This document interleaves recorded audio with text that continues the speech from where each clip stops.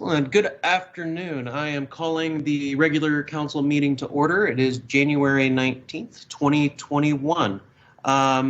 So the public knows, pursuant to ARS 38-431.02, notice is hereby given to the members of the City Council and to the general public that at this regular meeting, the City Council may vote to go into executive session, which will not be open to the public for legal advice and discussion with the city's attorneys for legal advice on any item listed on the following agenda.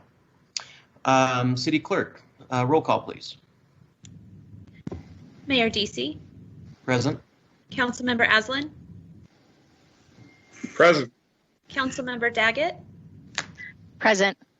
My apologies, Vice Mayor Daggett. Councilmember McCarthy. She is a council member, and McCarthy is here. Councilmember Salas. Present. Councilmember Shimoni. Councilmember Shimoni here. And Councilmember Sweet. Present. Thank you, City Clerk. Would our Vice Mayor please lead us in the Pledge of Allegiance? It would be my honor. Thank you. I pledge allegiance to the flag of the United States of America and to the republic for which it stands, one nation, under God, indivisible, with liberty and justice for all. Thank you, Vice Mayor. Councilmember Aslan, please read the mission statement, if you will. My privilege and honor. The mission of the City of Flagstaff is to protect and enhance the quality of life for all. Thank you. And we're to agenda item number 4, which is the approval of minutes from previous meetings. 4A is the consideration approval of our City Council combined special meeting budget retreat of February 7th, 2019. Budget retreat of April 23rd, 2019, budget retreat of April 24th, 2019, work session of May 28th, 2019, regular meeting of June 4th, 2019, work session of June 11th, 2019, regular meeting of June 18th, 2019, and work session of September 10th, 2019. Staff recommended action is to approve the minutes of the meetings just listed. Do I have a motion to Mr. McCarthy? Thank you, Mayor. Since I was at all those meetings, I will move to approve the minutes that you just listed as written. I second Thank that, you. Mayor. All right, we have a first motion by Councilmember McCarthy and a second by Councilmember Shimoni. All in favor, Council? Aye. Aye. Aye. Aye. Aye. Any opposed? That motion carries. We are down now to item number 5, which is our public participation, which is for public participants to comment on issues that are not currently set on this agenda. And I have got notice here that we do have none at this time for our current meeting. So continuing on. Agenda item number 6 is our proclamations and recognitions. And it is my honor to having a proclamation for our Flagstaff Human Trafficking Awareness and Prevention Month. And this proclamation is to go to Kate Wyatt for her hard work and dedication of her team to preventing human trafficking and addressing human trafficking in our community. And to read it off. Whereas Arizona's geographic location and network of freeways makes it a hub for illicit activity. The same economic forces that fuel tourism in Arizona also support sex trafficking. Warm weather, multiple interstate highways, proximity to the border, short drive to Las Vegas or San Diego, major conference destination, and it is home to many professional sporting events. According to the U.S. State Department, Arizona is a main destination and transit point for labor and sex trafficking from within the United States and multiple regions of the world. The biggest misconception is that trafficking is something that happens overseas. Local and federal law enforcement has indicated that sex trafficking is happening in Arizona at an alarming rate. The income potential and the use of technology are reasons why the crime is prevalent. Currently, sex trafficking is estimated to be a $12 billion per year industry. Profit from sex trafficking is $1 billion business, second only to illegal arms trafficking and the illicit drug trade.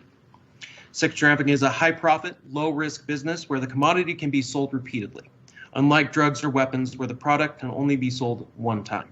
For any business to survive, it requires supply and demand. There appears to be a growing demand, fueled by easy access through the internet and a ready supply of both adults and underage youth that are constantly being recruited and exploited.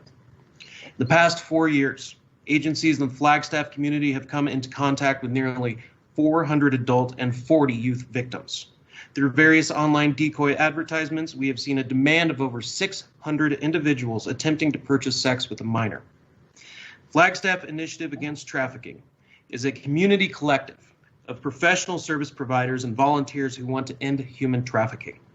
The goals of it are to construct a unified response for trafficking victims and survivors to get out of the life safely, educate and to bring awareness to our community on human trafficking in order to drive down demand and collect data to determine the true impact of human trafficking in Flagstaff. Now, therefore, I, Paul Deasy, Mayor of the City of Flagstaff, Arizona, do hereby proclaim January 2021 as Flagstaff Human Trafficking Awareness and Prevention Month. Thank you, Ms. White, for all the work you are doing and your team is doing, and I look forward to, well, I wish we could be giving this to you in person right now, but hope this will do. So thank you for your work and dedication. We are now down to agenda item 7. Which are appointments.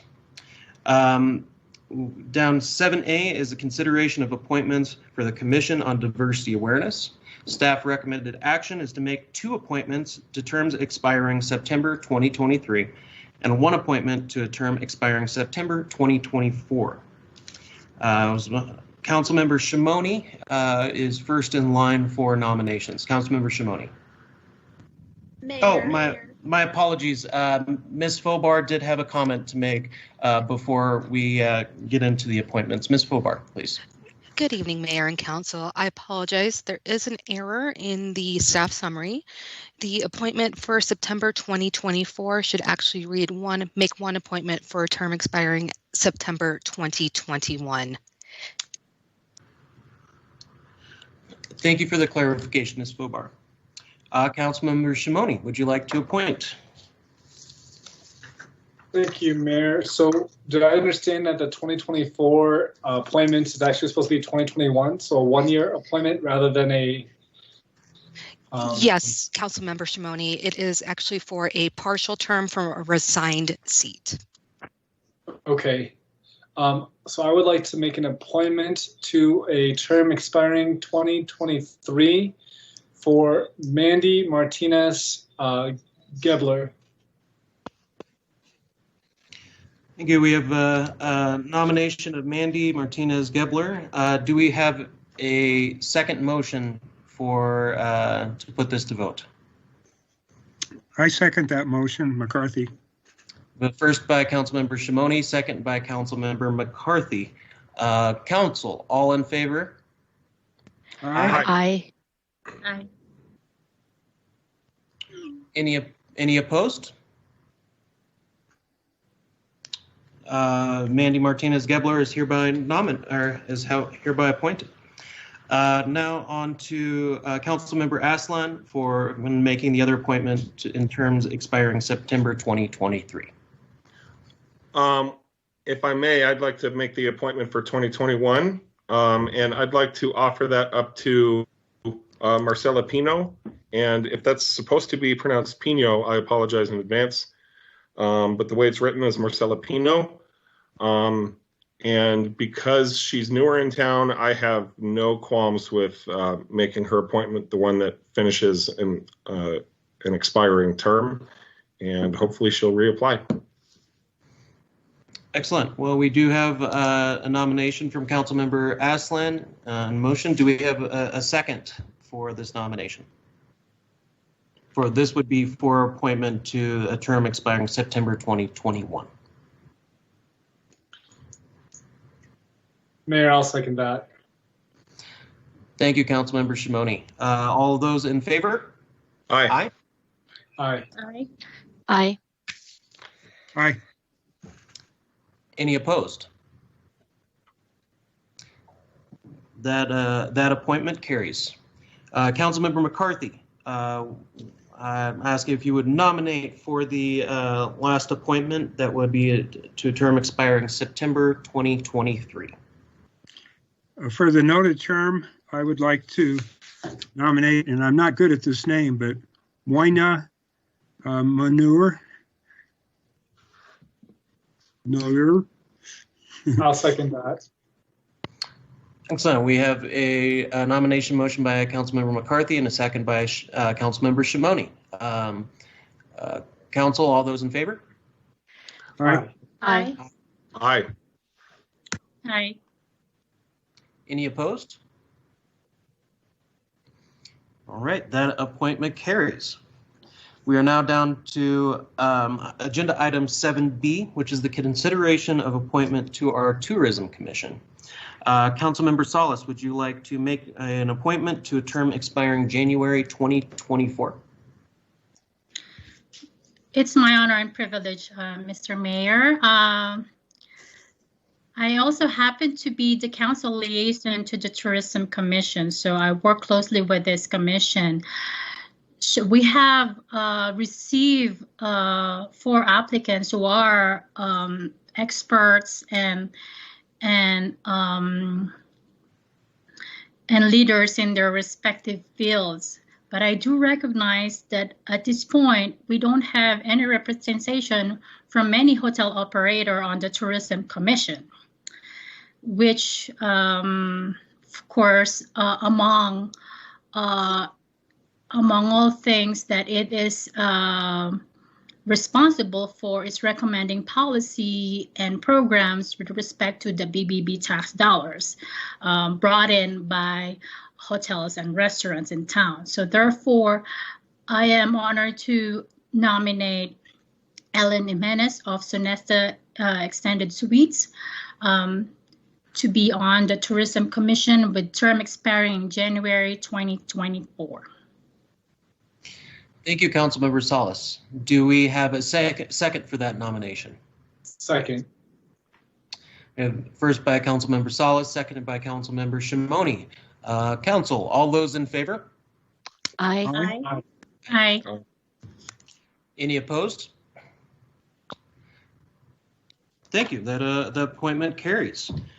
Moving right along here, we're down to agenda item number 8, which is our liquor license public hearing.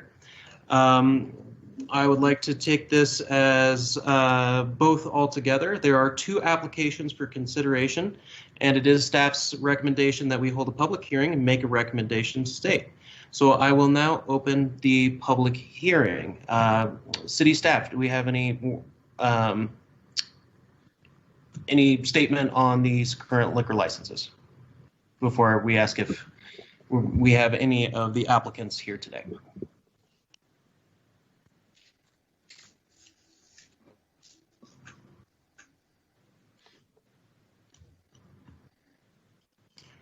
Well, then let's move right along here. City Clerk, do we have any of the applicants who might like to speak to this before we open up the full public hearing? Thank you, Mayor. I do believe we have some of the applicants on the line today. Excellent. Well, if they would like to make a statement, or they are welcome to at this point, or just be available for questions if council so desires. So do either applicant want to make an initial statement or just be on the line for any questions?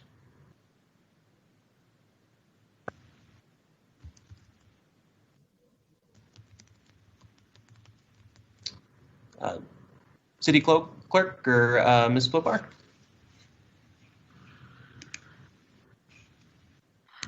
We do have both Mr. Bates and Mr. I'm going to murder this name. I'm so sorry. Rapinski. Both are on the line, and Sergeant Turley is available, I believe, for any questions. Please let us know if you have any. We did not have any public comment regarding either application, and both are posted as required. All right. Well, then I will just council, do we have any questions for the applicants who are on the line currently?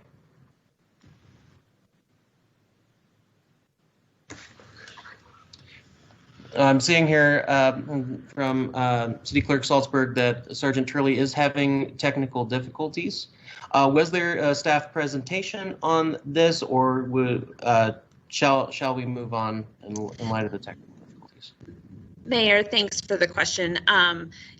Typically, he just introduces the item and makes himself available if there's any specific questions. So our apologies for the technical challenges. Oh, no problem at all. City Manager has a comment.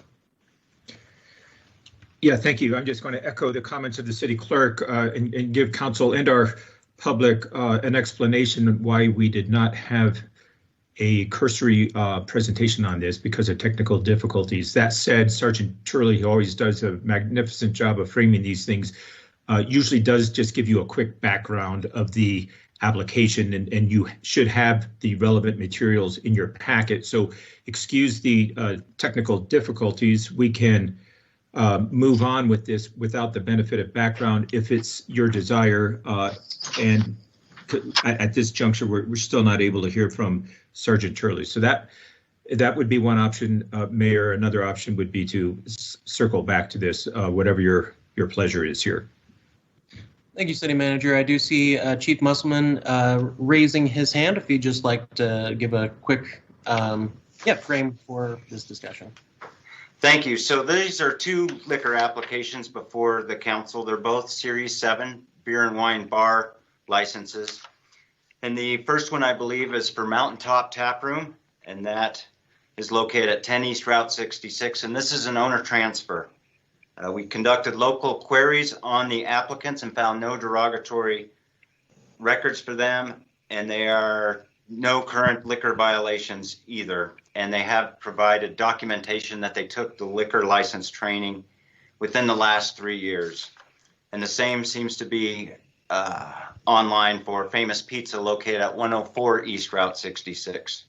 No derogatory records, no violations discovered. And they both have taken the liquor law training course within the past 3 years. And I have Sergeant Turley with me now in my office, so if there's any questions by Mayor or Council, we'll do our best to answer those. Okay, thank you, Chief Musselman. I do see we have a comment from Councilwoman Salas.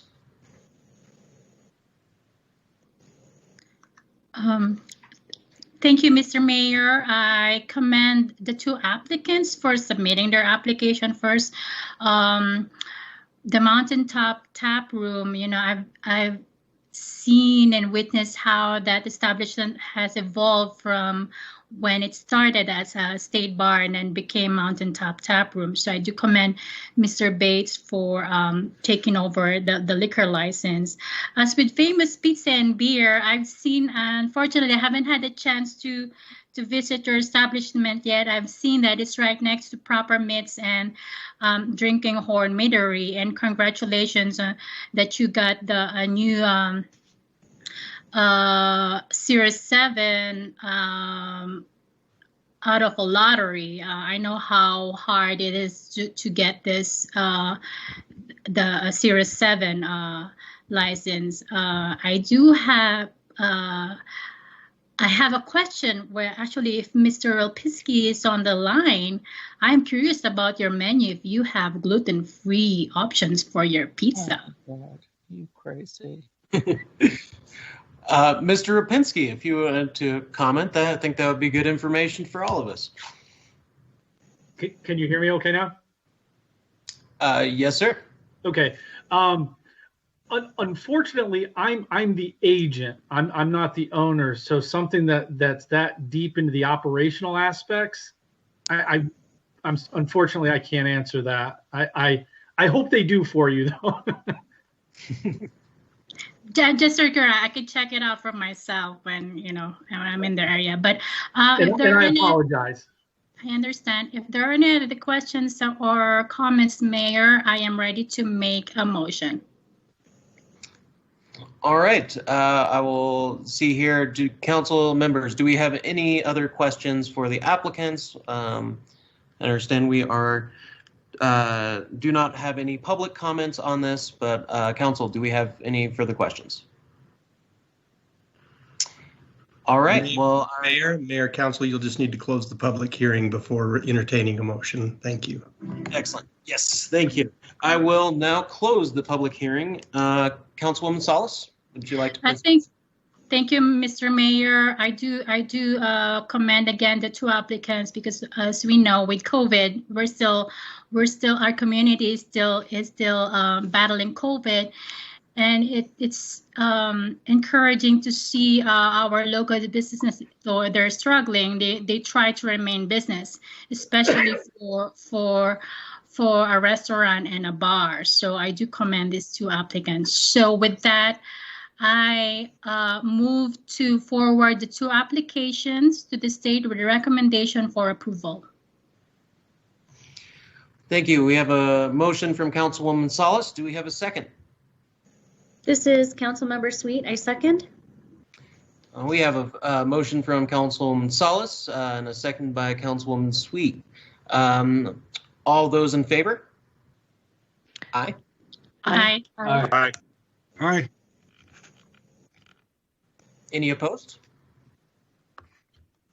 All right. The liquor license application motion carries. We are moving right along here, folks. Appreciate it. We are down to agenda item number 9, which is our consent items. 9A is consideration approval of contract to approve a cooperative purchase contract with Passport Labs Incorporated for parking enforcement software services utilizing a National Cooperative Purchasing Alliance contract. Consent item and consent item B. I'll just go through this and see if we all want to just approve as written, or if you would all like to pull something out. But 9B is the consideration and approval of final plat. Miramonte Beaver LLC requests final plat approval for Butler Avenue condominiums. Condominium subdivision consisting of 32 residential units and 1 ground floor restaurant space at 207 South Beaver Street on 0.54 acres in the T5 Main Street Transect zone. And consent item 9C is APS Level 2 Electric Vehicle Charging Agreement number 156299, Agreement number 156300, and Agreement number 155835. Council, do we have a motion to approve the consent agenda as written, or would you like to pull out any of these for further discussion? Mayor, can we pull 9A? I don't know why I'm struggling to find the chat function, so I'm just speaking up. But if we can pull 9A, I just have a couple questions. And I would like to pull 9C as in Charlie. Thank you. Yes, I also see in the chat box here, Councilwoman Salas has also has questions on 9A and 9C. So in accordance, we will start with 9A. And since Councilmember Shimoni spoke up, I'll start with you for questions. Thank you, Mayor. And I'm not too sure why I don't have a chat function. Stacy, City Clerk, maybe, I don't know if I need some kind of approval or something to have that, or I'm just not seeing it. But regardless, I wanted to ask a couple questions about this contract, and I did email staff and Mr. McIntyre. I know that you responded to me, and I didn't really get much time to read the full email, but I did skim it. But I thought you could maybe just address it for me now, and also for council and the public. And my questions were regarding the data that was going to be harnessed by this agency, this company, and if they were going to be selling that data, or what they were planning to do in terms of keeping that data secure and private. And then my other question was in regards to credit card fees. And I did read, like I said, I did read most of your response, but I'll just give you a chance to say them verbally for all of us. Thank you. Councilmember, Mr. McIntyre. Yeah, thank you, Councilmember Shimoni. And Gail Brockman is also on the call for any questions that might work with her as well. She's been managing this project, but since I did send that email, I'll start out first, if that's okay. So in terms of data, we already knew this, but we confirmed again today that there is no sale of the data. The public can feel assured that it is not sold and it is not shared with any of their partner organizations outside of what's required to make apps work or things of that nature that function within it. So very specific. I did include in that email, and I'd be happy to provide to anybody interested from the public the link to their data privacy page. They outline all the situations in which they use data, but I can assure you that neither Passport nor Park Flag in the city of Flagstaff sells or shares data outside of the requirements of functioning for the program and customer service. But when it comes to credit card fees, this particular contract does not have any impact on credit card fees. Passport does not charge or receive any credit card fees. We do pay credit card fees to the specific credit cards themselves, Visa and MasterCard. And so when one of those cards is used for that specific transaction, we do pay those fees. When it comes to Passport, what you'll see in this particular contract is a flat fee for services. So we pay just this flat fee and receive all the services provided.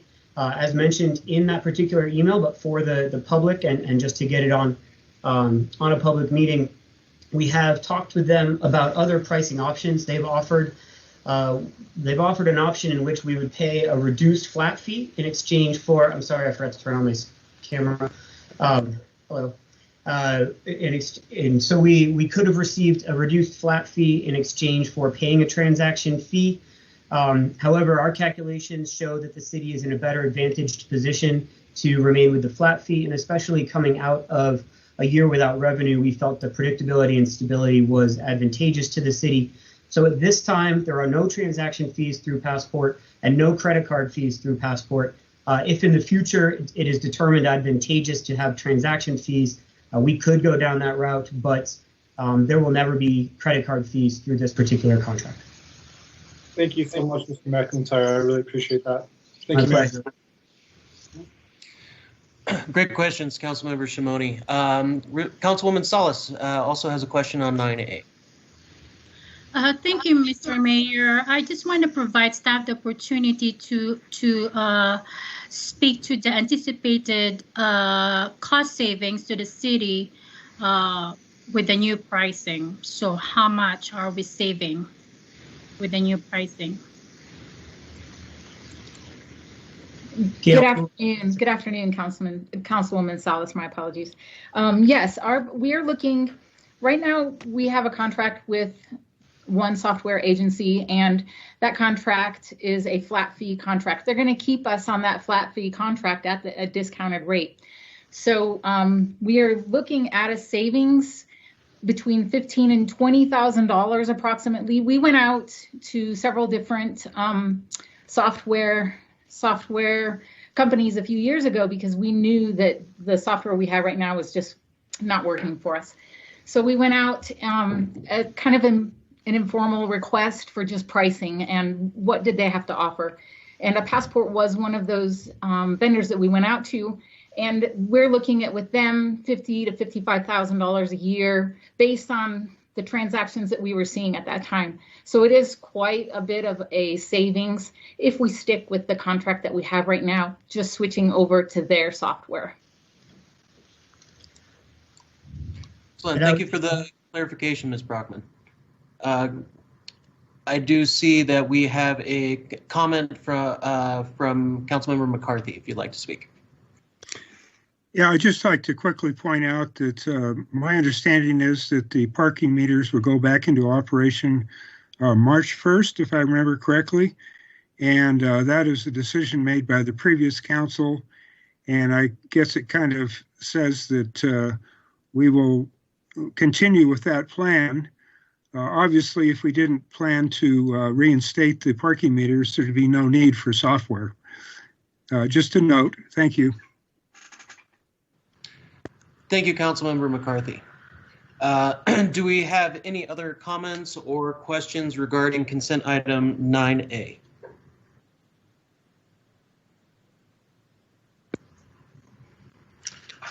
All right, Council, do we have a motion to approve consent item 9A? So moved, Jim McCarthy. Do we have a second, Council? Second, Salas. All right, we have a motion from Councilmember McCarthy, seconded by Council Member Salas. And all those in favor? Actually, Mayor, after you take a second, if you can ask if there's any additional discussion by council. I apologize if I have not been reminding you to do that. Thank you. I appreciate it, City Attorney. Is there any more discussion on this matter, Council? Excellent. Well, all those in favor? Aye. Aye. Aye. Aye. Aye. All those opposed? Excellent. That motion carries. I'll go down now to consent item 9B, which is the consideration and approval of final plat for Miramonte Beaver LLC. Council, do we have any questions or comments on the consent item 9B before we move into the next? Councilmember McCarthy. Just for the sake of the public, I'd like to point out that this structure, which is 5 stories high, is done under existing zoning. And the only thing that council is really addressing tonight is would it be acceptable to have this project be condominiums, which of course means owner occupied, as opposed to apartments. And it will have no impact on the physical structure or what goes on inside the structure, the restaurant on the first floor, residential on the top floors. So I'm willing to make a motion. I will make a motion. I hereby make a motion to approve item 9B, which is the final plat approval for Miramonte Beaver.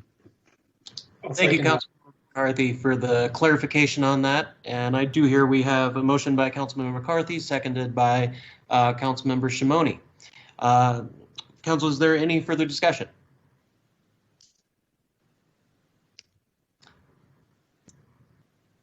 All right, all those in favor? Aye. Aye. Aye. Aye. All those opposed? All right, that motion carries unanimously. We are now down to consent item 9C regarding the APS Level 2 electric vehicle charging agreements. Council, I understand we have a few, at least one question on this, so I will start with Councilwoman Salas, who has a question. Thank you, Mr. Mayor. First of all, I commend staff for working on this partnership with APS to install EV charging stations at the 3 locations, the library, the Aquaplex, and the airport. I am zooming into the financial impact, and I'm just curious because the city will include a one-time cost of $9,733 and networking fees of $1,120 annually at each location.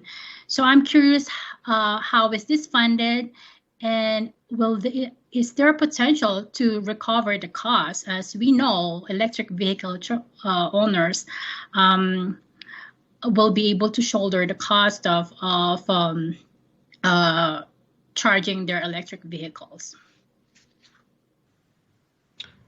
Thank you, Councilwoman. City staff, do we have anyone who can speak to Ms. Salas' question? Councilwoman Salas' question. Hello, Mayor, Vice Mayor. My name is Ramon Alatorre. I am the Climate and Energy Coordinator in the Sustainability section. Work closely with Nicole Antonopoulos. I've been working on this project pretty closely. Yes, good question, certainly. We have made the decision to go with the networked chargers. That is the recommendation by staff for a number of reasons, including that having network chargers allows folks to be able to find our chargers on their cell phones. Otherwise, they're kind of a little bit dark. They also allow,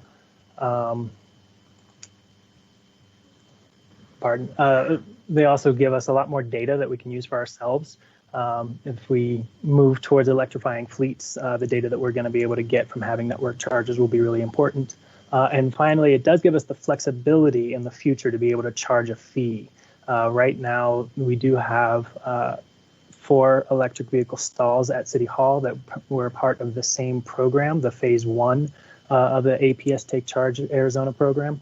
At the moment, we are providing electricity to the public for free. And by having these network chargers, we have the opportunity to essentially flip the switch and be able to charge for the electricity that's distributed when that becomes the stance, and if it becomes the stance of council.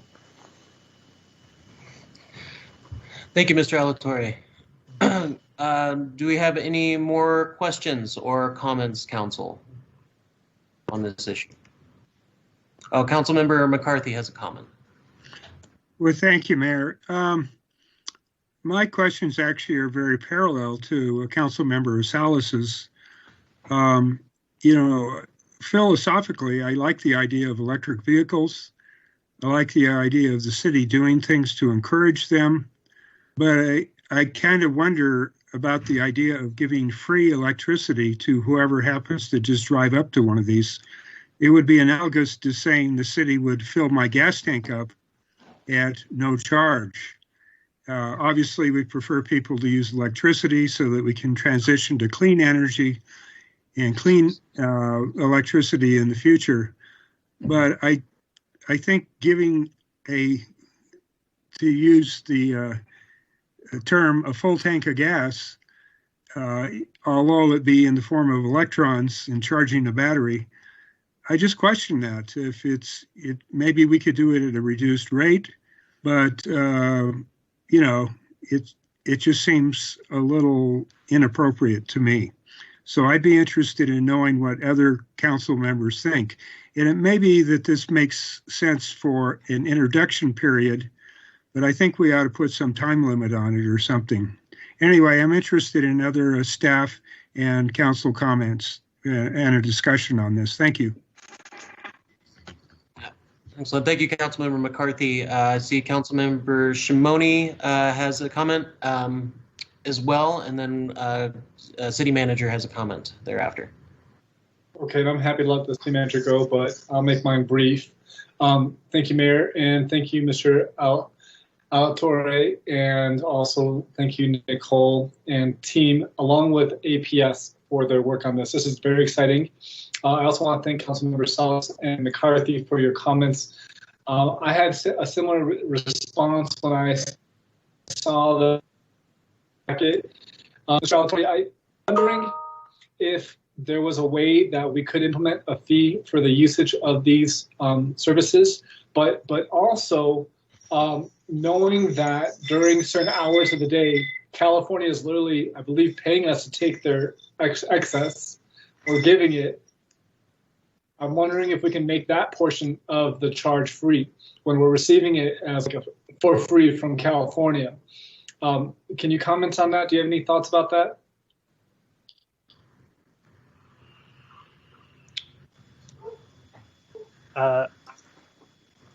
I would invite the city manager to comment. I know that he's been giving some direction in terms of having the charge be for fee or for free at the time being.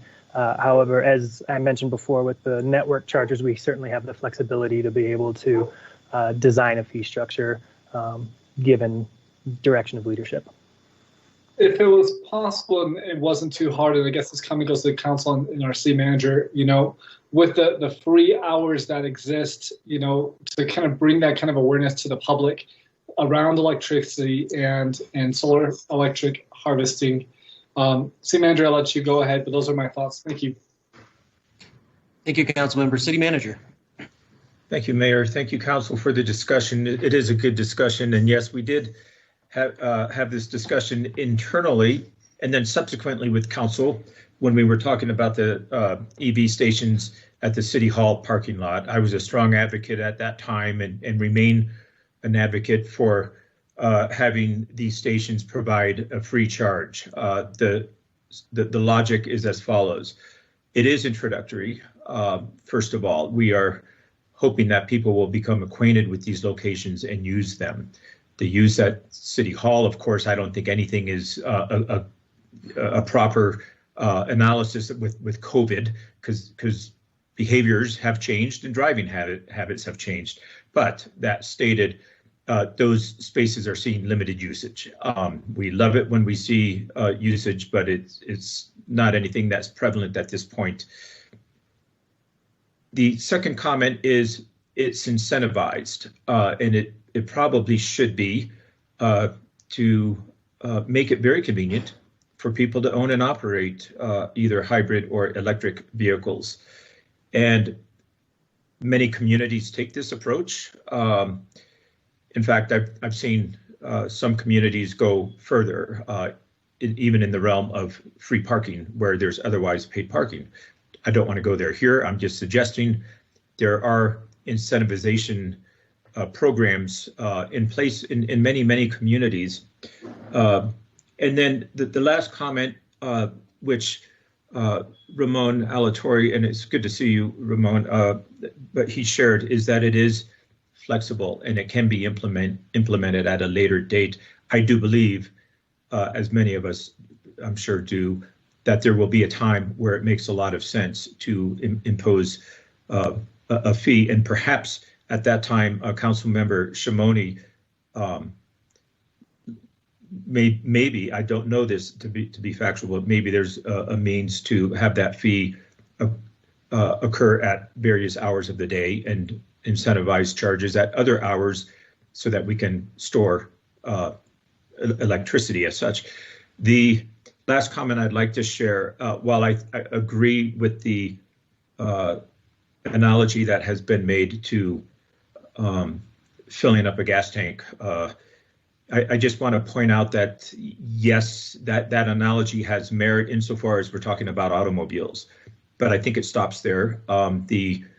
The cost of a trickle charge or even a tier 2 charge on a vehicle compared to filling a 20-gallon gas tank, a very wide gap between the two. I don't want to say that electricity is cheap, but relatively speaking, it's much cheaper. So those are my comments I'd like to share. We are certainly looking for council's direction on this. If you do not agree with our logic, this can be revisited on this. I just wanted to share it with you so that you have basis to understand why we're recommending this. Thank you so much. Thank you, City Manager. I do have a comment from Councilwoman Sweet. Thank you. City Manager did answer a question I had. I do want to say that I'm in favor, and I'm happy to see that we are adding onto our sustainable infrastructure. And I'm looking forward to integrating more EV into our fleet with the city. So those are my comments, and thank you for answering my questions, City Manager. Thank you, Councilwoman. Councilmember McCarthy has a comment. Well, I will support this, but I do suggest that it come back to council within approximately 1 year and that we revisit this. And part of that discussion should be, how much is this costing the city to subsidize free energy? But again, I will support it tonight, and I respectfully request that it come back within a year for a second visitation. Thank you. Thank you, Councilmember McCarthy. And I will state, I believe we should be moving forward with this, but I do think it is a worthy question and discussion to be thinking about in the future what fee might be associated. To do so, though, I think it would be nice to have a baseline in our data on how many people are using, which may not be the best right now, obviously, with COVID. But I think then that would be able to help inform the discussion regarding how much would we be paying for card processing fees, what's the balance here to the equation once we know the volume of use. So I'm definitely willing to entertain and bring this up in a year once we kind of knew more and how this is moving forward. But I do have a couple more comments here. Let's start with Councilwoman Salas, followed by Councilmember Aslan. Thank you, Mr. Mayor. I support Council Member McCarthy's suggestion that we bring. I mean, I support this today to approve, but also come back to council within a year and look at the possibility of cost recovery when we get the data for 1 year of providing free electricity to electric vehicle owners. Thank you, Councilmember Salas. Councilmember Aslan. Yeah, I'm in support of this moving forward. And additionally, I want to say thank you to the city manager for providing your perspective. It's always very helpful when you choose to weigh in. And I listen when the city manager does that. I'm fine with revisiting this in a year. I think that's probably a smart thing to do as stewards of our financial resources. But I'm very much in favor of all of this for the same reasons the city manager voiced. All right, Council. We are. I do have notice in the chat, so everyone is aware that sustainability staff, Ms. Antonopoulos, sustainability staff will provide council with an impact analysis and return to discuss cost recovery in the future. So thank you, Ms. Antonopoulos and our sustainability staff for that. Without further ado, do we have a motion from council to approve this consent item? This is Jim McCarthy. I move to approve item 9C. I will second that. Right, we have a motion from Councilmember McCarthy and seconded by Councilmember Aslan to approve consent item 9C. Council, is there any further discussion? All those in favor? Aye. Aye. Aye. All those opposed? That motion carries unanimously. And Councilmember Shimoni, I'll let you know I do see your test in the chat box, so I think we're good to go on your end for the technical issues you're facing.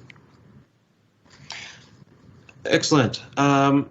We are now down to agenda item 10A of our regular agenda. Council, and I'm sorry to interrupt if I've missed this. Did we do item 9B, the other consent agenda item?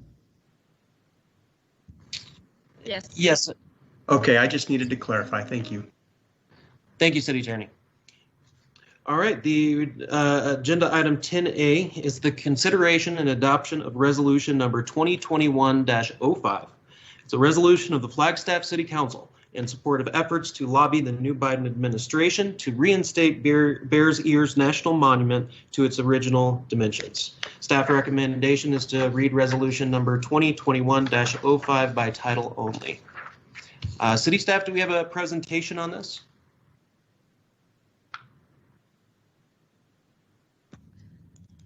Mayor DC, this is Stacy Salzberg. I don't believe we have a formal presentation on this. This was a resolution that was brought as a result of a fair item from Councilmember Aslan. But staff is available if there's any questions.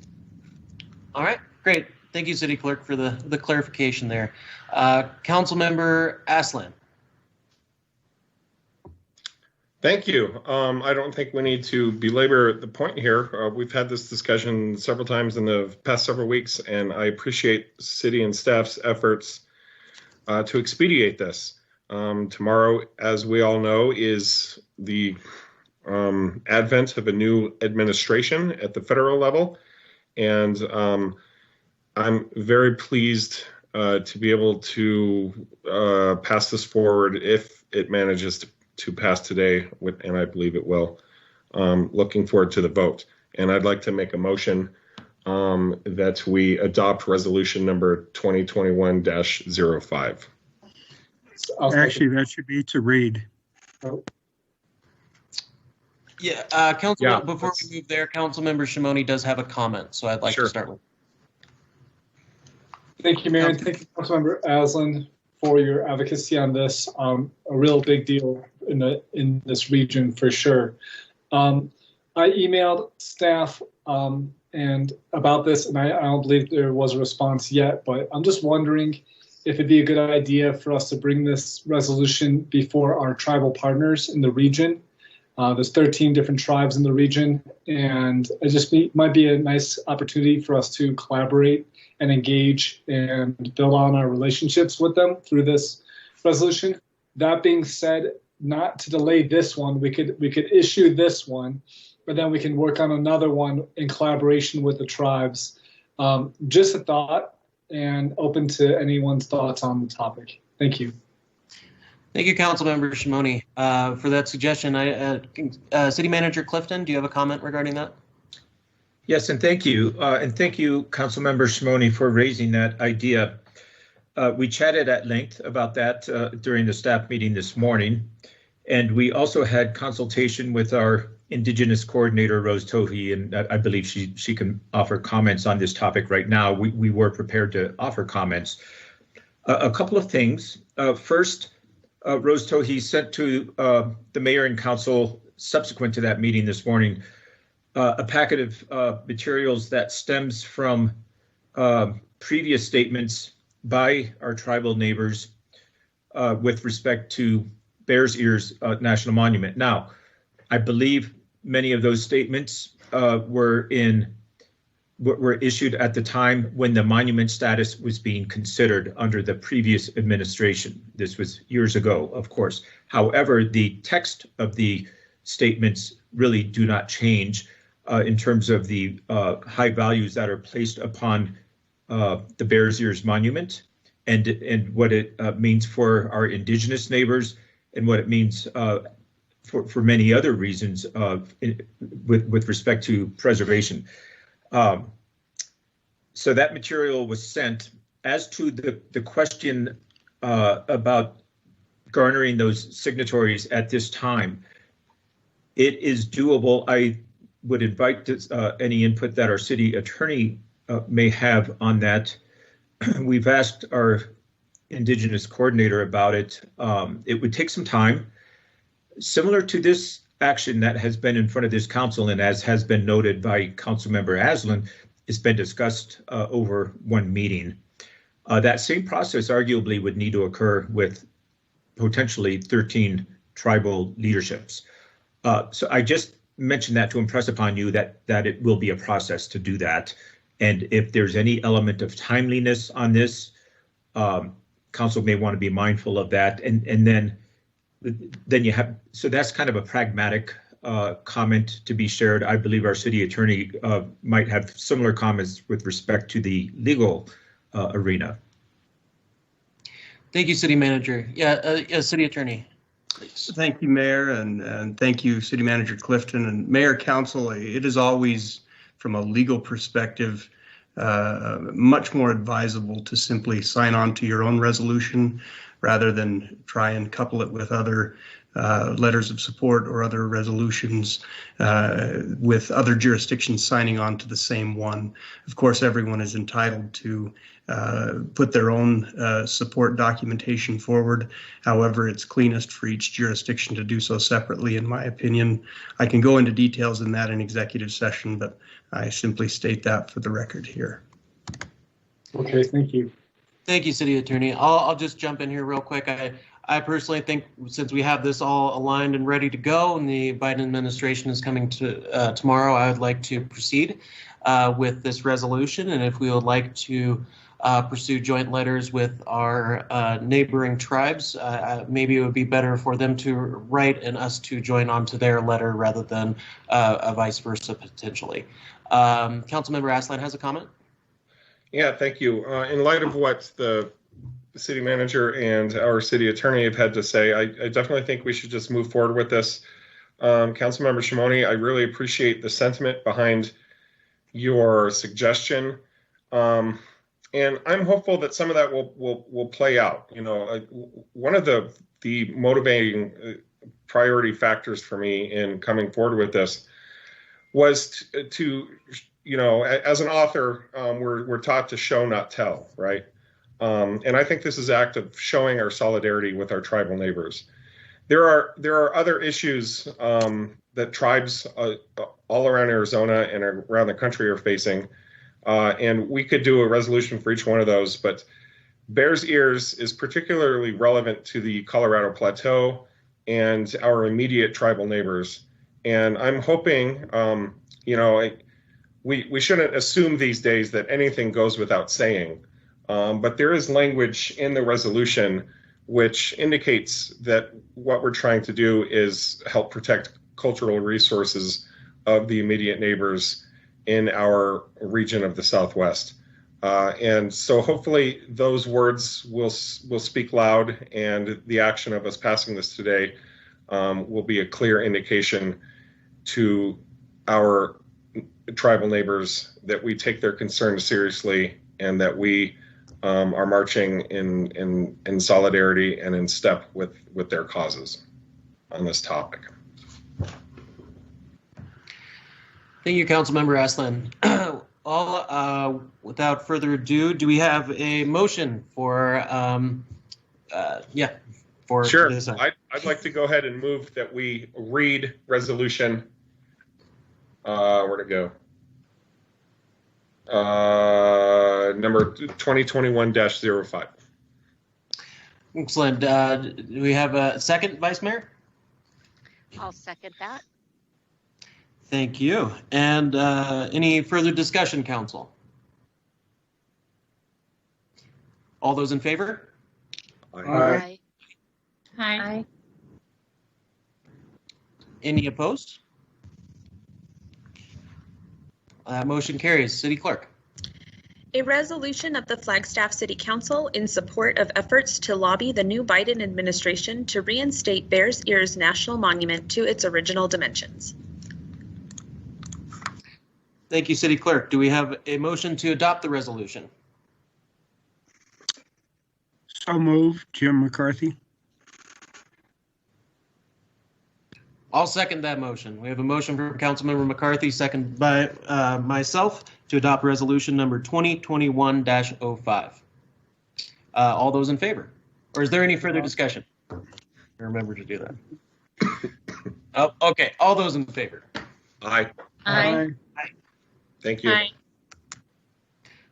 All right. Any opposed?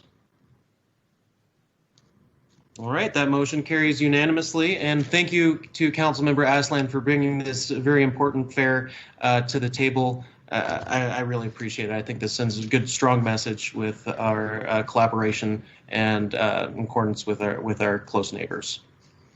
City Attorney, did you have a? Yeah, just thank you for remembering to call for the further discussion. I appreciate that. Thank you. All right. We are now down to our regular agenda item 10B. And this is the consideration and approval of our state and federal legislative priorities. Staff recommended action is requesting that City Council review and approve the 2021 state and federal legislative priorities. City staff. Good evening, Mayor and Council. This is Sarah Langley, Management Analyst in the City Manager's Office. And tonight I'm joined by Todd Medexka, our state lobbyist. So last week we presented to Council a draft listing of the city's state and federal priorities, and we received your input and feedback on what you would like to see in this year's 2021 priorities.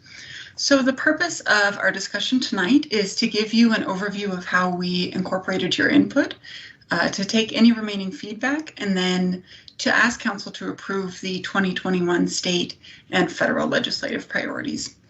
Of course, even after this document is approved, we definitely see this as a living and dynamic document, and we'll be in frequent contact with Council as specific issues arise throughout the legislative session. Ms. Langley, real quick, I do see City Manager Clifton did have a comment on the front end here. My apologies for interruption. Yes. Well, thank you, Mayor, and my apologies for the interruption. Didn't mean to stop the flow of discussion by Ms. Langley. I was going to make a suggestion on the front end, or actually just a prefatory comment about these policies. I thought it was such an excellent discussion by the council last week. But I did want to remind everybody on the front end that and what Sarah has already alluded to, it is a living document, and as such, it can be amended over time as things arise, and things will arise, and it is not uncommon for council to add to the list or revise what's on the list. And with that in mind, a comment was made last week, I believe, by Councilmember Aslan, and I wanted to echo that, and that is that there is a benefit to keeping the list manageable in terms of size and content.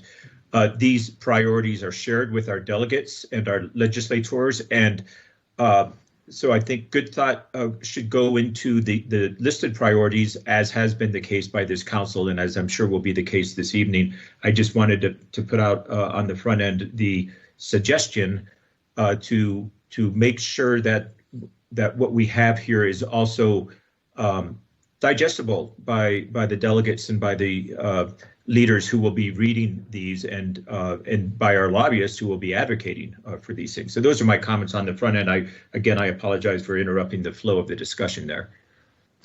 Thank you, City Manager. And I do see Councilwoman Salas has a comment before I turn it back over to Ms. Langley. Councilwoman Salas?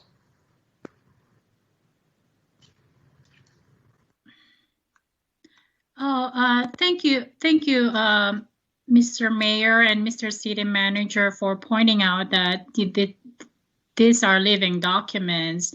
And I do appreciate the work of staff along with our state and federal lobbyists in helping us carry out our priorities and represent Flagstaff to state and federal delegations. I do want to make sure that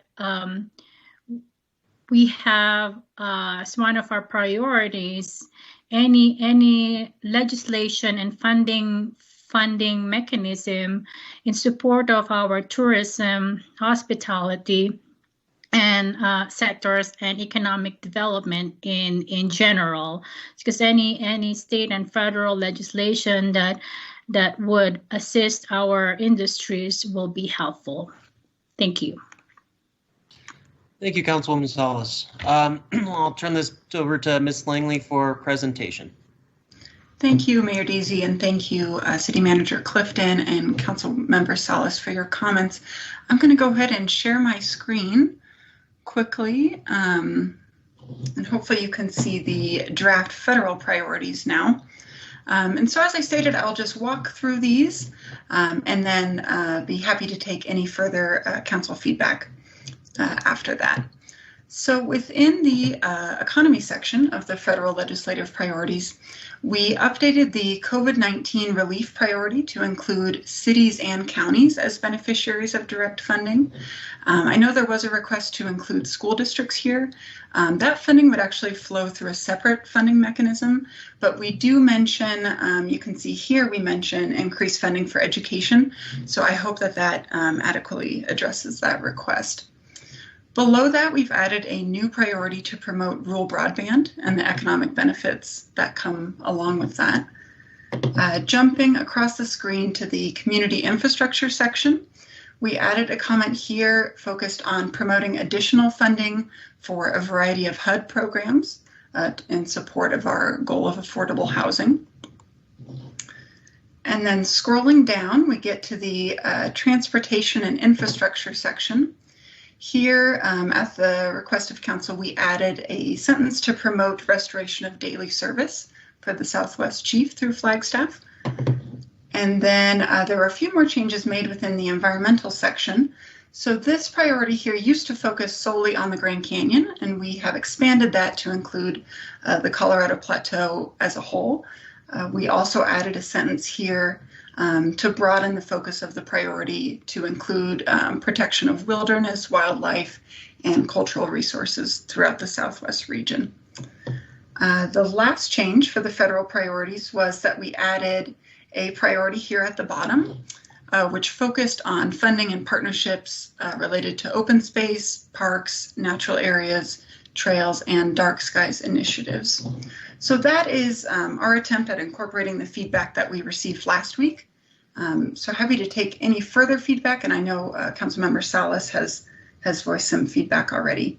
So I'll hand it back over to you, Mayor Deasy. Thank you, Ms. Langley. The Councilmember Aslan has a suggestion on language amendments. Councilmember Aslan? Thank you. I'm happy to go now. I did see Councilmember Salas before me. She beat me to the punch on the chat queue. If that doesn't matter, I'll go. But Oh, I'm sorry. I think that was from previously before Ms. Langley oh yeah, finished okay. the presentation. So Okay. Well, what I'd like to discuss real quickly is the legislation preventing uranium mining. Our support for that. Things are moving quickly on that front. I know Representative Grijalva is working on some new language and reintroducing a bill that would take that temporary ban and make it permanent. And so I would like to suggest that we work in step with that and change the language from just acknowledging the 20-year ban, which is currently in place. That moratorium is in place right now. But somehow changing the language, perhaps to have it say something about enacting a permanent ban on uranium mining on those more than 1 million acres. So at least, or if we want to appease the city attorney while we're doing this, maybe something around keeping the current language, but also making sure that we're adding to that 20-year mining moratorium, keep that in place at least until a permanent ban is attained. Might be a good way to phrase that. So I'm hoping we might be able to have a discussion on that. I hope that makes sense.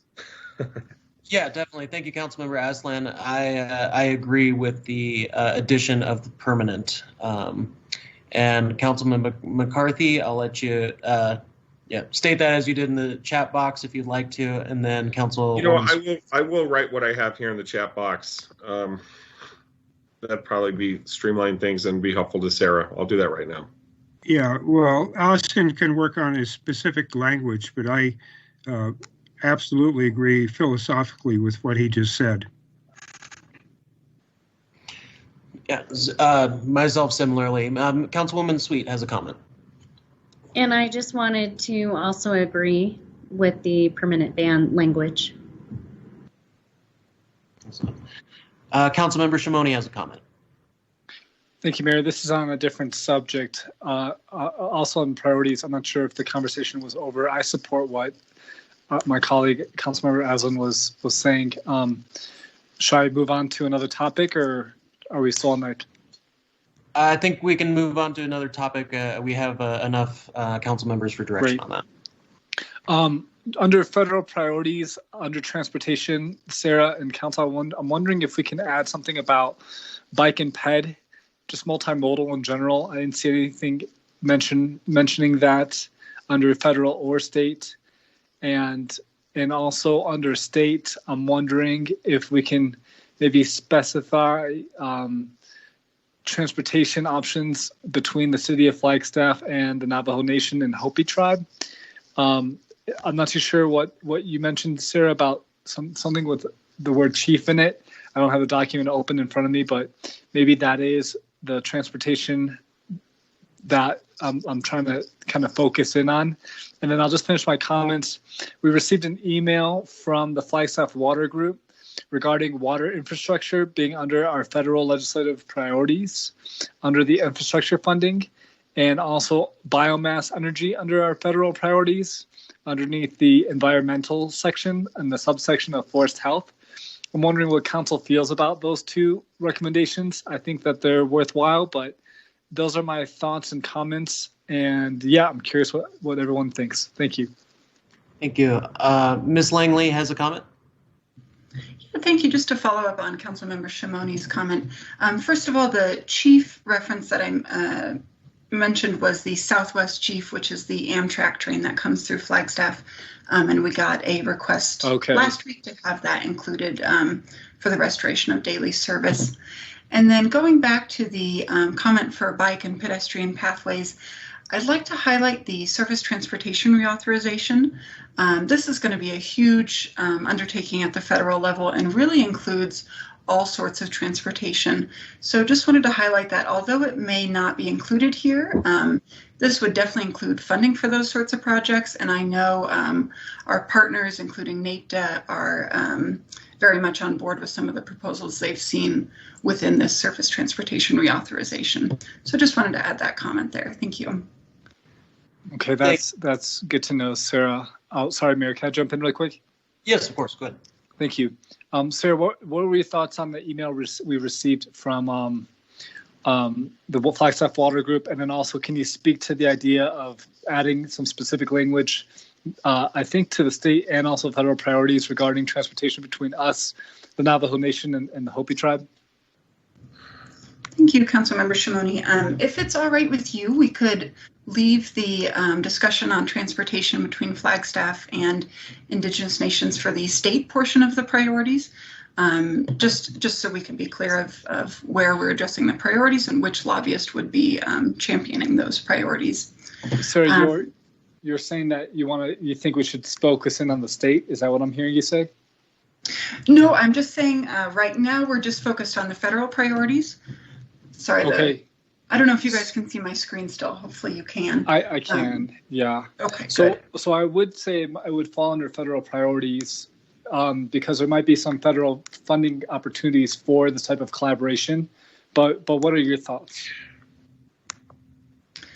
Yeah, that's definitely something we could examine. Again, that might fall under the surface transportation reauthorization, just because that's going to be a really large pot of money with a lot of different fundings for different projects. So that's definitely something that Bob and I can keep in mind as we move forward. I'm not sure if other council members have comments for that. And then just for the water group suggestion, I don't think I was copied on that email, so I'm not aware of the subject of that email. Okay, I will share that with you right now.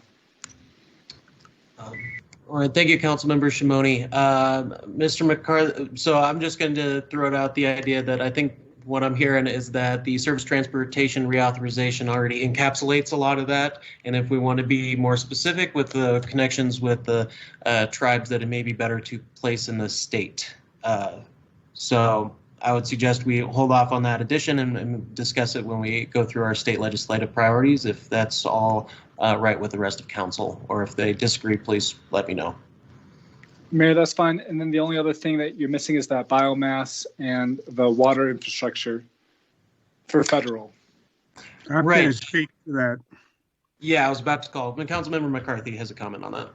Well, as a follow-up to Mr. Shimoni's comments, I would suggest, and we're still on the federal page, we haven't got to the state page yet, but I would add under water, make a new heading, water infrastructure, and then a dash, advocate for water infrastructure funding. And I think that would address the email we got from the water group. And biomass we can talk about separately.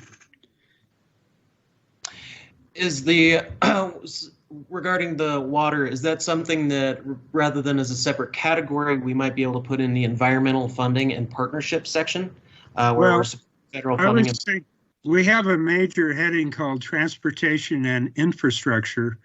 So I think it would go very well under that because it's water infrastructure. It could go under, I actually first put it under environment and then I crossed that out and moved it under transportation and infrastructure. So that isn't just transportation infrastructure, it's all infrastructure. So that's why I thought it would go well.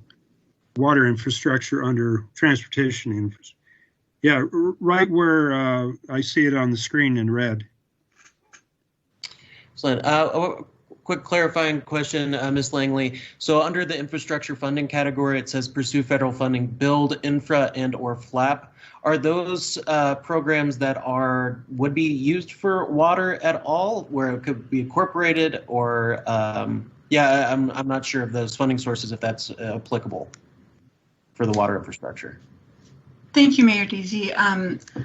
They might, although I know that city staff is focusing in on applying for one of these 3 grants more with a transportation lens. So some potential projects have been identified here. I know staff has not formally identified a project to go forward with in terms of a grant application, but I do believe that these 3 grants are more focused on things that you see here, including traffic or other sorts of transportation infrastructure, and not so much focused on water. Excellent. Well, then, based on that information, I'm going to be in agreement that water infrastructure should be a separate category for us, if other council members agree. Build grant is transportation. Deputy City Manager Dilly just stated. So, before we move on to the biomass, let's hunker down on the water infrastructure part. Council, do we have enough in agreement to have a separate category under water infrastructure?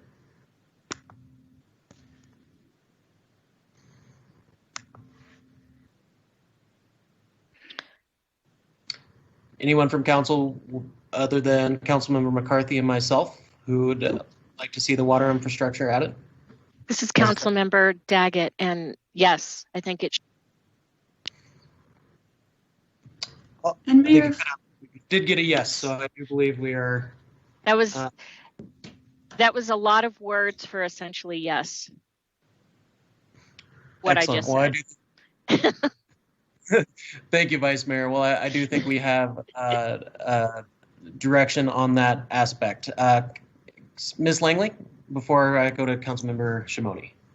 thanks, Mayor Deasy. I was just wondering if Councilmember McCarthy could restate the specific wording he wanted to see under water infrastructure. Okay. So water infrastructure dash mark, just like you have, and then advocate for water infrastructure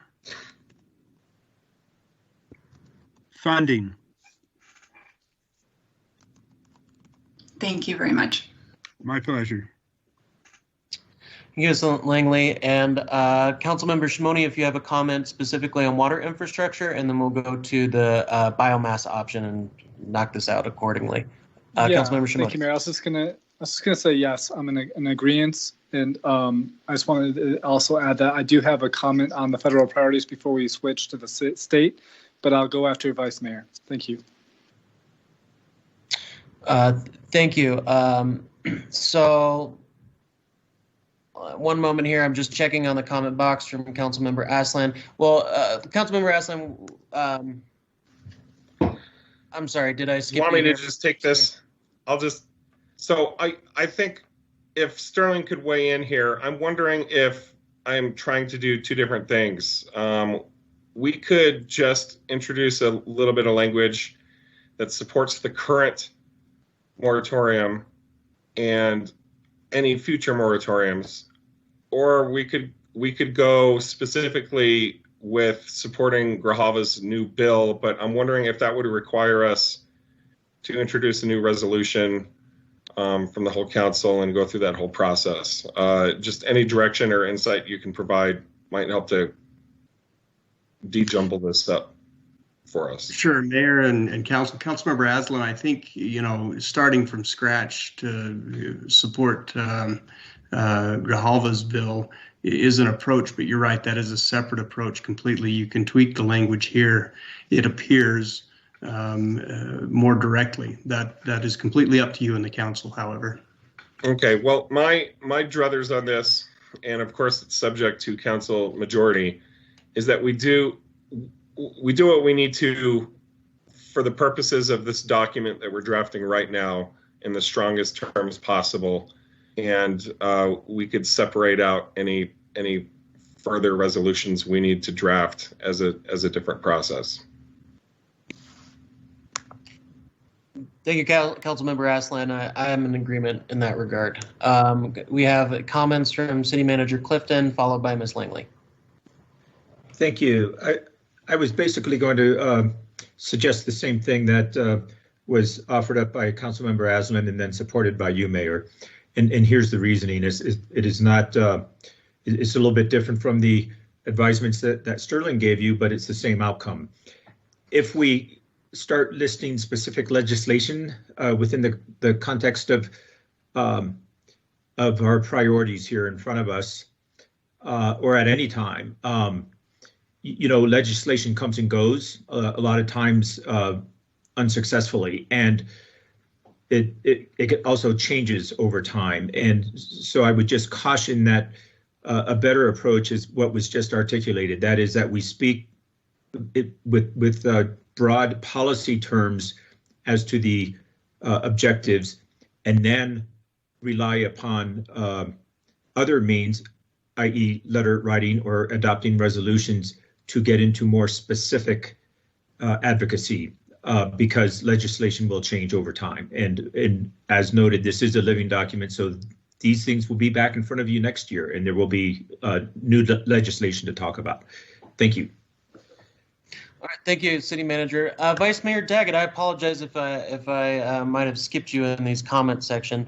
I'd like you to, if this is in regard to biomass, I was hoping we could keep that into the next discussion here, but if you have something regarding what we're currently discussing, please, go right ahead.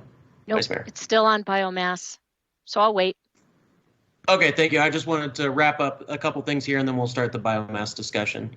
And I also, Ms. Hanson, I did see your comment in here, and we'll be addressing that as well. But Ms. Fobar has brought it to my attention that we do have a public comment request. Ms. Fobar, is that regarding our federal priorities, state priorities, to just see where we can plug in the public commentary? Mayor, it is currently just listed as item 10B, so I do not know which it is. If you give me a moment, I do have the commenter on the line, so I can ask him if it's regarding state or federal. Okay, well then let's wrap up a couple things here, and then we can get to that. I just want the public to be able to comment before we make, full directions on these kinds of comments. But to back up here just a little bit, ironing out a couple things while we find out, then Ms. Hanson has put in the chat box suggestion that we add Pulliam to the Flagstaff Pulliam Airport title as opposed to just Flagstaff Airport. I am perfectly fine with that. It's good to be specific. So if other council members are okay with that, if we have two others to add that in, we can knock that one out. Council members, we got a thumbs up from Councilmember Aslan. Makes two. And Vice Mayor Daggett. All right, thank you. That one out. And then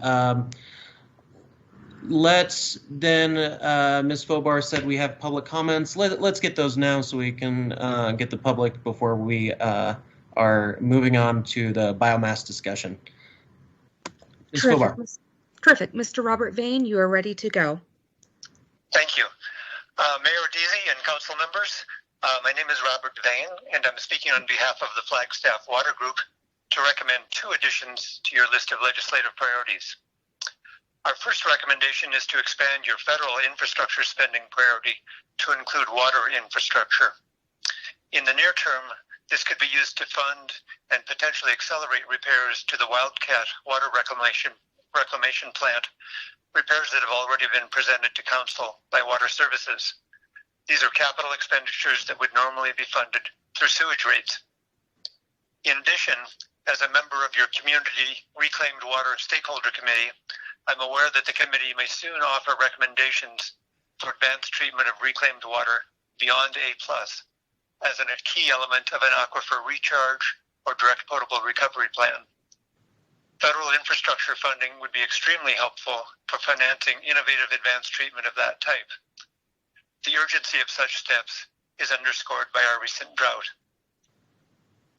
Our second recommendation affects forest and watershed health and has elements for both your federal and state priority lists. The proposal is for targeted support of a biomass energy facility in northern Arizona. We say this with full knowledge that biomass energy projects have been misguided in some parts of the country.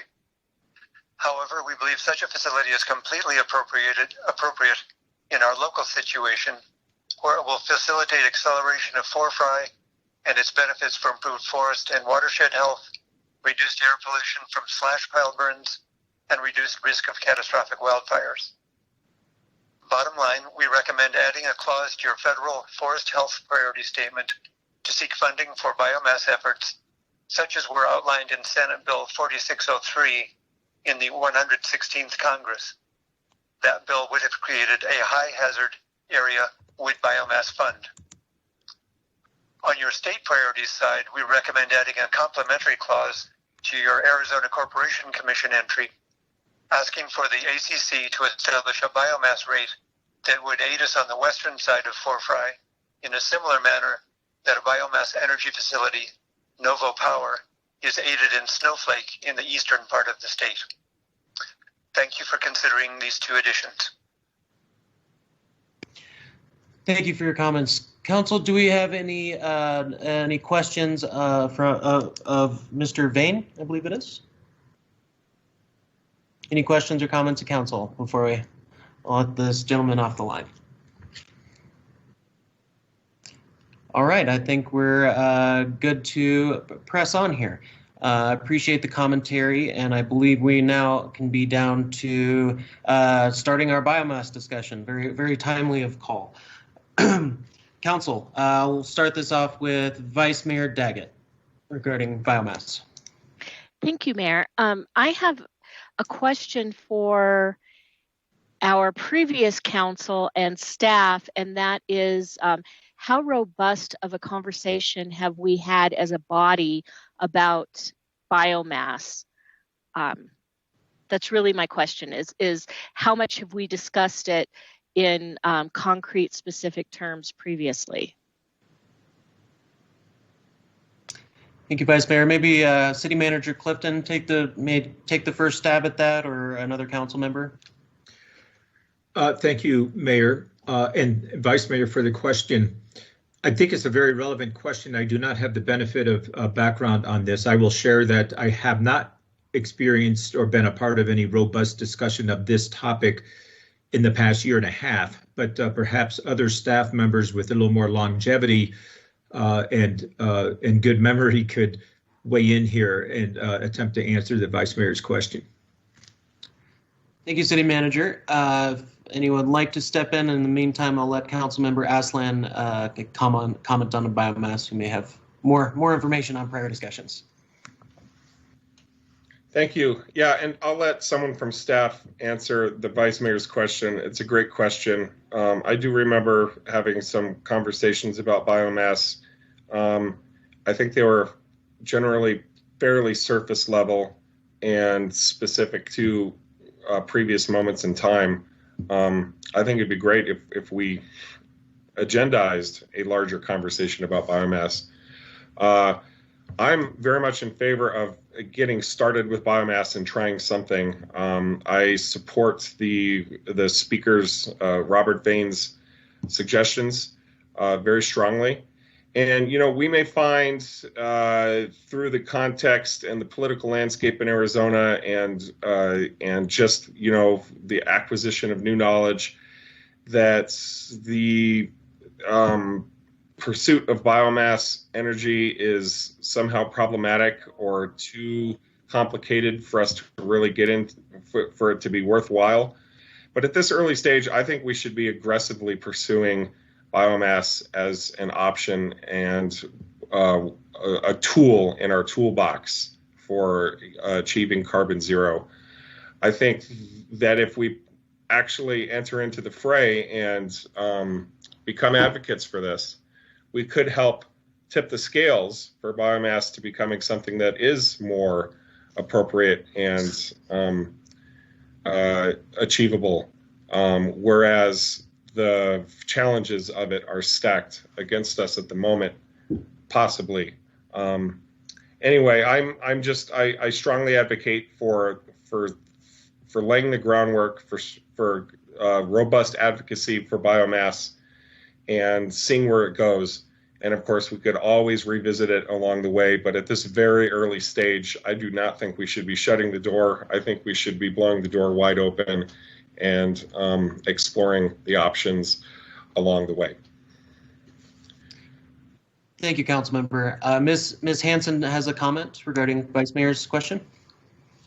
Good evening, Mayor, Vice Mayor, Council members. Heidi Hansen, Economic Vitality Director.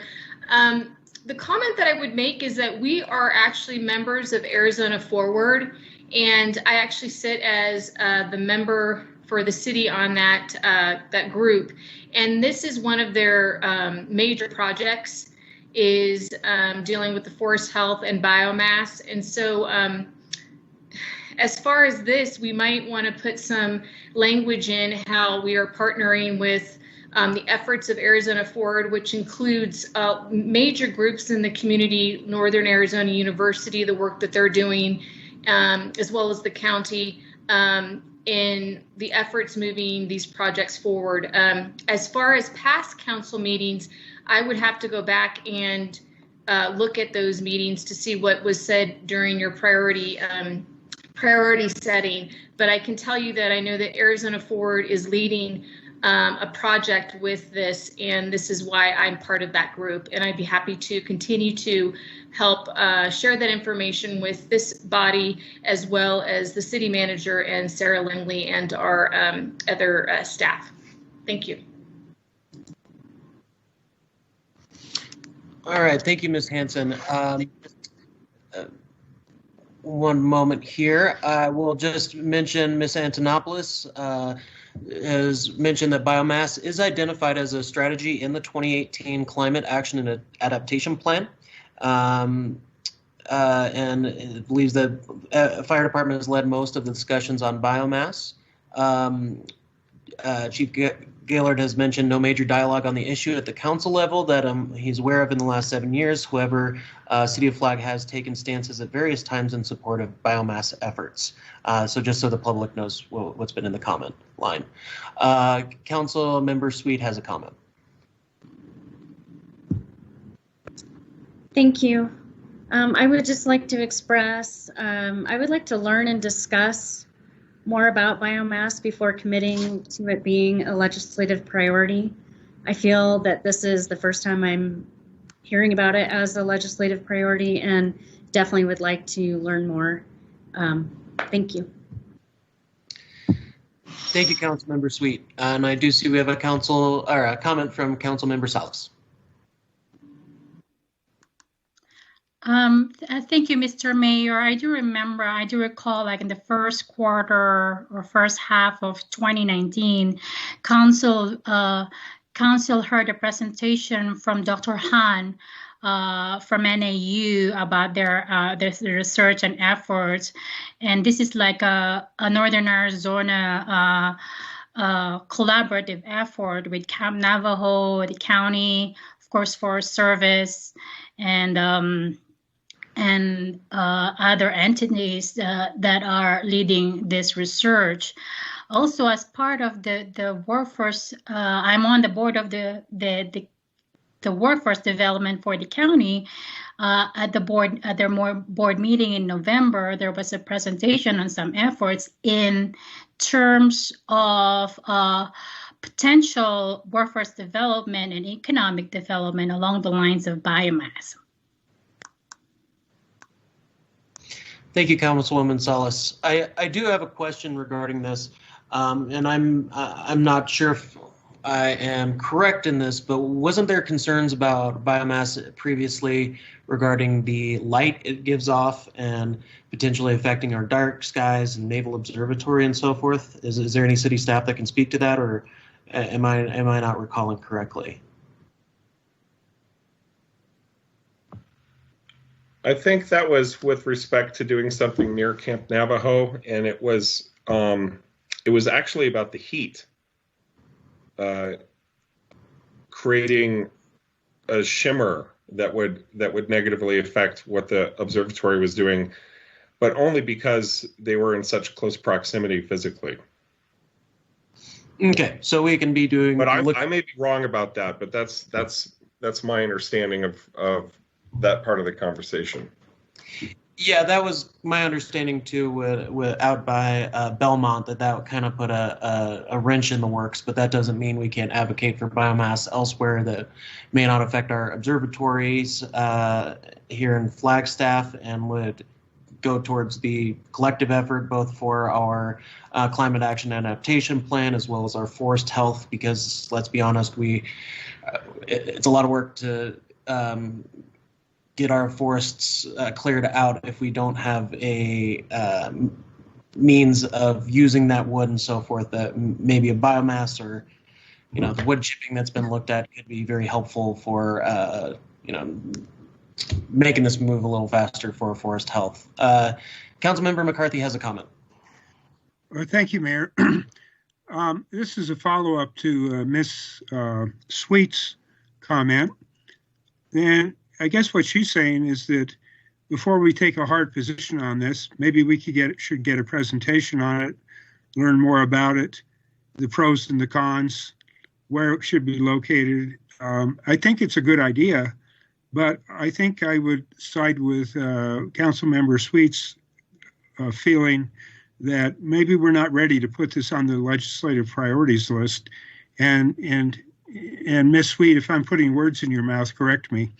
And that we can, a month or two from now, we can add this onto the priorities list after we know more about it and understand it better. Thank you. I have a few comments here. And I'll start with Ms. Sweet if she's wanting to comment directly to what Mr. McCarthy just stated. I did. I just wanted to thank Councilmember McCarthy for expressing my thoughts. Still new at this, but thank you for expanding on what I was thinking. Thank you, council members. I'll now, Member Salas has a comment. I think this warrants a future council discussion, deep dive on biomass and inviting stakeholders and experts before we take a position on biomass as a federal priority. Thank you, Councilmember Sweet and McCarthy. Thank you, Councilmember. And Vice Mayor has a comment.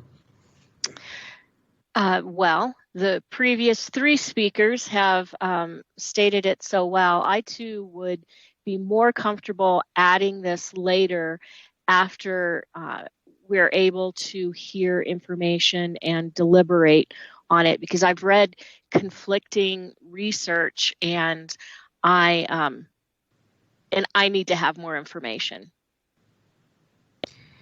Thank you. I personally, I'm going to echo the three council members and Vice Mayor prior to this. As this is a living document, I also think it would be really great for us to generally know more about biomass efforts in our area, and that we could potentially add that at a future date. And I think it would be really great for all of us to learn more about that and potentially in a future work session. All right, and I think since we have 5 there, we can have proper direction on that. Council members, do we have anything else to add regarding our federal legislative priorities? Oh, Councilmember Shimoni has a comment. Thank you, and yes, I did have something to add in regards to federal priorities. I wonder if climate should have its own section in this document to kind of bring more attention to that effort and not just falling underneath environmental. And in the section, with climate, we can point out taking action and also things like providing fiscal resources for environmental, economic, and community projects, just as an example for some language. But Council, I'm looking for your support and thoughts on this, but I think that with such an undertaking that we are going through, not just locally or the state, but nationally and internationally, I wonder if it deserves to have its own section. Thank you, Mayor. Thank you, Councilmember Shimoni. Do we have any comments on that? Councilmember Aslan.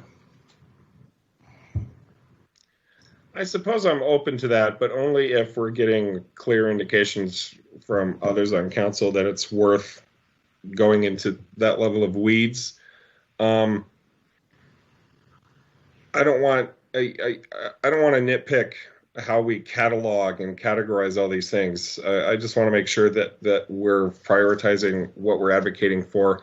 And I did have a question about the power play that's happening at the Arizona State Legislature around the ACC and new legislation that is intending to kneecap the ACC's ability to regulate and enforce the new rules that the new ACC members were elected to regulate and enforce. I want to keep things as general as possible for this document to be meaningful and useful. And getting into that level of detail on what's happening at the state legislature this week might be a bit too specific. But if we could add language as protecting, efforts at the state and federal level that enhance and further our own climate carbon neutrality goals, maybe some language like that would be appropriate, and that would encompass what we're seeing happening at the state legislature this week, and other future ambushes on on local control. Thank you, Councilmember Aslan. Well, we can potentially let's save that for discussion when we discuss our state priorities, since it's specifically with the Corporation Commission. Yeah, that makes sense. So let's, with regards to the federal and the comment by Councilmember Shimoni, I think that we still encapsulate a lot of what we really want with the climate action and adaptation plan with the current, how it's currently categorized. I mean, I think we'd kind of be some ways hard pressed to have that out as separate when we still have environment and transportation and infrastructure. So my current feeling is that we can have all of what we would include in the current categories for now. So that way we're not also, maybe confusing things or causing anyone additional time to rewrite this, because it seems like that might be a very large rewrite and further discussion and considerations to take forth. But I'm happy to entertain others' comments or ideas regarding Councilmember Shimoni's proposal.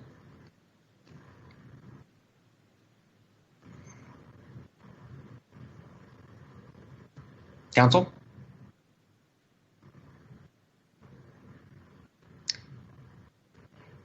Councilmember Shimoni, would that be okay? Vice Mayor Daggett has a comment on that.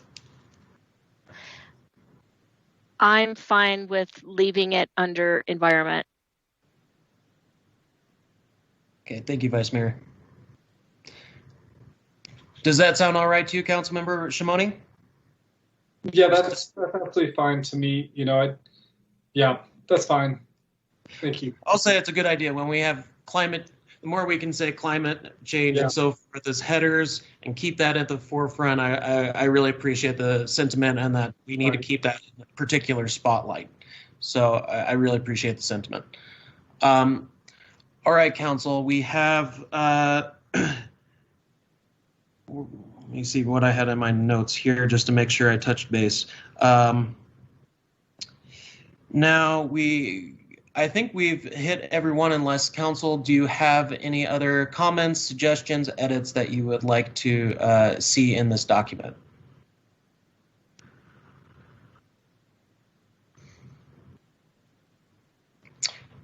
All right, city staff, do you have clear direction on our federal priorities before we move on to state? Thank you, Mayor. Sarah Langley and I and others will confer. We debrief after these council meetings. That happens tomorrow. We will share notes. I want to thank you, Council, for a very thoughtful discussion. And yes, Mayor, I think you have given us pretty good direction here. So I'm in looking at my notes from tonight. I am not seeing any ambiguities, which is unusual with my notes, but I think we're good. Thank you. Great. Thank you, City Manager. Mr. McCarthy has a comment.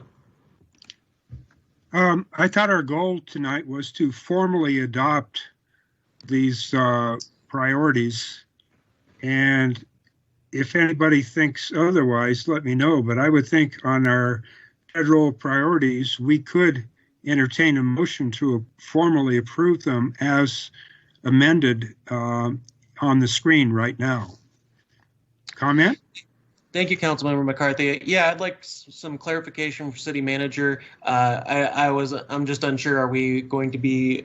Would we be voting on this with its current state, or since there's more edits that may be partaking, does that need to be then coming back to us again? And thank you. A quick comment here. There would be benefit in having the action item tonight, as Councilmember McCarthy has suggested, and as is stated in the agenda, simply because the new legislative session is happening quickly. So it is, time is of the essence here. If we are comfortable with the edits that Council has advanced, and I think Ms. Langley has been wordsmithing on the fly, we can do just that. And if, on the other hand, Council is not entirely comfortable with this until they see things in final form, we can come back next week. We're at your pleasure here. Thank you, City Manager. I feel comfortable with the current state of position to be able to put this forward, and let's, as it is agendized as both state and federal legislative priorities combined, I would suggest, unless there's any further comment, maybe this should be a question for City Attorney. Can we separate that out, or does it need to be all together, state and federal, for us to approve it once as agendized? Mayor, Council, it's posted all together. I would discourage you breaking it out separately, but I guess you could if you really wanted to. It's posted as one item. Okay, well then let's just do it all together. I just want to make sure we're doing it all in proper order and as agendized. So unless there's any further discussion at the federal legislative priorities, let us move down to the state. Thank you, Mayor Deasy. I will go ahead and share the state legislative priorities on my screen. Hopefully everyone can see those now. So again, I'll just offer a quick overview of the input that we received and how we incorporated that. Similar to the federal priorities, if you'll let me scroll down a bit here, we added a priority focused on rural broadband at the state level and associated economic benefits that come with that. We also added a new priority on criminal justice reform and diversion programs. And here we will definitely be watching Representative Blackman's bill and supporting that when the time comes. Scrolling back up, we heard the council last week and added a priority on gun safety that uses language from previous legislative priorities and focuses on protection from gun violence and closing loopholes around different background checks. Moving down to the aquifer protection permits, we added some language here at the end on protecting our local water resources from mining activities and other threats. Scrolling further down, this is very similar to what you saw at the federal level, but we added again here a priority focused on funding and partnerships related to open space, parks, natural areas, trails, and dark skies. And then finally, we added a priority on elections and protecting voters' rights and the integrity of our elections. So as I said, that was a quick overview of how we incorporated the feedback we got last week, and happy to take any further feedback now. Thank you. Thank you, Ms. Langley. I'll open it up to council. Do we have any comments, additions, edits? Councilmember McCarthy. Well, under the category of nitpicky, in the last one, elections, it kind of bugs me when I see two ands in the same sentence, and it's very difficult to read. So what I would suggest is after the word access, that we add a comma. All right. Wonderful. Okay, I've made impact. Thank you, Councilmember McCarthy. Councilmember Salas has a comment.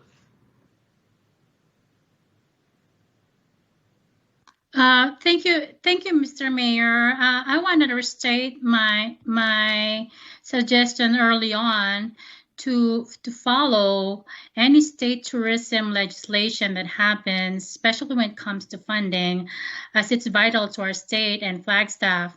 And Flagstaff should get assistance from the Arizona Office of Tourism as warranted. And then also, just for consistency, we have affordable housing in the federal priorities, and I would want to restate it at the state level as well. Thank you, Councilwoman Salas. I'll open it up for other council members based on those two suggestions on focusing and adding in language regarding tourism assistance and for adding in affordable housing onto this for the state legislative priorities. Vice Mayor. Thank you, Mayor, and thank you, Councilmember Salas. I strongly agree with adding affordable housing to our state priorities, and thank you for bringing that up. And I'd be fine with something on tourism as well. Thank you, Vice Mayor. Council, do we have other comments on those two items suggested by Ms. Salas, Councilmember Salas?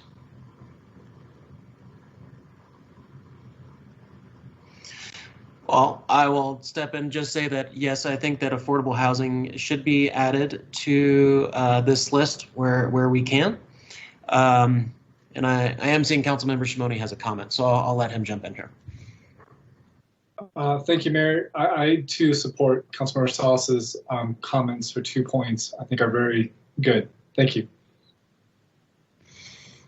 Excellent. Well, I also support the addition on regarding our tourism industry. It is a strong foundation of our economy here locally, and I believe that gives us 4 in at least in unison saying that those 2 should be added to this list.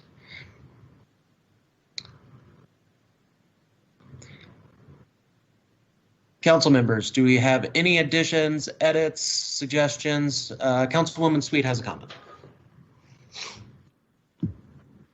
I have no addition or edits. I just wanted to say that I am for the tourism and affordable housing being added. Thank you, Councilwoman. Councilmember Asling. So, echoing what I mentioned slightly out of turn before about the ACC, if we can go back up there a little bit. You know, it was brought to my attention late Wednesday night that there were 2 House bills, or a House bill and a Senate bill matching, that were aiming to remove the authority of the ACC to pass renewable energy standards. This is pretty outrageous, and I'm told by our lobbyist Todd Medeska that those efforts died before getting a hearing, which is great.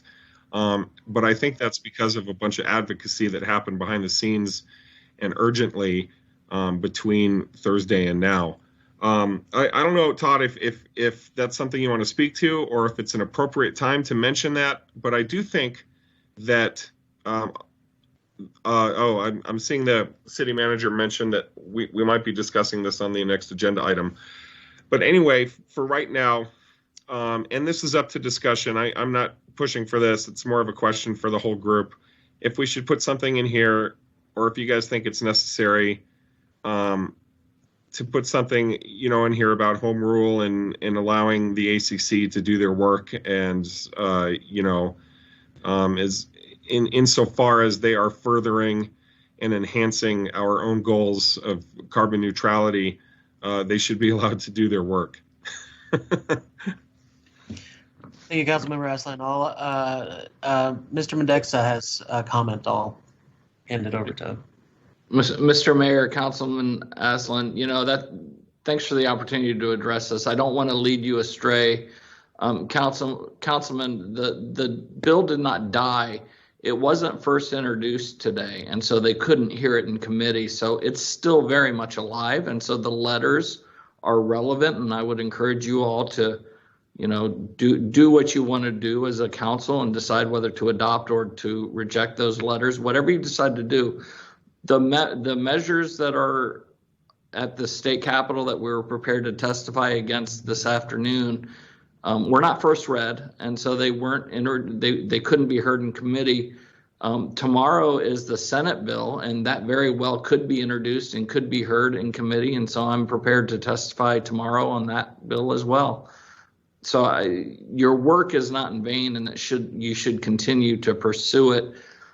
This is a process, right? This is a legislative process, and so despite what the votes are taken on any single day, there's still plenty of opportunity to have our opinions voiced, and they will hear it. So just with that being said, I guess what I would encourage you to do is to, vote your conscience, follow your conscience. As far as putting it on this document, the danger of having a document like this is to say, well, everything we list on this document, if it's not included, we don't care about it. Well, that's just simply not the case, right? I mean, this is not an exhaustive list. This is sort of a guiding principles. Last time I think I sort of referred to it as a sandbox. These are the sandboxes that you all are giving me instruction on how to play in. Whether or not the Corporation Commission's measures are addressed in this document, I still know how you all feel. I still know where my clients lie with this subject matter, and so that's how we're going to represent it, whether it's on this document or not. And moving forward, 3 months from now, you don't have to revisit this document. It's a living document, as Greg and Sarah have both sort of alluded to it. This is a living document, and we'll adjust it and make it work in accordance with your wishes. It's not our desires, it's your desires, what you all want, and what we're trying to do is sort of capture that. So, and with that, Mr. Mayor, I'll leave it, and I'm happy to answer questions if there are any. Thank you, Mr. I just wanted to say thank you. Those are all fair points, and I withdraw my overly prescriptive, nitpicky point there. I think what you just had to say makes a lot of sense, and thanks for the clarifications about that House bill and that Senate bill. Very eager to make sure those things get squashed, and thank you for all the efforts you guys are doing behind the scenes to make that happen. Hopefully we can win that one. Sure thing. Thank you.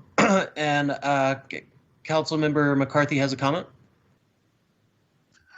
I do, Mayor. Thank you. I don't think we need to go over this again, but based on what I just heard and what I was going to say anyway, is that I think the wording under the Arizona Corporation Commission that we have right now make it very clear what our position would be on these bills.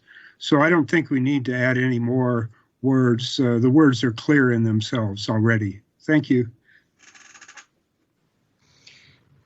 Thank you, Councilmember McCarthy. I'd just like to mention in the chat box, thank you, Councilwoman Salas, for giving some suggested language for our tourism, which is urge the state to continue to fund tourism in the Arizona Office of Tourism to support Northern Arizona as a four-season destination.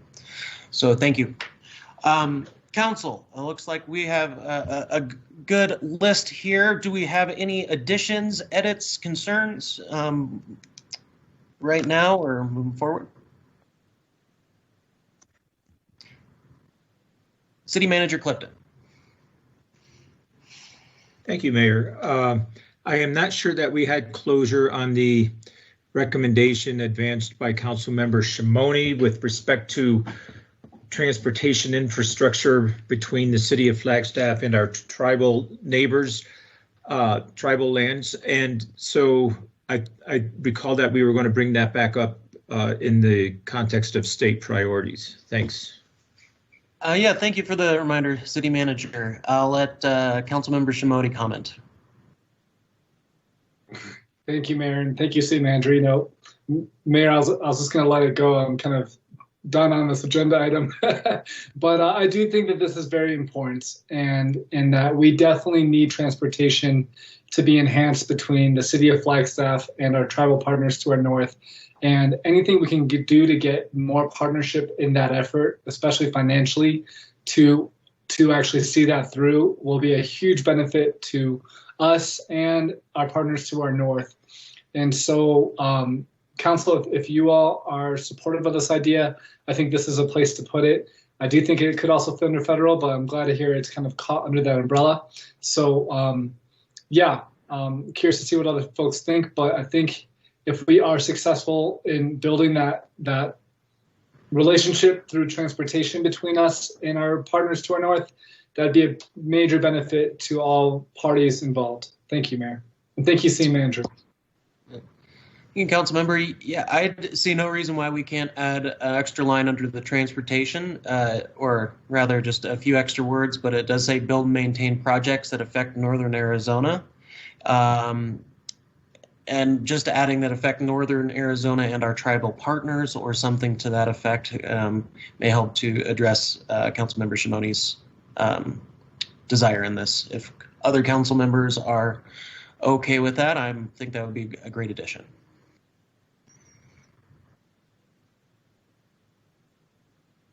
Councilwoman Sweet. I'm okay with that. Thank you, Councilmember Sweet. All right. Well, do we have any additional comments, edits, anything else regarding our state legislative priorities? Mayor, I think we need some words for affordable housing. Yes. Is that something we can, do we have suggestions from council, or can we utilize some of what we stated in our federal priorities to add into this document? And Ms. Langley has a comment. Thank you, Mayor Deasy. I just wanted to note that at the federal level, our affordable housing priority dealt a lot with HUD programs and federal funding for those programs. We also do face quite a few preemptions at the state level that relate to affordable housing that we may want to take into consideration when we draft this language. So just wanted to note that I think we would need to differentiate this somewhat from the federal level just because our focus there was on federal funding. Thank you. Yeah, I appreciate the clarification on that. We do have a suggestion by Councilwoman Salas saying support legislation and seek funding in support of affordable housing. Yes, so thank you, Mr. Mayor. I do have that suggested language written on the chat box with further edits. Support legislation and seek funding or additional funding in support of affordable housing. And then with respect to the transportation and transit connecting Flagstaff to our neighboring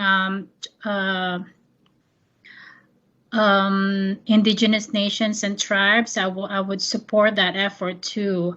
But this may require some lobbying also at the level of each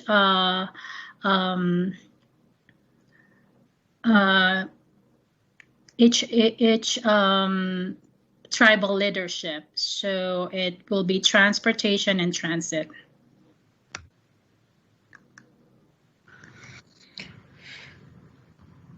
Thank you, Councilwoman Salas. All right, are we comfortable with the generalized affordable housing language that was suggested by Councilwoman Salas? And if we could just edit that, it says in support of affordable funding to in support of affordable housing on that.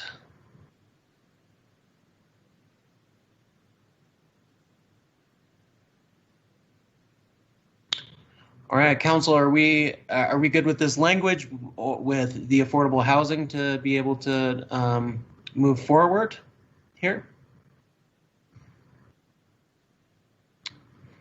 All right, I think keeping it generalized is good, and I am seeing Councilmember McCarthy, Vice Mayor Daggett, and Councilmember Sweet saying yes, they are good with this language. So,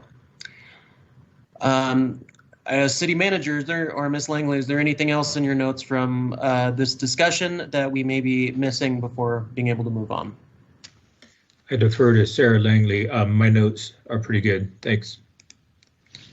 Agreed. Thanks, Greg. I think we addressed tourism, affordable housing, and the transportation issue. So that covers everything I had in my notes. Excellent. Council, do we have a motion to accept our and approve our state and federal legislative priorities? Vice Mayor. I move that we accept our state and federal legislative priorities as amended. Thank you. And Councilmember Sweet? I second.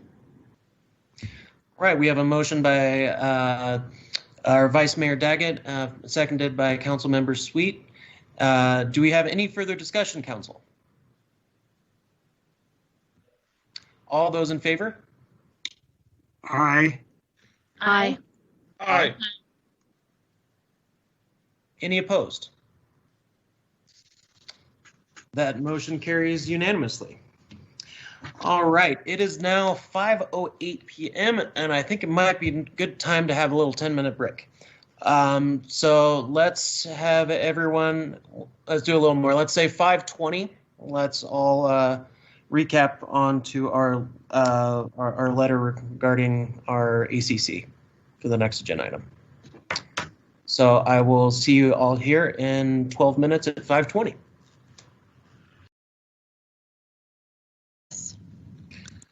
Excellent. Well, let's get started then. We are down to agenda item number 10C, and this is the consideration and approval of letter in opposition of HB 2248 and SB 1175. Staff recommended action is to authorize the city manager to send letter in opposition to those bills. I'll turn this over to city staff. Thank you, Mayor. Sarah Langley here, Management Analyst. I'd just like to provide you a quick overview of what this legislation entails before we get into the letter itself. So some quick background. The Arizona Corporation Commission, or the ACC, is mandated with regulating public service corporations, which does include non-municipal corporations that supply gas, oil, or electricity. The Commission is currently considering new rules to require certain electric utilities to generate at least, excuse me, 50% of their electricity from renewable sources by 2035, and bumping that up to 100% by 2050. So the legislation that has been introduced, which is House Bill 2248 and Senate Bill 1175, are identical, and they would prohibit the ACC from adopting any policy that basically regulates how electricity is generated without legislative authorization. And that would be retroactive until to June 30th of 2020. So Todd gave a quick update on this in the previous agenda item, but the House bill did not end up getting a first read and and committee assignment today. So it was not heard at the House committee. It is tentatively scheduled for the Senate Committee on Natural Resources, Energy, and Water tomorrow. And Todd is registered to testify during that hearing if that does go ahead. But it is still very early in the legislative process. So in addition to Todd's anticipated testimony, as part of our advocacy efforts, we have drafted a letter and attach that to the agenda packet for your review. And then once this letter is reviewed and potentially approved by council, Todd and I can deploy it wherever needed in case this bill does move forward. So thank you very much. Thank you, Ms. Langley. I will bring this to council now for discussion. If you are in agreement, and then followed by any edits that you would like to suggest for this particular letter. Councilmember Aslan. Thank you, Mayor, and thank you, Sarah and City Manager Clifton and Todd Medeska. I really appreciate you guys bringing this forward so quickly, given the tight timeline on it. I think what they're trying, these two bills are repugnant, and I think it's imperative upon all stakeholders throughout the state to make sure that this dies a quick death. I'm tired of seeing all these state preamps come up. And taking away the power of the ACC is a really, well, I won't get too far into my thinking on it, but I do support us moving forward with sending these letters and having Todd at the state capitol being available to testify. Thank you. Thank you, Councilmember. Vice Mayor Daggett. Thank you. Very well said, Councilmember Aslan. I'm very appreciative of this letter. Thank you so much for writing it and bringing it to us. I hope that members of our community will also weigh in and let the legislature know how they feel about this particular legislation. So thank you, and I'm in full support. Thank you, Vice Mayor Daggett. Councilmember Sweet. Thank you. I am in full support of sending these letters, and I appreciate that this was brought to council. Thank you for your work on this. Thank you, Councilmember Sweet. Do we have any other comments or any questions, edits from our council members? Councilmember Shimoni. Might as well jump in and say I also fully support this letter, and thank you, staff, and thank you, Councilmember Aslan and company. Thank you, Mayor. Excellent. Well, I am also in agreement with this letter. I want to echo thank you to city staff for bringing this to our attention and putting this on the agenda this evening. And I will entertain a motion from council if they'd like, if we don't have any other discussion. I would like to make a motion. The motion by Councilmember Aslan. I will second that motion. Council, is there any further discussion? All those in favor? Aye. Aye. Aye. Aye. Any opposed? That motion carries unanimously. All right, we are down to agenda item number 11A, which is discussion and direction for 2021/2022 election overview and timeline review. I'll turn this over to City Clerk, I believe. Thank you, Mayor. Yes, my name is Stacy Salzberg. I'm the City Clerk. I'm going to go ahead and share my screen. Let's see if I can. I'm not usually on this side of the presentation, so. Just a moment here. Oh, I'm sharing the wrong screen. I'm sorry. Just a moment.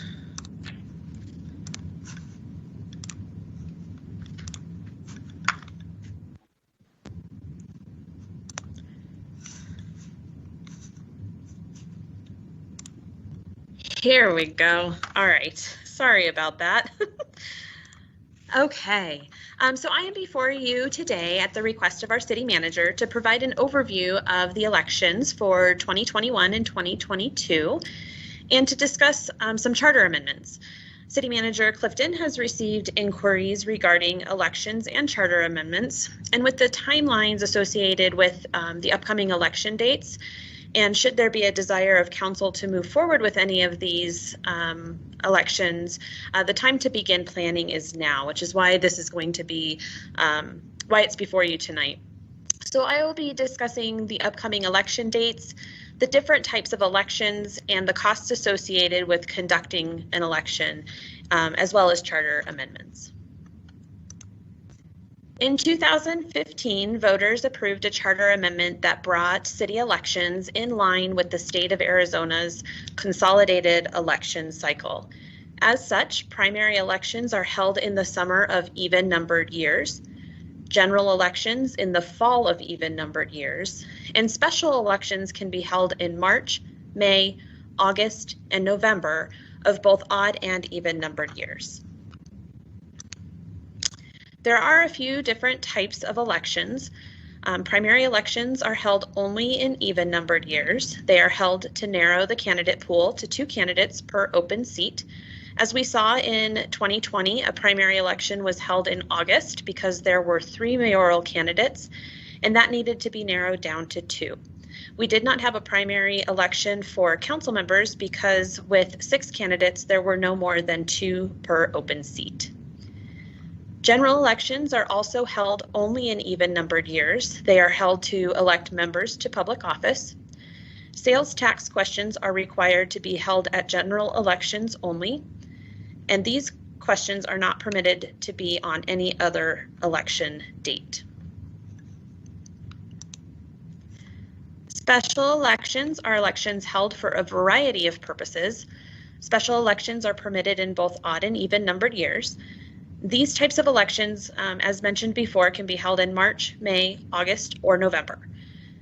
General obligation bonds, while permitted in both odd and even numbered years, may only be held in November. It is also possible that these bond questions may have to occur in an even numbered year. I just thought that that was important to call out here. Bond questions tend to be quite a bit more complicated than some of our other election questions, and so there's a lot of different legal requirements attached to those. So this slide shows the upcoming election dates for 2021 and 2022. I'm not going to review each of these specifically, but this will give you an idea of some of the options that are available to the city for different elections.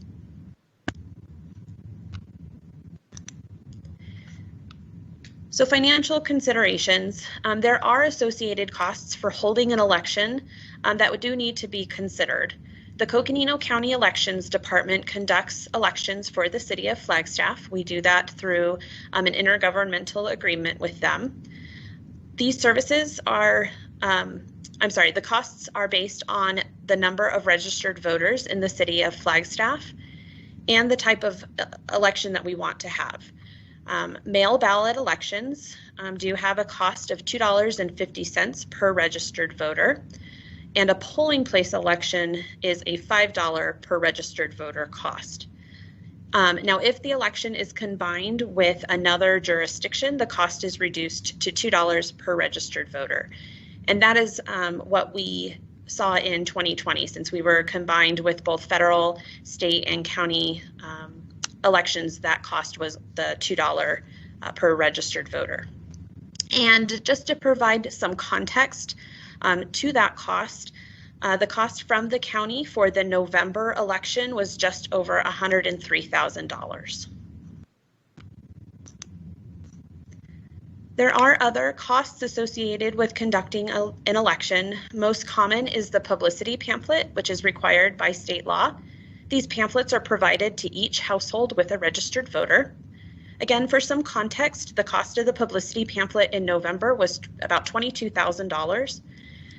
One thing that is important to note here is that this pamphlet that was sent out in November is quite a bit smaller than has been the case in past years, and I believe that that's due in part to having only one question on the ballot for voters to consider. Other costs related to an election can include information gathering, outreach and educational materials, as well as consulting costs that are generally attached to bond questions, but consultants may be brought in for other matters as well. So moving into charter amendments, what is a city charter? The formal definition you'll see here on the screen, but in layman's terms, the charter is the basic governing authority of the city, and it allows citizens to enact their own laws for their community, so long as they're not in conflict with state law. Some state laws have been identified as matters of statewide concern, in which case they can supersede a city charter.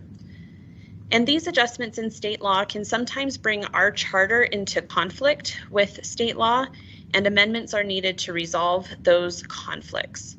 Regardless, on matters of statewide concern, we do default to state law in those cases, even if our charter says something different. Flagstaff's charter was originally voted on and adopted in 1958, and since then it has been amended 8 times, the most recent of which was in 2015. Any amendments to the charter require approval by a majority of the qualified electors voting in the election, and each change to the charter must be presented in its own question. This allows voters to vote on each item independently, and so they're not attached to other questions.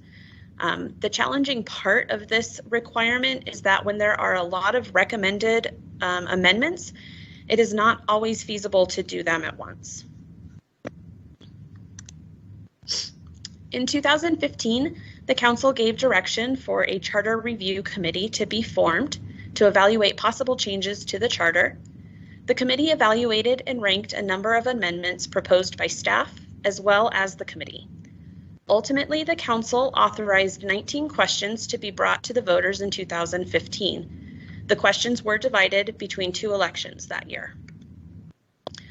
Roughly 30 amendments remain on the 2015 ranked list from the Charter Review Committee. Staff has also recently identified a couple of needed amendments related to some changes in election dates, as well as some changes regarding lease of city property. It is possible that other recommended amendments may be identified if the Council chooses to move this process forward. Additionally, Council may have other recommendations that they would like to see included and presented to the review committee.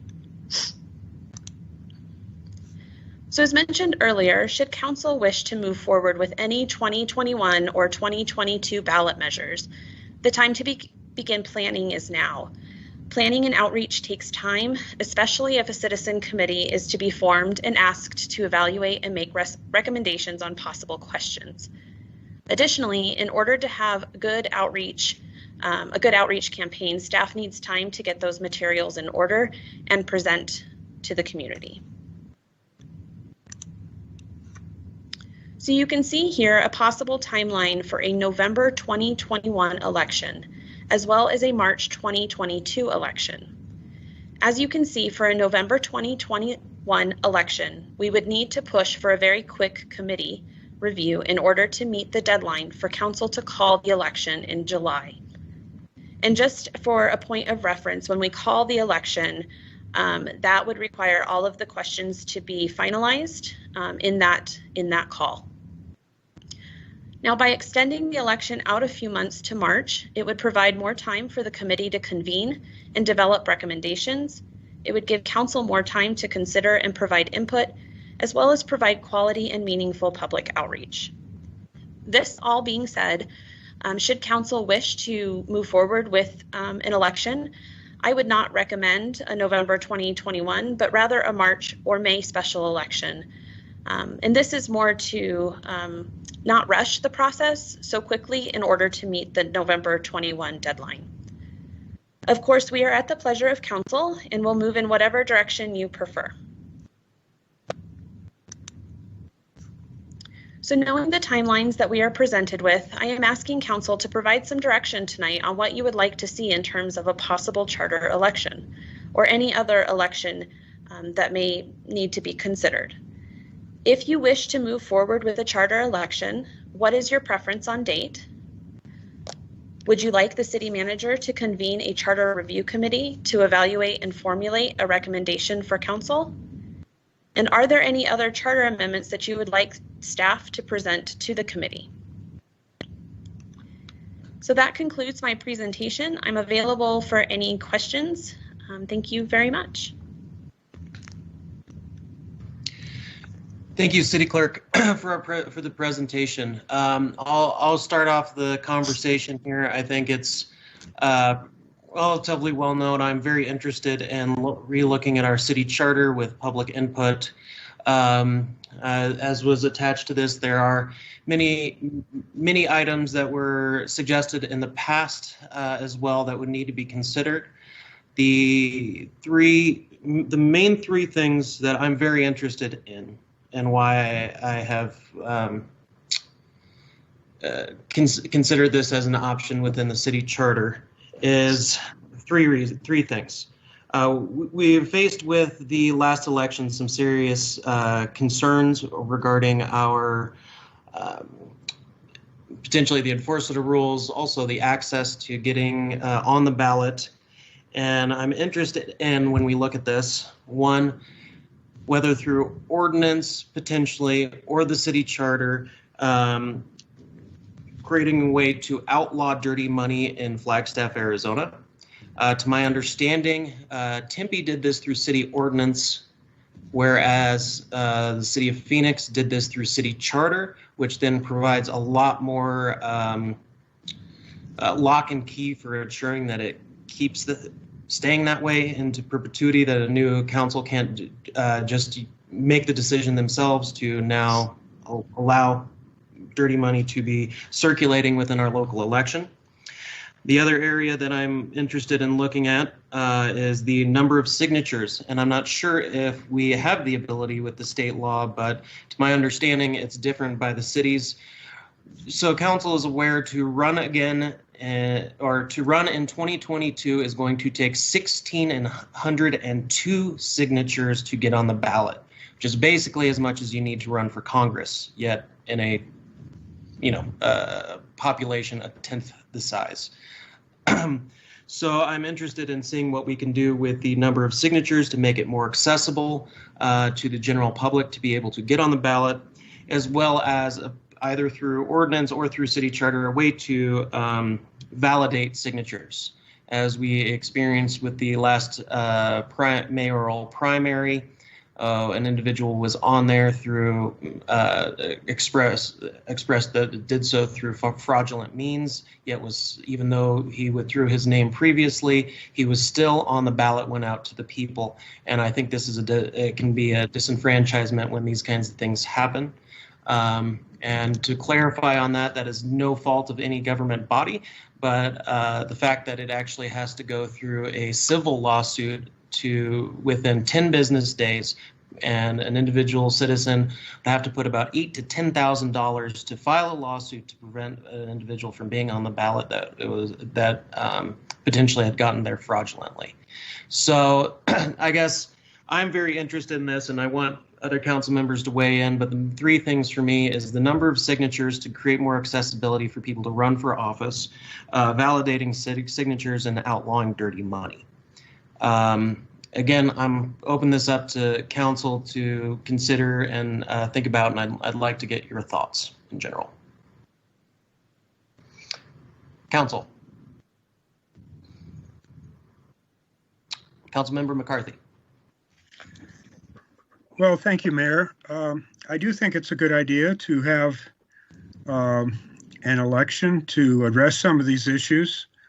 I'm not really hard over on if it should be November 2021. I do take the city clerk's recommendation seriously that maybe March or May in 2022 might make more sense, but I'm open-minded about that.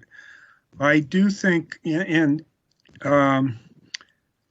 of the mayor's three suggestions, the one about dirty money, I think in principle I agree, but I think we need to explore that a little more to define what dirty money means. I was under the impression that all of the donations we took, we had to report where they came from. I guess this has to do with not candidates' expenses, but expenses of third parties, be it the Chamber of Commerce or the Sierra Club or whoever. I'm open-minded about that one. The number of signatures, I agree, it's getting to be too many. And what was the third one, Paul? I'm sorry. Oh, it's all right. A method to validating the signatures. So yes, I do think that makes sense. There was a whole laundry list of other ideas that basically came from that 2015 review panel. Some of those I strongly agree with, and some of those I strongly disagree with. So my basic suggestion, and I presume what happens is council will go through these and decide which ones to put on the ballot and which ones to leave for some future date. With regard to the Charter Review Committee, I think that is an excellent idea, but I'm not interested in a committee that basically makes a recommendation on what council should or should not do. What I'm interested in is a committee that will give council the pros and cons to each one of them. I mean, for instance, the idea of maybe we should go to, right now we elect council members at large, and there's an idea that maybe we should do it by districts. Well, I don't want a yes or no on that. I want a list of, okay, the advantages of this would be such and such. The disadvantages of this would be such and such, so that we can make a rational decision and not just rubber stamp a decision that's made by a committee. So I do think it makes sense to have a charter review committee, but I feel very strongly that I don't want a yes or no from them. I want to, well, this is the pros and this is the cons. So I think that kind of summarizes where I'm at, and I'll come back if I have additional thoughts, or if anybody has any questions. Thank you, Mayor. Thank you, council member. And I'll just mention real quick. So by outlawed free money, it is specifically independent expenditures that are from third parties that necessarily do not go through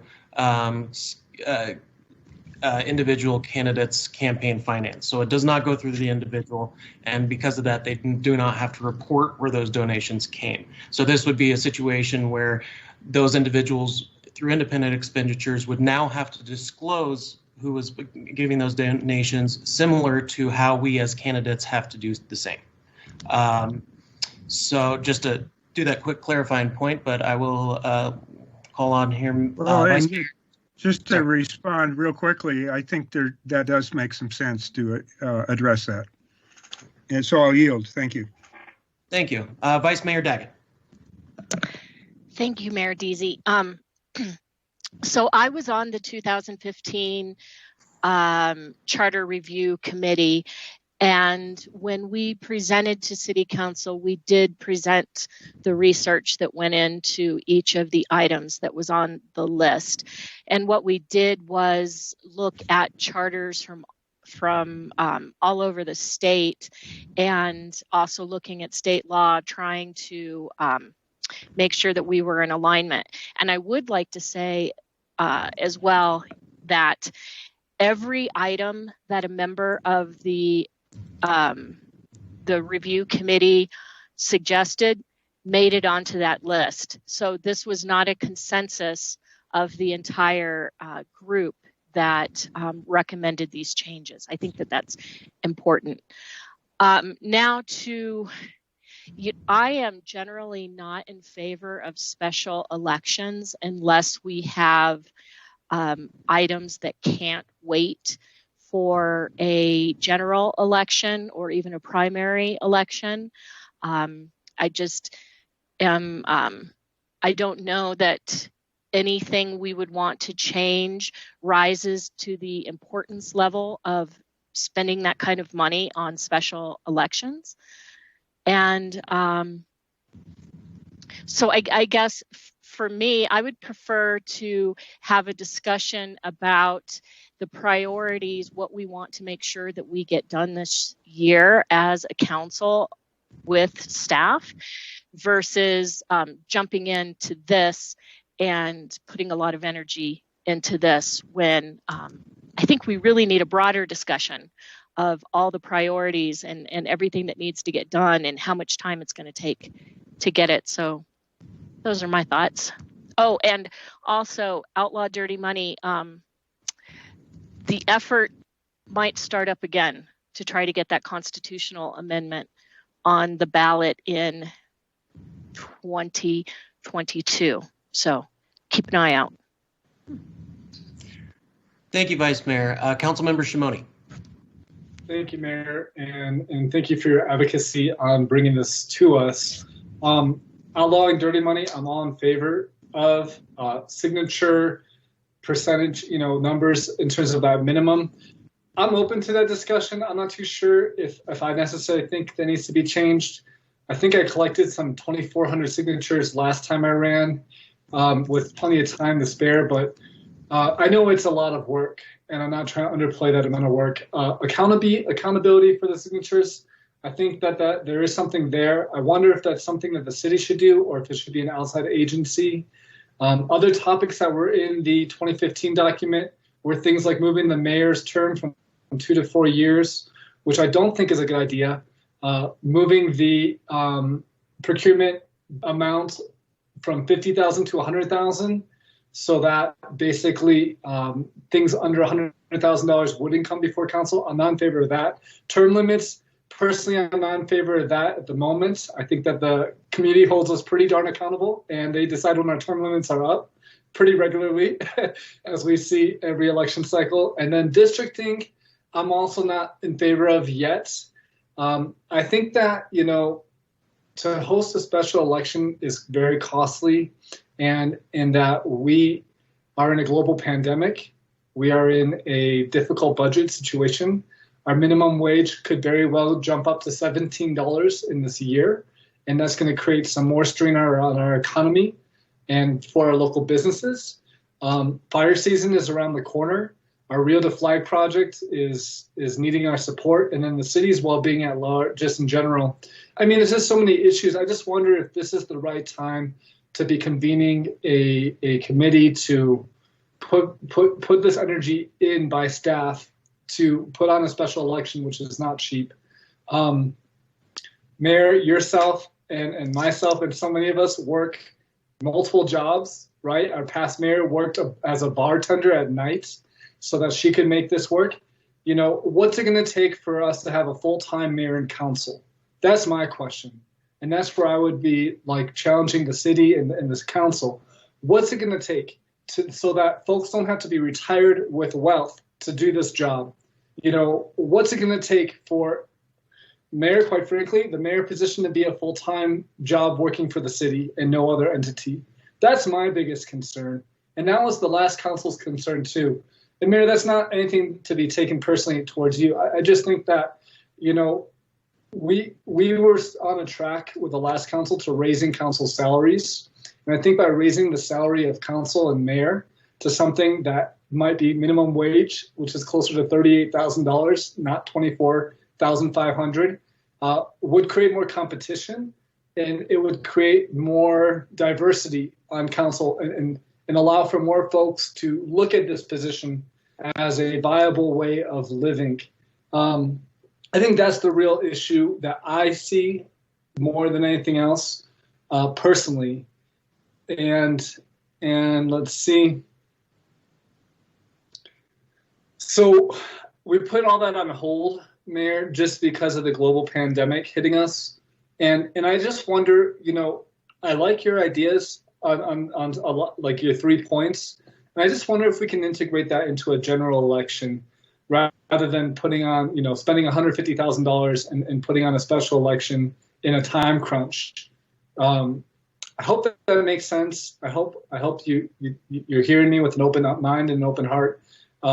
I know that's not necessarily what you want to hear from me, but I think that that's what we need to do. But obviously, I'm curious what our colleagues have to say. Thank you, Mayor. Thank you. And I just want to mention the reason that this would be important for doing before a general election is because this gets very nitty gritty, very complicated with what we may be proposing or come out of the commission. And this requires a real focus on something this important. And I will stress that this is extremely important, especially with the election integrity that I would like to protect for us for the 2022 election. This is the foundation, to me personally, this is the foundation of our democracy. This is the foundation of access to people to run for office, for us to be held accountable, and for, that's our Constitution. And I don't think it should be rushed, but at the same time, we can't continue down this road of not having validating signatures, allowing, look, there was how much money came into this city for a local election where the dirty money was about double what it takes for an individual to run for office previously. Now it's gotten to the point where more money is spent in our local election with dirty money than was actually spent by the candidates. So when we're getting to this level of situation at the local level that we have not experienced before until this current year, I want to be proactive with protecting our democracy, providing the access we need as representatives to have more competition as representatives. Because if we don't get a handle on this some way, I see this, that's just the tip of the iceberg that will be coming into future elections and affecting us at the local level, having outside interference potentially in our elections, and that information I believe needs to be disclosed. So just know that I'm doing this because I really am trying and rushing it because I do see this as necessary before 2022 elections come about. And to your credit, Mayor, you didn't necessarily receive a dark money PAC's big donation, and who got the mayor's seat. I think we have a very engaged citizenry, and I just wonder if we can break it up and maybe phase it in over general elections to come, maybe 3 general elections to come, and just kind of chip away at some of the things that you're talking about. But anyways, I hear you, and I appreciate your advocacy. I do. Again, I just think with the global pandemic and everything else that we're facing today, we have an uphill challenge right now, and I just wonder if this is a priority at this moment. But I hear you. Thank you. Thank you, Councilmember. I'll go to Councilmember Sweet, followed by Ms. Salas. Councilmember Salas. Apologies, Councilmember Salas. Thank you for the comments. And I don't want to say the same thing, but Councilmember Shimoni did a great job of kind of outlining where my concerns are. I definitely am concerned about the cost and the timing, and I feel like we have a lot on our plates with the pandemic, our budget, affordable housing crisis, the climate crisis, and I don't want to rush into this when we have so many other things going on. And I do like Becky's or Councilmember Daggett's point of a discussion on our priorities. I feel like I'm just now getting a grasp on that even to rush into this next phase.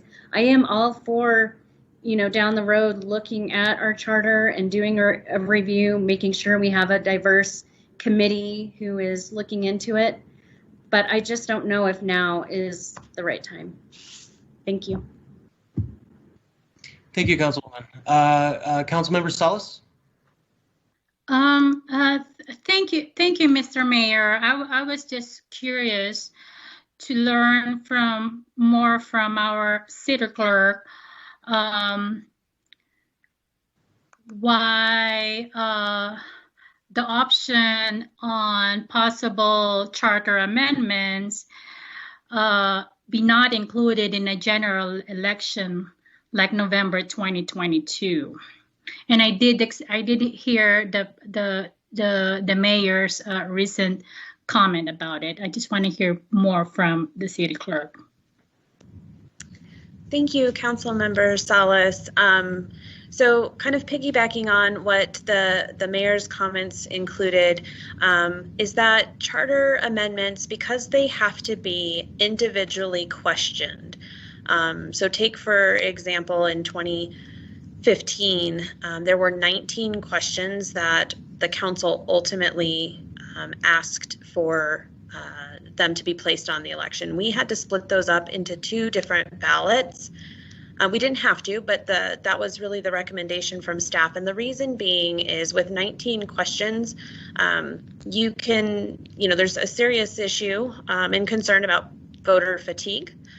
And with the consolidated election, so having perhaps placing these questions on a November of an even numbered year in conjunction with, candidate elections and such, the city of Flagstaff is at the very end of the ballot. So all of our questions, all of our items are really at the bottom of the ballot. And so, to have your candidate elections and then perhaps 3 or 4 charter amendments and even partnering that perhaps with a bond election or other matters, sales tax or whatnot, it can be a very heavy ballot.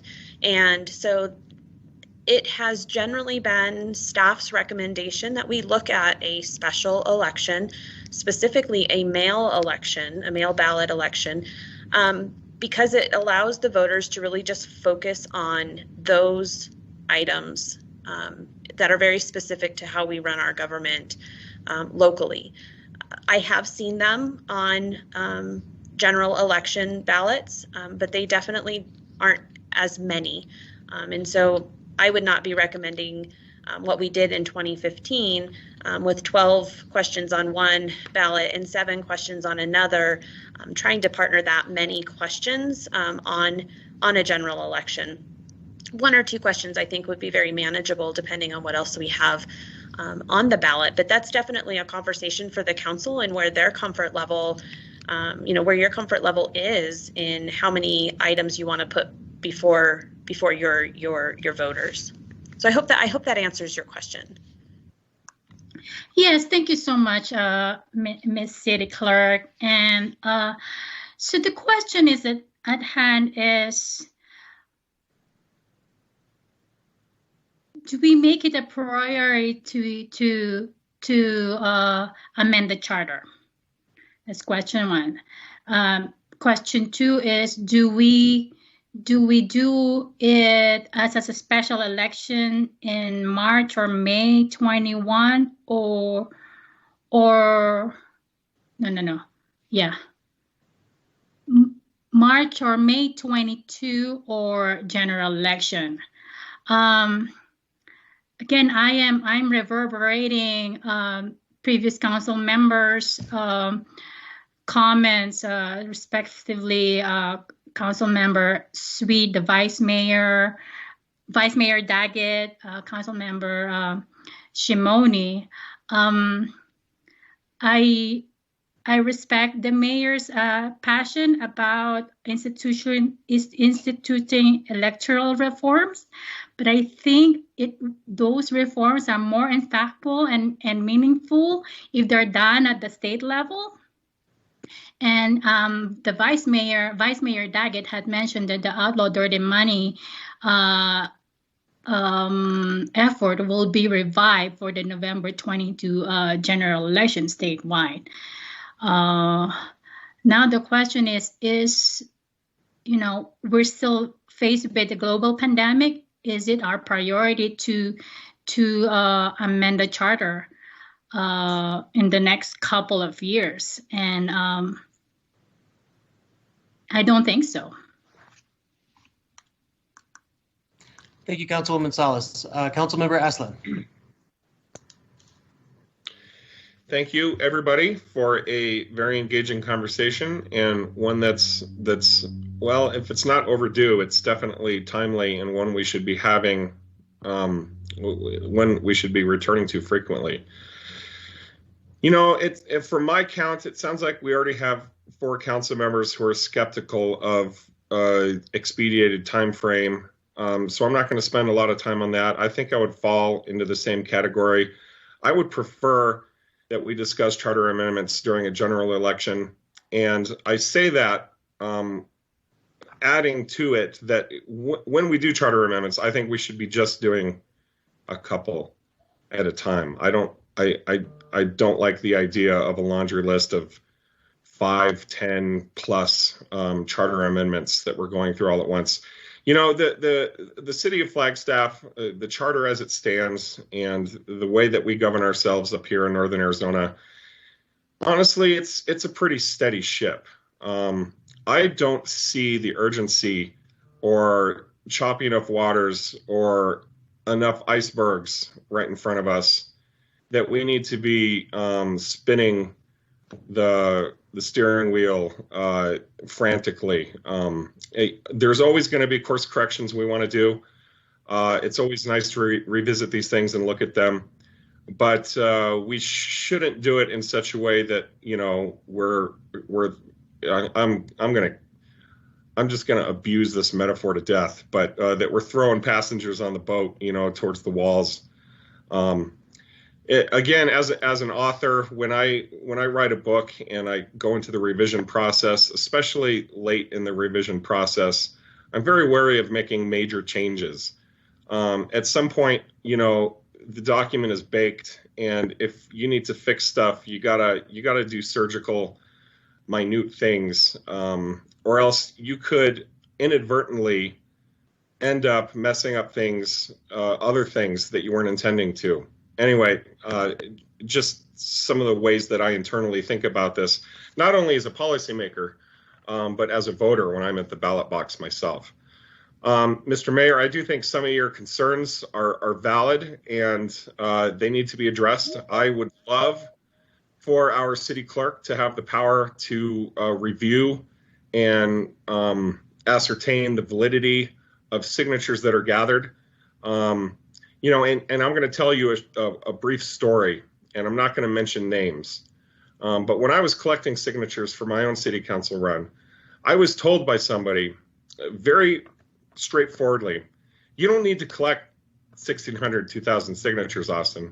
Just go out there and get 300 and then photocopy them 4 times and then shuffle them like a deck of cards, because the city clerk doesn't really go into detail in checking those things.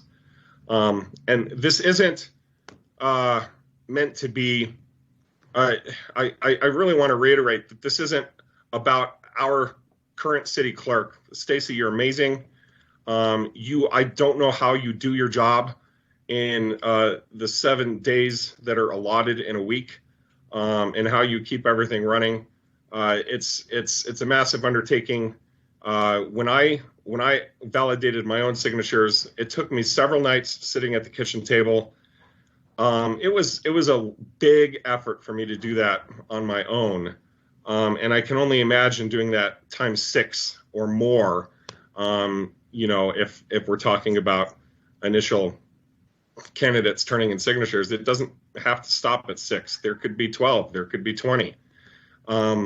So I do think that we need to provide our city clerk's office the resources and the mandate to go ahead and check those signatures, because there is a narrative out there that you don't have to actually collect signatures in order to get on the ballot. I have seen this and I've heard it firsthand, and I think that's very concerning, and it needs to be addressed, and it should be addressed without too much delay. In terms of the number of signatures, I'm not in favor of tweaking that very much. I think maybe if there was an ability to come down to a specific number and that stays the same every election and it's not dependent upon the turnout in the previous election, that makes sense. But I find the heavy threshold of gathering lots of signatures to be valuable. First of all, I see it as the first great filter of winnowing out people who aren't actually serious about running for office. On a lark, a lot of people can just go out and get 10 people to find 10 friends to sign something and turn it in. I would hate to see our future city council primaries turn into jungle primaries where we've got 20, 30 candidates and the 6 that happen to filter to the top for a general is pretty much arbitrary at that point.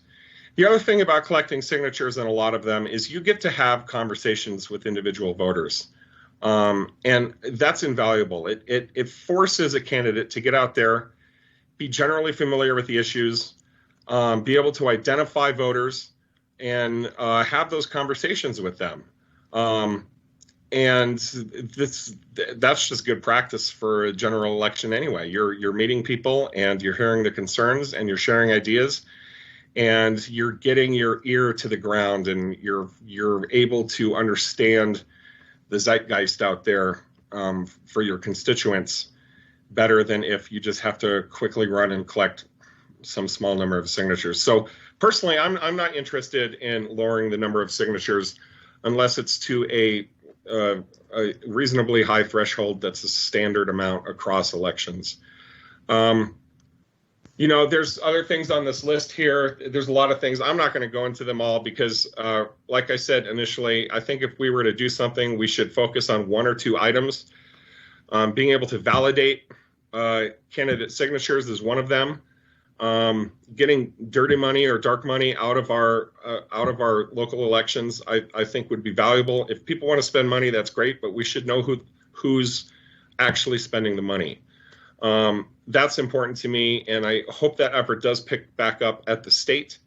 And but we don't necessarily want to rely on that. So I could see supporting those two issues in charter amendments. I'm not in favor of having a special election just for that, and I will tell you why. And this is an answer or a piece of reasoning that I haven't heard expressed yet tonight. Special elections generally tend to have much lower turnout. They tend to be driven by very specific and fired up subset of our electorate. They're highly educated. They're super tapped into what's going on. And I don't think that something as important as charter amendments should be in the realm of that subset of our population alone. I think we owe it to our citizenry and our constituents to have everybody weigh in on these things. Again, and that's assuming that we're dealing with a smaller number of charter amendments so that people can really sink their teeth into them and think about them. I might have forgotten a thing or two in there as I've been rambling. I'll leave it at that, though, as the conversation continues. Hopefully I can weigh back in if I feel like there's something that I'm missing in the back of my head, but I hope that provides a little bit of direction for everybody. And there are comments going around about how amazing Stacy is. I just want to echo those comments. She's honestly, I don't know how you do your job. And I think you're amazing. I hope my comments about authenticating candidates didn't reflect upon you personally in any way. Thank you, Councilmember Aslan. Well, I think I'm reading the room a bit here, and I appreciate all the commentary and perspectives that Council is presenting.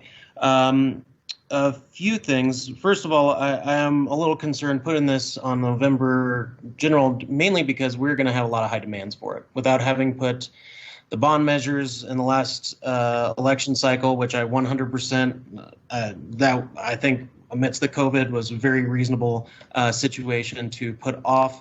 But we're going to have such huge demands from every angle to be placed on the 2020 agenda that I'm very concerned that this is just going to drop by the wayside and we're not going to be really focusing on this and prioritizing it.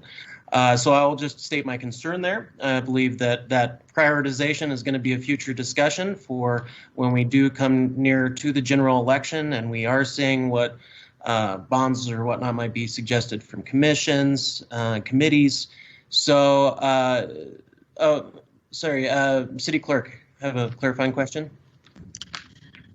Thank you, Mayor. And actually, you kind of alluded to it in your comments. I wanted to find out, I'm definitely hearing a majority saying that they're not interested in a special election.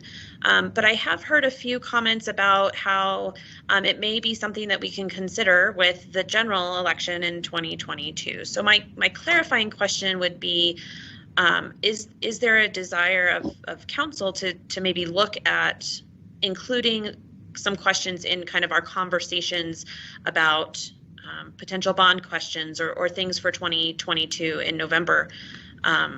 It just would help me understand, when I need to start coming back to council with these discussions.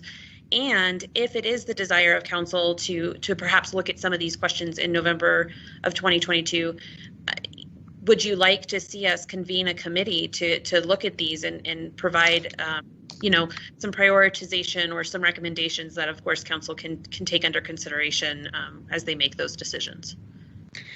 Yes, thank you, City Clerk. And I was going to be, I appreciate that. One of the questions I was going to ask on council, if we still might want to, upon consideration of this, potentially still set up the commission to start vetting, give them time to look at it, prioritize, and see what council may think at a later date. I do see Councilmember Shimoni has a comment. Thank you, Mayor. But go ahead and finish if you weren't finished. No, go right ahead. Okay, thank you, Mayor, and thank you, Stacy. So interesting thought. I do really like the idea of having a charter question on the general election ballot every general election. Obviously, as a council member who is serving his term now, I respect that I won't be on a future council to make that decision, but I think that'd be a great way to keep the community involved in creating a culture of engagement.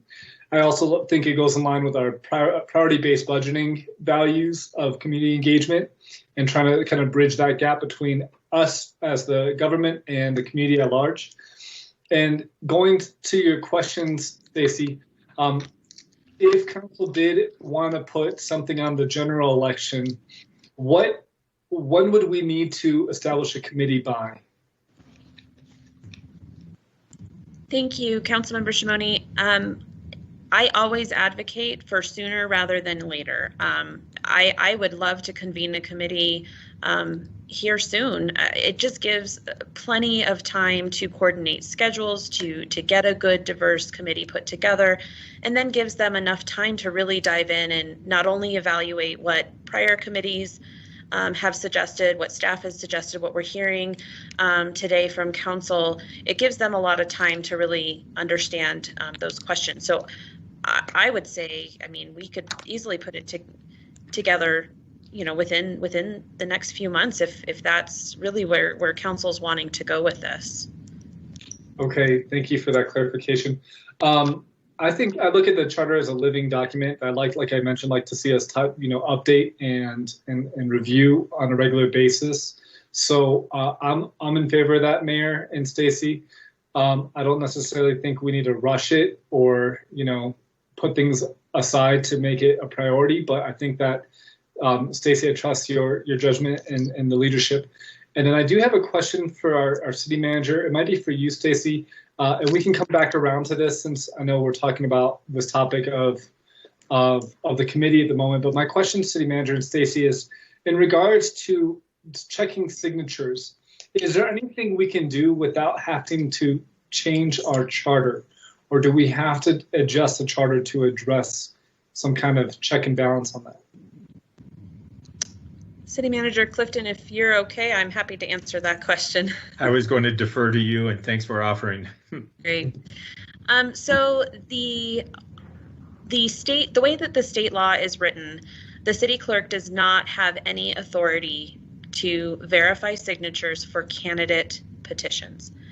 That is very different than the authority that I'm given for things like an initiative or a referendum or a recall. There are very specific ways and parameters in which I'm able to validate signatures and remove signatures that are not, that are improper.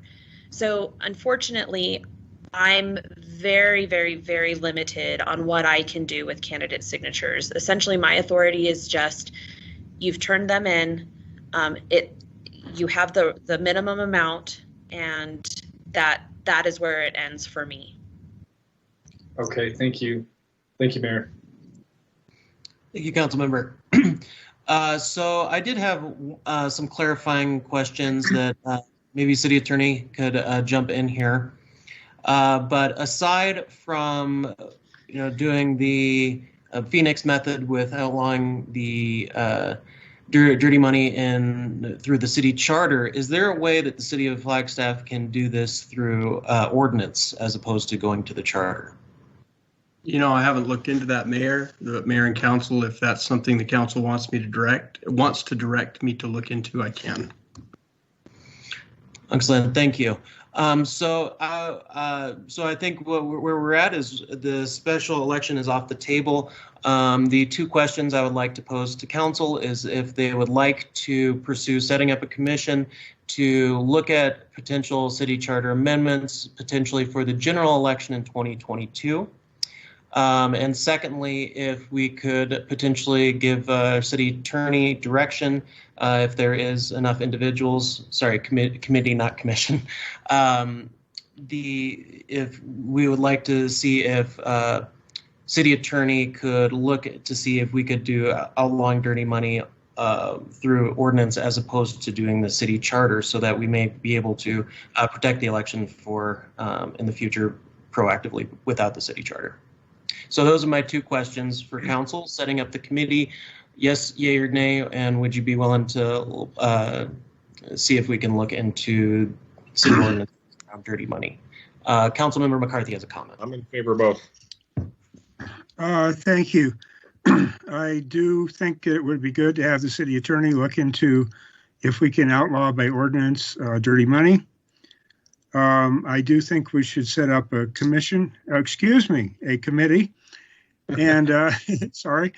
And I don't think I really weighed in one way or the other specifically about doing a special election or not. I am open-minded about a special election. I think waiting till 2022 is that's 2 years away. I guess I have a question for Stacy. If we did it in November of 2021, would that be considered a special election? Thank you for the question, Councilmember McCarthy. Yes, that would be considered a special election. Anyway, I'm definitely open-minded about an election before November of 2022. I may be outvoted on that, but I just wanted people to understand where I'm at. Thank you. Thank you, Councilmember McCarthy. Vice Mayor Daggett, please. Thank you, Mayor. I'm fine with our city attorney looking into what is allowable.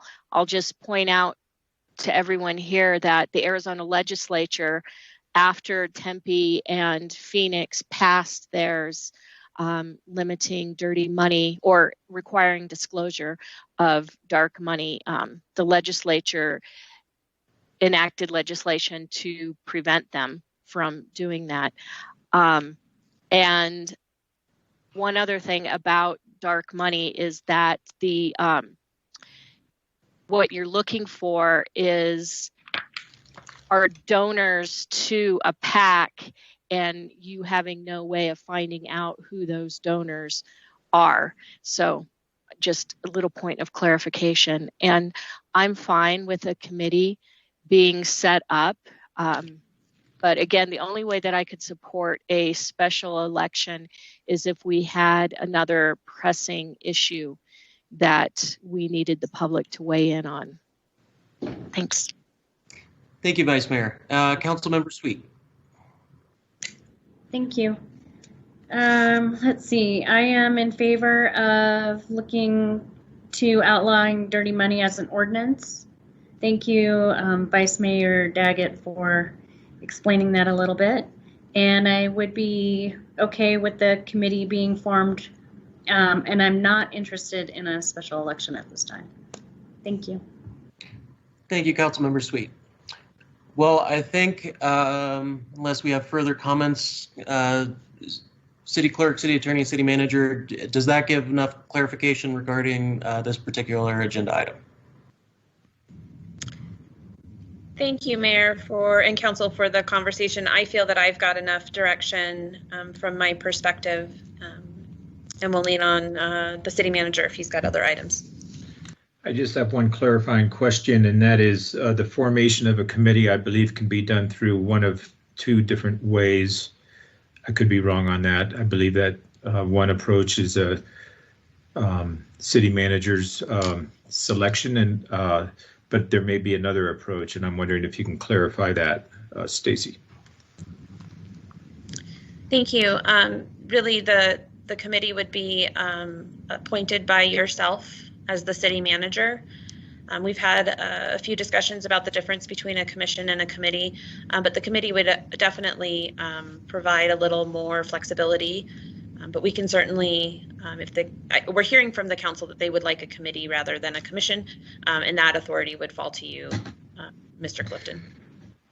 If I may, Mayor, I have one more question then likely for our city clerk. Pardon me for having an ongoing dialogue with our city clerk, but I think this is relevant information for all of us.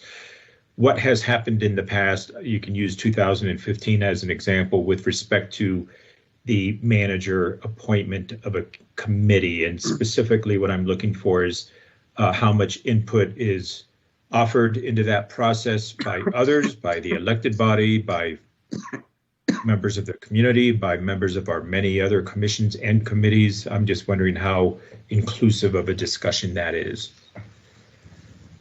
Thank you.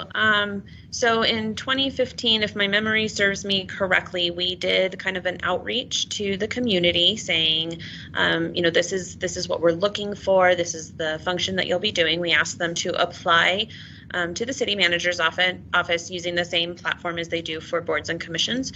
I do believe that we had some input from council as to how many members they were hoping to see within that committee. But I think they also provided some input about, really wanting to make sure that it was a diverse representation, that we kind of hit a lot of those different areas of the community. But beyond that, most of it was really left to the city manager to make those appointments. We were very lucky that we had a lot of community interest in that particular committee at that time. And so it did make the process a lot easier because we had quite a few candidates to choose from. I hope that answers your question.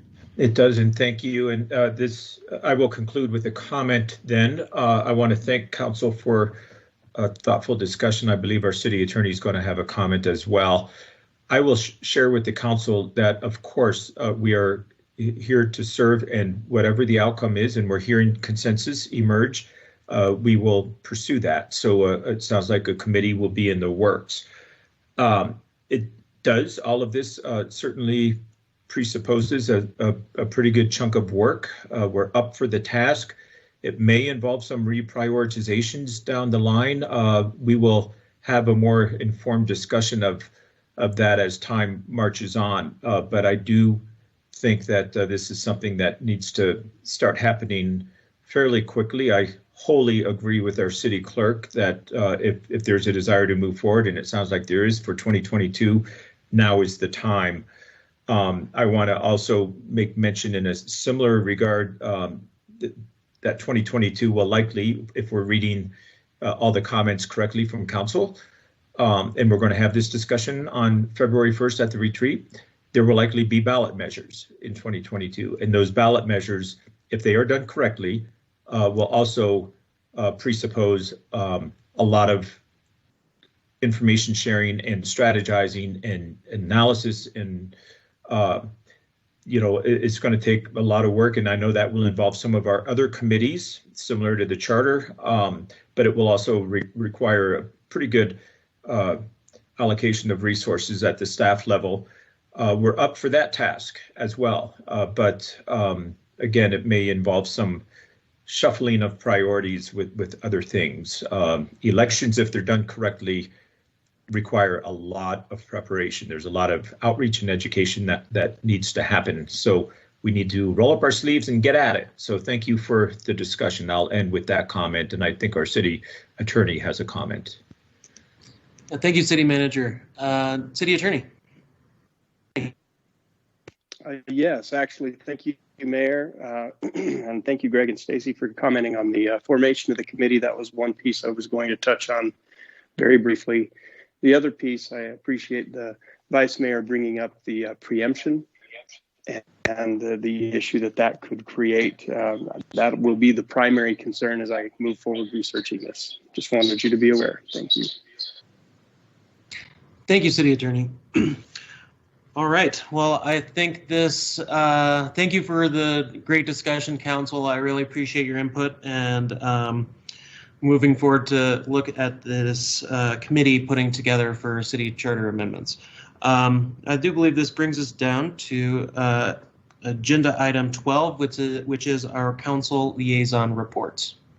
Council, or let's go down roll call, see if what council has from the other committees.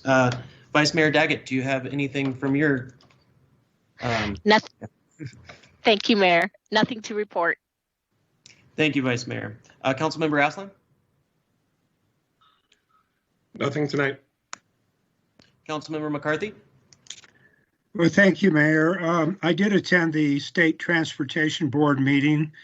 Of course, that was by virtual, and a very interesting meeting.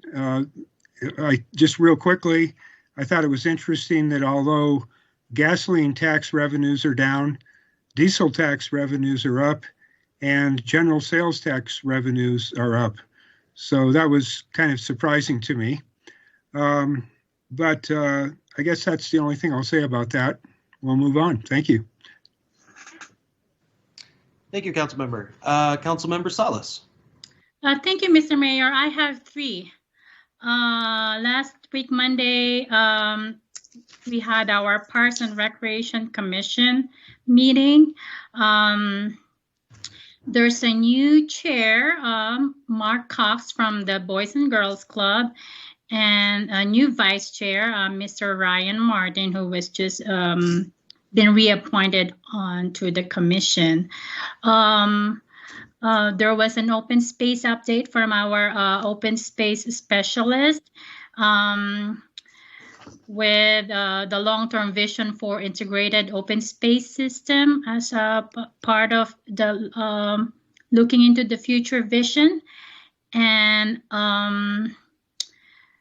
the commission has previously come up with some high priority with their work plan as a commission. So they're going to review the Parks and Recreation Master Plan, as well as their Parks and Recreation Commission strategic plan, and also other low-hanging fruit with respect to Parks and Recreation programming, recreation programming, and looking into public-private partnership, as well as a cost recovery policy. And then last week, Wednesday, we had the Tourism Commission annual strategic sales and marketing strategy as presented by our Discover Flagstaff team. It's from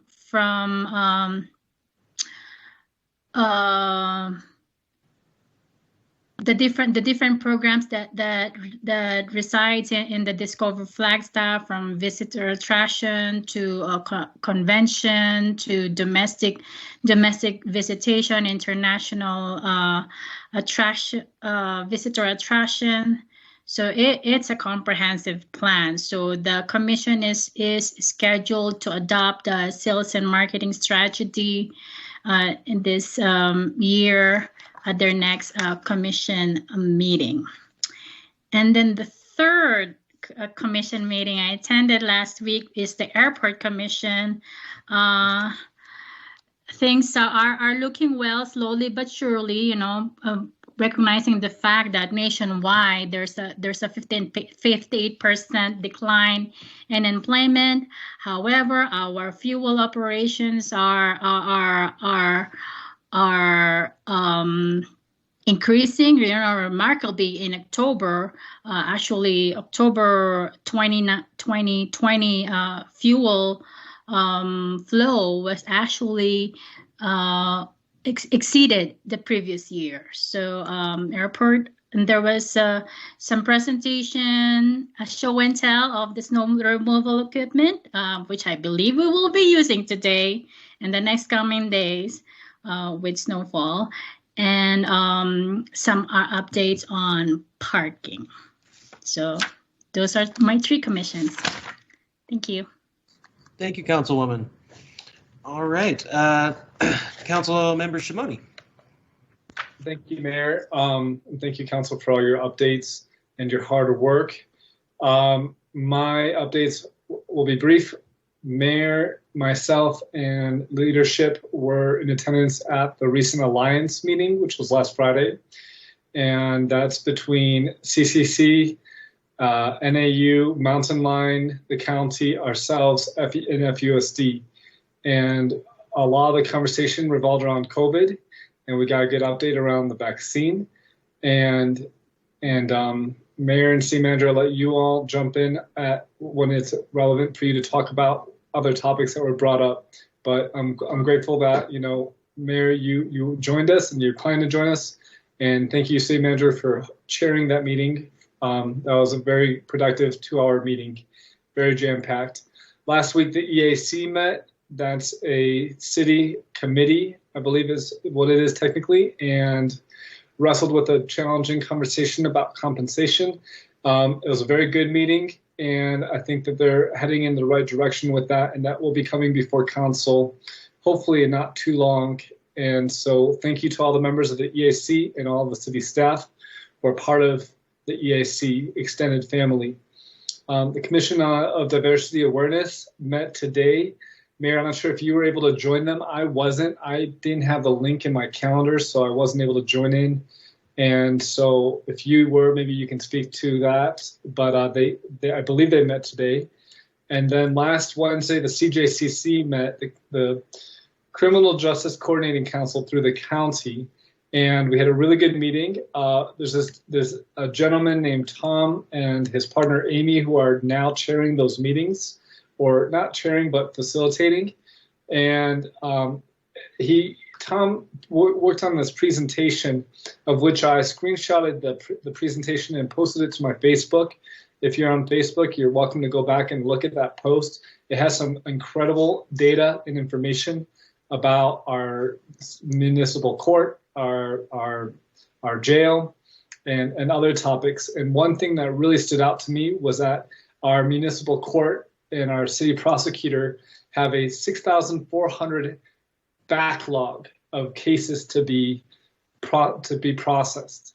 6,400. And if they didn't do any processing of any new cases moving forward, it would take them 16 months just to get caught up on the backlog. That's wild, right? And that's a problem that the city has to wrestle with. And so, and that like prior to COVID, the jail was on an upswing. And now since COVID hit, the jail's numbers have dropped. You know, COVID's really shown us what's possible if we really want it to be, and what we could do if we had the will to. And so very interesting conversations, and looking forward to what the work ahead is. And so those are my updates, and thank you. Thank you, Councilmember Shimoni. Councilwoman Sweet. All right, thank you. So last week, I know I touched a little bit on, I met with the BPAC Commission, and what I loved and took away from that meeting, they're looking into creative ways to enhance community input regarding the Flagstaff Regional Plan. And the ideas were great, and I loved that conversation. This week, I'm meeting with Mountain Line, the CVB, and NACOG. Excellent. Thank you, Councilmember Sweet. So yes, thank you, Councilmember Shimoni, for bringing up the Alliance meeting. Was in attendance and will continue to be so into the future. In addition, I was at the audit committee on Friday. Unfortunately, was only able to make half the meeting, but I'm really impressed with the experience, the skills, and of the individuals who are on the audit committee. Extremely impressed, and I'm very much enjoying learning more as we dive into a city budget, and I get a better understanding. And I know the individuals on that committee are extremely qualified to help me in that direction. So, and that's about it on my end. So I will move down to agenda item number 13, which is future agenda item requests. This is a 13A is a citizen's petition with regard to the Coconino Estates project, requesting that the city redesign the city street project to allow trees to remain. And City Clerk, do we have? Yes, we have comments from the public regarding this agenda item. So you're welcome to proceed. Thank you, Mayor. I do have the petitioner online, and she can introduce the petition through her 3-minute public comment period, and then would be available for any questions that the council may have. I also know that staff has also got some information and they're available for questions from the council as well. So Leslie, you go ahead and provide your comment. All right. Can you hear me all right? Yes, ma'am. Yes. Thank you for listening to me. And aside, Stacy, you're amazing because you've helped me so much figure all of this out. Thank you for listening to my petition. It is in regards to my tree removal and sidewalk on the north side of Westville Road. Sadly, this 80-foot, 60-year-old tree is impacted by the raising of Westville Road to be more level with Highway 180. Since submitting my petition, I met with Brett Peterson and Eli Reesner. They told me the roots of the tree will be compromised by the road work and will have to be cut down. The water and sewer project is much needed. Ms. Pickard, my apologies. Could you, it's a little choppy on our end. Could you turn off your video and see if we can hear you a little better? Oh, okay. Let me go back to that. Okay, let me turn it off. Okay. Is that better? Yes, that is. And City Clerk, please allow her some additional time because of the interruption.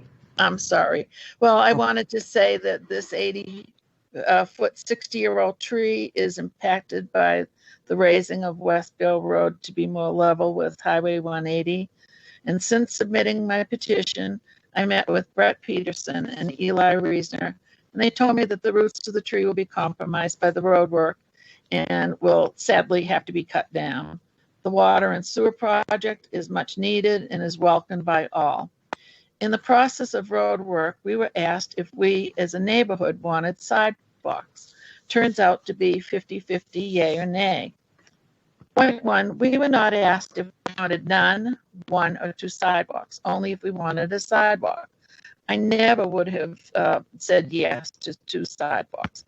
Point two, most of the foot traffic is on the south side of West Beale, especially students from Navajo student housing.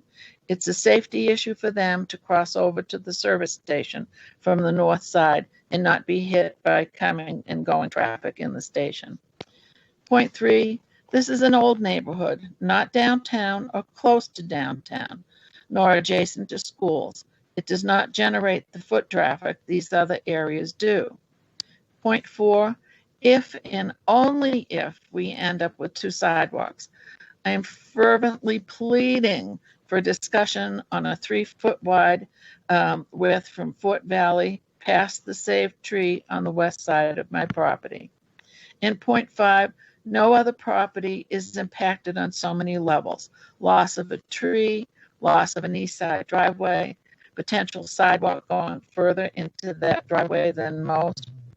I am respectfully asking for the council to approve a discussion regarding the sidewalks and consider that it was a 50-50 vote in the first place.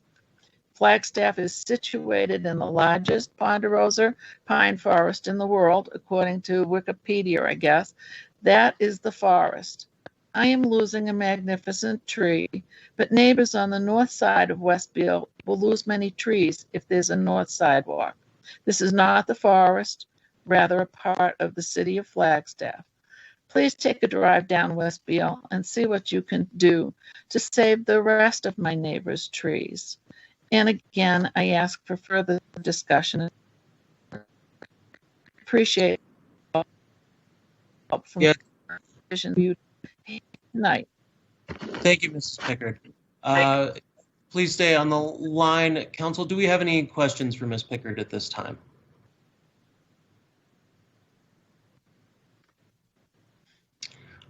I am not seeing any questions, so thank you for your commentary, Mrs. Pickard, and I will turn it into our City Council discussion. Was there a particular presentation on this, or just some of the info that we had in the packet, Ms. City Clerk? Mayor, we do have one more public commenter for this on the line, so I'll let you take that. But I don't think we have a formal presentation, no, but we do have, our city engineer and the folks that have been working on this project available to ask questions or to answer questions on the project. But if that staff would like to provide any information up front, if you'll note that in the chat, we can work you into this. Thank you. I wanted to make sure that if there was one, I wasn't jumping over it. But since we do have one more public comment, thank you for bringing that up. Then yes, the next public comment, please. Mayor and Council, I have Rebecca Campbell on the line. Ms. Campbell, your 3 minutes are starting now. Please go ahead. Okay, great. I'm assuming everybody can hear me. Thanks for your time this evening. I just wanted to share, my husband and I were so pleased at the meeting and the process that was organized by the Coconino Estates Improvement Project staff. That process included a survey to 548 property owners in Coconino Estates, but instead the council is being asked to reconsider the plans based on a petition that was submitted by Leslie Pickard with only 32 names. Of those names, only 28% of the signatures are actually from Beale Road, and 62% of the signatures are not even from residents of Coconino Estates itself. This petition should not outweigh the process that has already been conducted. On a personal note, this week we were extremely disappointed to find Ms. Pickard at our front door asking for support for her cause, not wearing a mask. The culmination of the vetting process with the community input resulted in the current plan for sidewalks on both sides of the street, a decision which we adamantly support. I disagree with how Ms. Pickard has characterized traffic on Beale. The current plan includes sidewalks on both sides of the street to calm traffic that comes in at higher speeds from Fort Valley. Having sidewalks on both sides creates a more residential look and feel to the neighborhood, keeping our children, walkers, runners, and peddlers safe. Moreover, the two sidewalks create a narrower lane for traffic, which will again help reduce the speeding that we see on Beale. As a resident on the street in question, I want to share, I feel a bit blindsided, and there's a long text stream with myself and the neighbors who feel very blindsided by this petition and request to the city. And we respectfully ask that the petition for future consideration by the city be denied. Thanks, Stacy. Thank you, Dr. Campbell. Council, do we have any questions for Dr. Campbell at this time?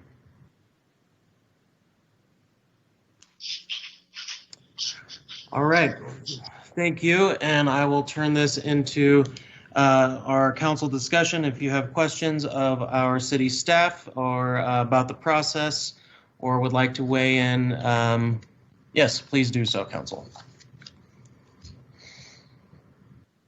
Councilmember McCarthy. Well, thank you, Mayor. I do have some thoughts on this. I have surveyed the street and talked to 4 or 5 residents on it and got a variety of inputs, you might say. We did get 33 signatures on a petition to council so that we might have an open-minded review of the plan. In addition to that, quite a few people have written council on this, tending towards the sidewalk on one side option. Tonight, we will not determine a final outcome, only if we are willing to have an open-minded discussion. When the residents of Beale were surveyed, exactly half said that they did not want any sidewalks at all. The other half said that they did want a sidewalk, not specifying if that meant one side or 2 sides. The concept of adding sidewalks to both sides of the Beale versus one side only was not addressed in the 2019 sidewalk survey. Sidewalks on one side of the street might make more sense than 2. It would save money, numerous trees, and yet still provide off-street walkway, which they have not had since this subdivision was built in the 1950s. Per the city manager's report that we'll be seeing as an upcoming agenda item tonight, in Coconino Estates Phase 2 improvements, sidewalks will not be installed where they do not currently exist. I find that to be interesting in the light of this discussion. Another question I have, which I could probably ask of staff later, but why are we suggesting 5-foot sidewalks? I went out in front of my house and we have 4-foot sidewalks and they're completely adequate. I measured a full-size wheelchair and it's 24 inches wide. So I see no need for 5-foot sidewalks. 4 would be certainly adequate. So let there at least be a discussion that addresses the issues that have not been addressed. Primarily, do the Beale Street residents want to lose a significant part of their yards, lose some of their off-street parking, which is particularly valuable in the winter months, and lose trees to gain 2 sidewalks, or would they prefer 1 sidewalk? We should survey the Beale residents from Navajo Road to Fort Valley Road, and we should have a council discussion on this. I'm not saying what the outcome of that discussion would be, but I think we should at least have a discussion about it. Those are my thoughts, and I may have other thoughts after we have more council discussion. Yes, and I see someone put on the post here, a full-size wheelchair, 25 inches wide. Wheel to wheel, 24 inches. I measured it. It was my wife's wheelchair. Thank you, Councilmember. And I guess on that note, I'll tell you, double strollers are 30 inches wide. So for those with twins. Well, my children are all too old for strollers. City Manager Clifton has a comment. I do, and thank you. I just want to, especially for the benefit of the newly seated council, this matter, yes, it was subject to a significant survey, but more importantly, it was subject to a very in-depth and lengthy discussion before the city council. And that was a well-noticed meeting, and it was well attended and well participated in by many folks in the affected neighborhood. I'm not going to weigh in on the merits of this. I just want to talk about the process that has brought us here. In the short time I've been with the city, this matter has been an ongoing dialogue and culminating in a significant meeting with the city council last spring. I have a request for the council, and it goes a little bit to previous discussions about priorities and what is now emerging as yet a new project for us with respect to the elections. And that is, we at the staff level would like finality on these things. And once we have that finality, it's imperative that we're able to march to those orders without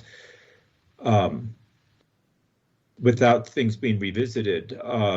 Now, we all understand that things happen and councils are certainly free to change their minds. I just want us all to be mindful what that brings about for staff. And as you have heard me state before, when we talk about staff resources, I'm not talking about people being overworked. I'm talking about people earning salaries paid by our taxpayers. So these are tax dollars we're talking about. And it's just really important for us to have clear direction and then know that we can rely on that direction. Council had a very informed discussion on this when it occurred, and I would invite our engineer, Rick Barrett, to speak to some of the talking points that were raised at that point. The only thing I think that has emerged since then that is newsworthy to this particular discussion is that we did have an arborist assist in some mitigation efforts to hopefully get us to a point where not both of the 2 trees in question, 2 trees on city property, by the way, that would that could be reduced to just one tree. And to the point well stated, that mitigation involves the reduction of a sidewalk width. So that's already in play. There's much more to this that's already in play. I have probably spoken enough. I would invite some discussions by our city engineer whose team is overseeing this project, if that's okay. Thank you, City Manager Clifton. I'll go with Vice Mayor has a question for Mr. Barrett, and then I'll leave it to Mr. Barrett to help fill in some gaps here. Vice Mayor. Yes, thank you, Mayor. And thank you, Mr. Barrett. I have a couple of questions about engineering standards and just our general policy when planning infrastructure like this, specifically sidewalks, specifically as to the width and the number of sidewalks on a street. Oh, well, thank you, Vice Mayor Daggett. So the engineering standards, first of all, I would point out are for new construction. New construction we define as a brand new subdivision, picture greenfield. But in those new standards for construction, we do in fact require sidewalk both sides of the roadway.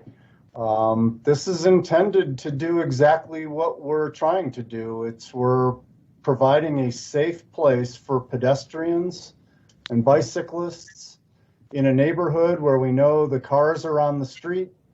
We know that we have disabled community members that rely on the safe passage on those sidewalks.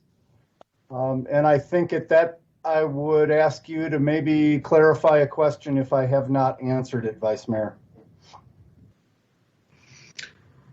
Vice Mayor is asking about the width.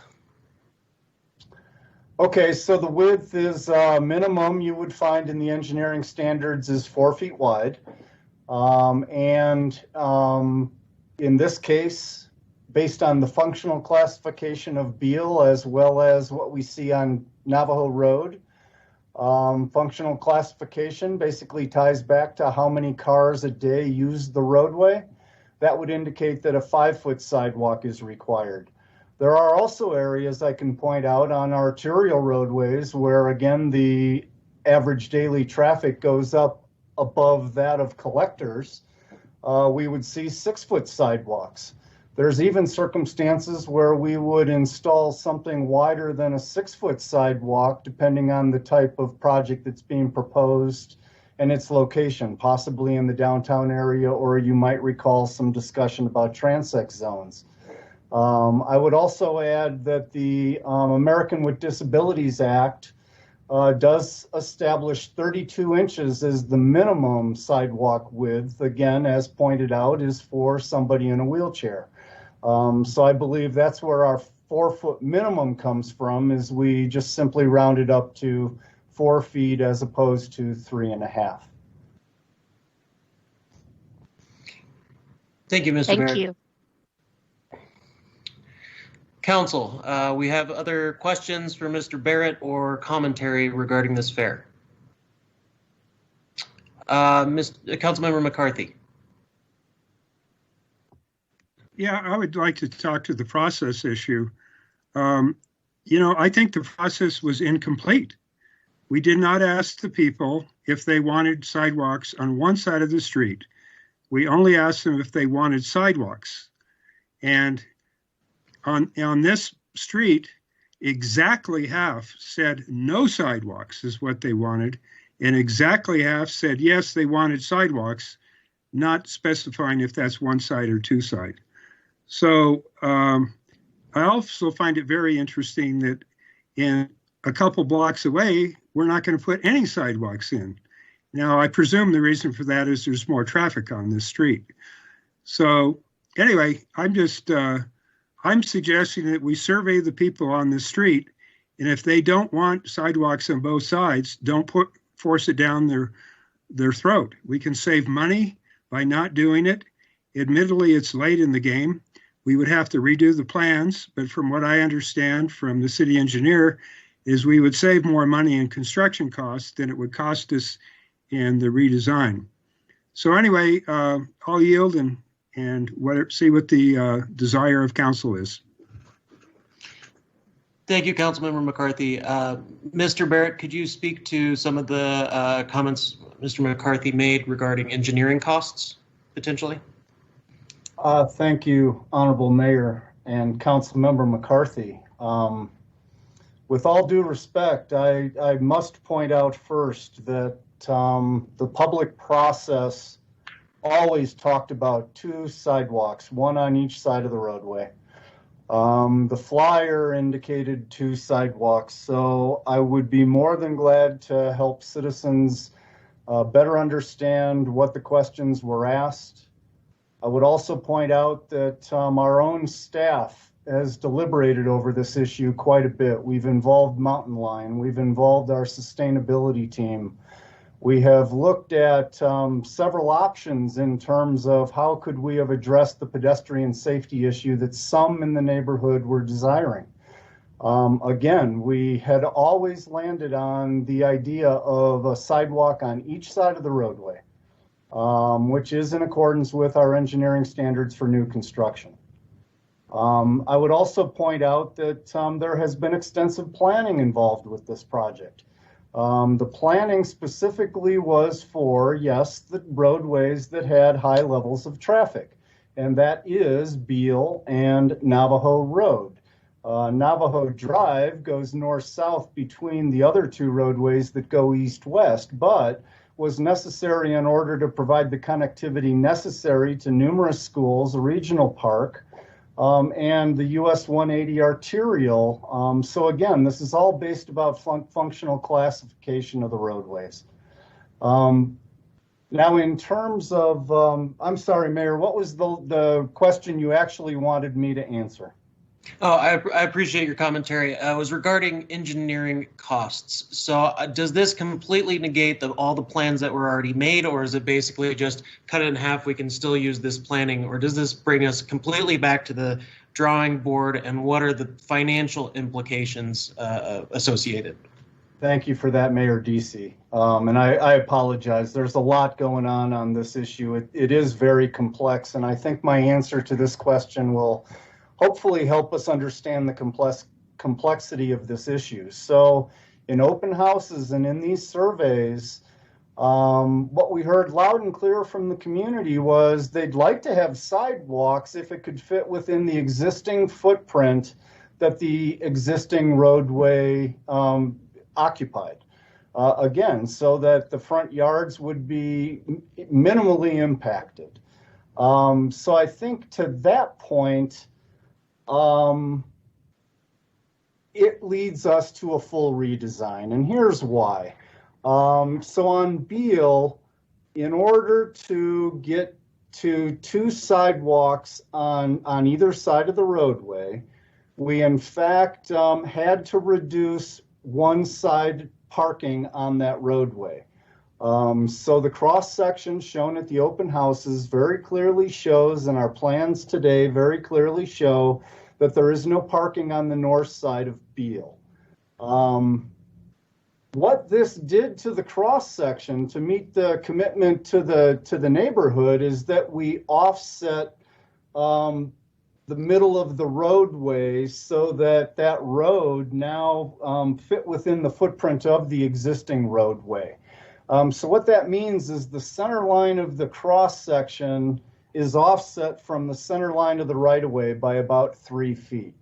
So my simple answer would be that if we are asked, and I respect that this is a difficult decision, but if we are asked to have this discussion, we're going to go back and we're going to look at the design, and we are going to recognize that in order to stick with that fundamental tenet we made to the neighborhood to fit within the existing footprint, that we're going to end up moving that cross section back so that it is equally split on both sides of the roadway. Whereas if we just removed the sidewalk off one side of the road, I believe that that would not be fair and just in terms of north side versus south side. The other concern we have is this is a water sewer infrastructure project. So we're locating manholes, we're locating water services. We've got crews out there working today. If we are to take a timeout to go back into redesigning this project, I believe that we have no choice but to ask our contractor to take a timeout until we can get this situation sorted out or figured out. And I guess with that, I would I just pause there, see if there's anything else I can help with. Thank you, Mr. Barrett. Councilmember Shimoni has a question. Thank you, Mayor, and thank you, Mr. Barrett. I also want to thank our two public comment speakers, Ms. Packard and Dr. Campbell. Prior council did have a very lengthy conversation on this topic, and it wasn't easy, right? As nothing that we deal with is. And at first, there were 2 trees that were really being jeopardized, and the city hired a professional arborist and determined that by, and Mr. Barrett, please do correct me if I'm wrong, but the arborist determined with city staff that if we minimize the width of a sidewalk to 3 feet, we can save the west tree. Is that correct? That is correct. And the east tree, thank you. And the eastern tree, we wouldn't be able to save, but we by realigning the road and working to make magic happen, we were able to save the western tree. That to me is a success. And I am very grateful to you, Mr. Barrett, and to staff and to the public for working on this and making this a priority, because I know that wasn't easy or efficient, so to speak, but yet it was a success story in saving one of the 2 trees. Now the idea of 2 sidewalks, to me, council, it boils down to accessibility.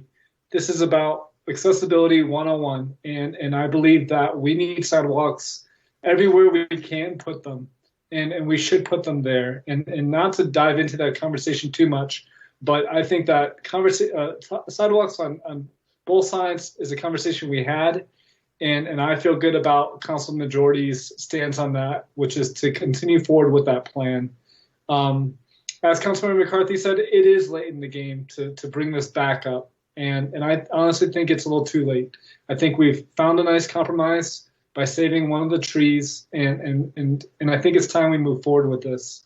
And to Councilmember McCarthy's point about no sidewalks being built in areas where they don't exist, I too have an issue with that. And Mr. Barrett, I do, because I've emailed you about that, and I plan to continue to be a squeaky wheel on that subject, because if we have the machines out there and the power out there, might as well do the job, because if we do want to take this climate emergency declaration seriously, I think we need sidewalks, especially along streets like Talkington, but that's off topic.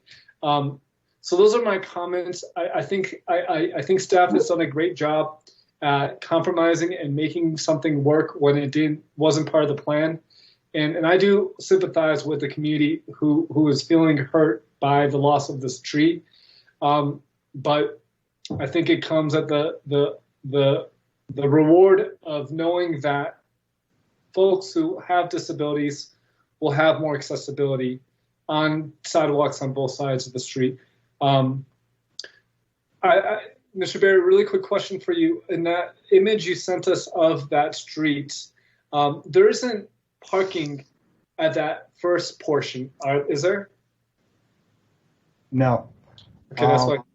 Yeah, Honorable Mayor and Councilmember Shimoni, we're very careful about allowing parking in the immediate vicinity of an intersection. That's like a whole nother part of the engineering standards. So yes, we're being very careful, but I'd be glad to pull that map up if you'd like me to run a cursor over it and point out some more of the detail associated with the design at that intersection. If that's the will of the council, we'd be glad to do that. That might be a benefit to the group, especially the newer seated council members. Hopefully that's clear, Mayor and Council and leadership, where I'm coming to this from. And I know that Councilmember McCarthy and I don't agree on this, but I do really appreciate your advocacy, Councilmember McCarthy. But taking your own words, I think it is late in the game, and not to say it can't happen, but I just think we need to move forward. Thank you, Mayor. Thank you, Mr. Barrett. Thank you, Councilmember Shimoni. Councilmember McCarthy has a comment. Well, just 2 points of clarification. This is not the only, the petitioner's house is the one on the corner. That is not the only residence where people are concerned about losing their trees, just for the record. I've had other people on the north side of the street that are very interested in saving their trees also. The second point of clarification is, Rick, correct me if I'm wrong, but I was under the impression that the sidewalk would actually be closer to the homes on the street than the existing curb. In other words, the new plans would not stay within the existing curb to curb envelope. They would actually take land that admittedly belongs to the city, but it would reduce the apparent size of people's lawns or shrubberies or whatever it is. Please confirm. Mayor DC, if I may. Yes, Mr. Barrett. Yes, that is correct. And again, I can pull up an exhibit that would depict that if that's the will of the council. But yes, essentially speaking, we have put the curb and gutter back where it exists today. But of course, today the curb and gutter ends, right? There's no attached sidewalk to it. So primarily on Beale, in this situation, we have added a 5-foot sidewalk and at driveways, that impact actually goes to 6 feet. Great, thank you, Mr. Barrett. I do see Ms. Pickard has her hand up, but we need to, at this point, be staying in our discussion amongst council because the public participation back and forth is done at this point regarding this issue, unless council does have a question. But Councilmember Sweet, do you have a question, comment? I do. I first wanted to thank Mr. Barrett and staff. I did reach out to them. I went to the site of where the questions are. Mr. Barrett and staff did listen to me as well as the community. I know there's been a lot of outreach on their part, and there has been some compromise. So I just wanted to thank you for that. And I'm wondering, Mr. Barrett, have we offered to replant trees for the areas where they're being taken out? Mayor DC, Councilmember Sweet, yes, we have.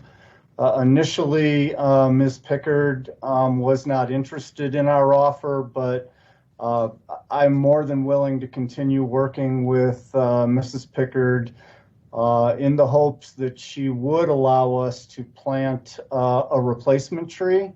And of course, as soon as we have the new sidewalk in place, we'd be more than willing to allow that tree to be planted again in the city right-of-way. And if it took 2 trees to replace the beautiful 80-foot tall tree, we'd also be willing to do that. And Mr. Barrett, would that be true for the other homes on that side of the street that will be losing some trees? Again, Mayor and Councilmember Sweet, I don't know the exact level of detail about what other trees property owners are concerned about. What I can compare to is we just went through this on Navajo Road, and I would suggest that anyone who has concerns about what Beale might look like at the end of the day, that Navajo Road is a great example. And fortunately, we have precipitation and snow covering the ground right now. But I believe, for one, that we did an amazing job of slipping a brand new roadway into a neighborhood and protected as many trees and bushes and irrigation systems as we humanly could.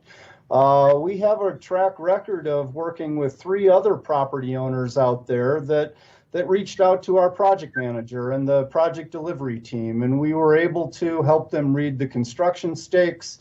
And we've been able to, at least to those property owners' satisfaction, help them, replace some landscaping. And in some cases, we didn't even need to remove any trees, much like the westerly tree on Miss Pickard's property. So if there are any property owners out there that are concerned specifically about their frontage, I ask that they contact Eli Reisner and Brett Peterson, and we will work with them directly to understand what their concerns are and what options might exist. Thank you. Thank you, Councilmember Sweet. I'd like the other members of council to weigh in regarding this to see where, if we have any direction for our city staff. Vice Mayor Daggett. Thank you, Mayor, and thank you, staff, for all of the work that you've put into this and the outreach. And thank you to all the citizens who weighed in and gave their input.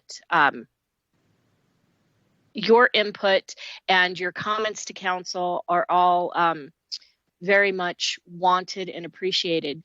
And before I make my comments, I'll start with saying that I too would be devastated if trees in front of my house that I've watched grow had to be cut down. And devastated, I think, is the right word. I think most of us live here because we like to be surrounded by green, and I'm so sorry for the impact that those of you who have had trees removed, or those of you who are about to. I can't support revisiting this issue now because of everything that's been stated before, and that we're in the middle of this process. And I'm a big proponent of sidewalks on both sides of the street. But I did just want to express my empathy for the very real loss of huge, beautiful trees in your yard. Thank you, Vice Mayor Daggett. Councilmember Aslan. Yeah, I'm happy to follow up after the Vice Mayor to echo her sentiments. I think this is a very sad, tragic moment. But I will keep this short and sweet. I don't think we should be revisiting this. As someone who was a part of the initial conversations on this and went through this during round one, I don't want to keep hitting the reset button for our city staff, and very much a proponent of multimodal transportation, safe pedestrian and cycling access. I wish we were having this conversation about Zuni in the Bow and Arrow region, where significant city effort went into putting in new pipes along that street just a year and a half ago, a couple years ago. And no sidewalks were added to the mix at that time. I thought that was a tragedy of itself, and very unfortunate, and an issue of social justice, to be quite honest with you. But that's neither here nor there. So I will leave my comments where they're at. I don't think we need to be revisiting this right now. Thank you, Councilmember Aslan. Do we have any other comments or anything from council before I weigh in on this?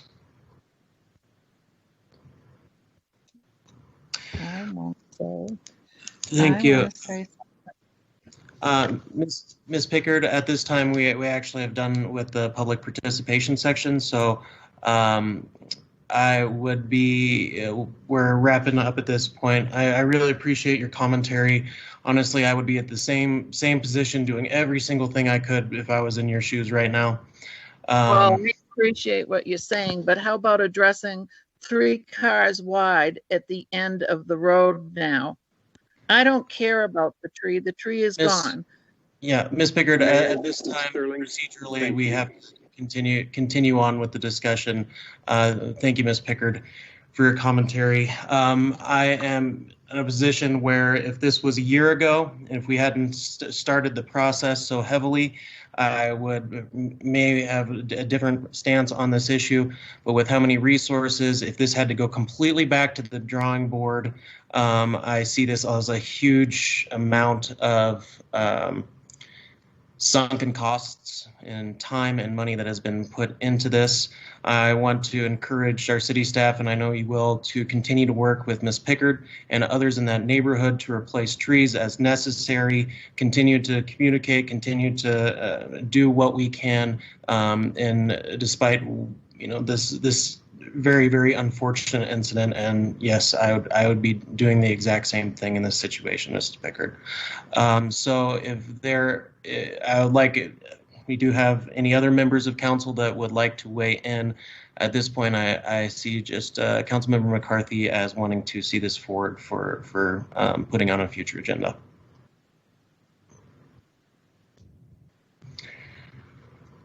All right, thank you, Council. I do believe that ends the discussion for our agenda item 13A. And we are down to the agenda item 14, City Manager Report. Oh, Councilmember McCarthy would like to have a last statement. Very quickly, I just want to thank the council for at least considering this. And I also want to thank the city staff for meeting with me and having discussions on this, and for working with Mrs. Pickard to do what they can to mitigate the impact that she will receive. So thank you. I appreciate it. I don't always expect to get my way on council, but I do appreciate it when people are open-minded about hearing me out. So thank you. Thank you, Councilmember McCarthy. And I will just say that I really appreciate your views. I like us being able to have healthy debates, and that requires us to also have these perspectives and dissenting voices and so forth that I do appreciate, and brings a much more lively and important discussion as a council body. So without further ado, we are down to council agenda item 14, our city manager report. City manager. Thank you, Mayor. Thank you, council. I will echo the comments just made. I thought it was a very good discussion. And if you don't mind me sharing, yet another very good example of how we at local government level, and specifically the elected body, are quite engaged with things that really matter. When we get down to the neighborhood level and we start talking about sidewalks and trees, and we have those discussions frequently, that's where it gets real for our community. And these are important discussions. I want to thank you for a very thoughtful discussion on that. In my report this time, I'm going to shift a few gears. As always, I am not going to belabor the comments that are in the report, and therefore your reading enjoyment. We try to hit on things that don't always find it to the dais, but things that are nevertheless quite important. So we have given you a little update on some human resources and current endeavors that's already been mentioned by Councilmember Shimoni. Stay tuned on that, specifically referring to the compensation study and related topics. I would like to point out that the report shows you a couple of new hires within our police department with handsome faces to show, to go with the names. And we're very pleased to have our new recruits join us. Along with that, also involving the police department, a rather good outcome to some scary circumstances, and specifically I'm speaking to the life-saving efforts that were pursued by Corporal Dustin Eberhardt and Officer Chris Wesley, successfully bringing a person who was not responsive and not breathing back to life. So that happened recently on January 9th. The story is there. These things don't get enough publicity, in my opinion, but they are so critically important. Fulfilling the mission of our Flagstaff Police Department to protect and preserve life. Job well done, gentlemen. Another story about saving or rescuing or retrieving a fleeing dog. Way to go there, bringing the dog back to the warm confines of its home before anything tragic happened. And then bringing to your attention the with a large photo and quite a nice narrative, the retirement of our Deputy Chief, Walt Miller, after 24 years of dedication to the Flagstaff community. He is stepping down. We are grateful for the service that he has provided. There's a nice write-up there. I would invite you to read that. There's also an email and a phone number. And he's with us, our police department, for just a couple more days. I would invite any and all of you to reach out and extend your regards and wish him the best in the years that will follow with his very well-deserved retirement. Some updates on Public Works, talking about a number of things, including some new basketball courts, or revised or rebuilt basketball courts. Very important stuff. And what's going on with the expanded use of right-of-way downtown, with some successful outcomes there. Also some updates from our fire department, ongoing crews and training. Really happy to see some moisture this week, because we're having a lot of discussion about what lies ahead this summer if we continue with this crazy drought, and especially the resulting fires that could impact our community. Housekeeping matters, Council. I copied you on a couple of agenda from meetings that we attended. The Alliance meeting was referenced. I don't need to go into any more detail there. Ongoing discussions with our Coconino County Criminal Justice Coordinating Council. That's a mouthful. We call that CCJC, talking about very important things, and you'll be getting apprised of those outcomes. And finally, Council, you have the monthly report from the Capital Improvements team, which Rick Barrett oversees. A number of people involved with not just with the engineering that we just talked about, but many other capital improvement projects that are overseen by the same division. Some of these were referenced in the December report, but I would invite you to go through it because you'll see some new ones referenced in this January report. These will be monthly reports before you. If you have any questions or comments on those projects, I think Rick Barrett can speak to those, but it's good stuff, good reading material. Is there any question out there that I can answer or any comment I can address? Thank you, City Manager. Council, do we have any questions? Councilmember Shimoni. Of course I have something to say. Oh my gosh. Well, I wanted to echo your comments, City Manager, great report. And I just wanted to express gratitude to the Deputy Chief Walt Miller and his work at the city, and congratulate him on his retirement and thank him for his service to our community. I also wanted to echo your comments about Corporal Eberhardt and Officer Chris Wesley for their life-saving actions. That was an amazing story, and very heartwarming to hear about their success in keeping that individual alive, quite frankly. And also wish police recruits Jordan Holmes and Austin Rogers the best with their 4-month police academy training in Prescott. I thought it was interesting to hear about the increase in volume to our fire departments over the years, and that is concerning, and that's been an ongoing topic of discussion and of interest at the city. And I really appreciate the capital improvement project update. I'll never forget the first time you put that in the report, and I was so overwhelmed by that document, but now I've learned to really appreciate it and look forward to reading it. And my questions on that, before I go to that, I just wanted to also express gratitude for your engagement with Launch Flagstaff, City Manager. That's an incredible effort in our city and it needs attention and appreciates your support specifically. On capital improvement,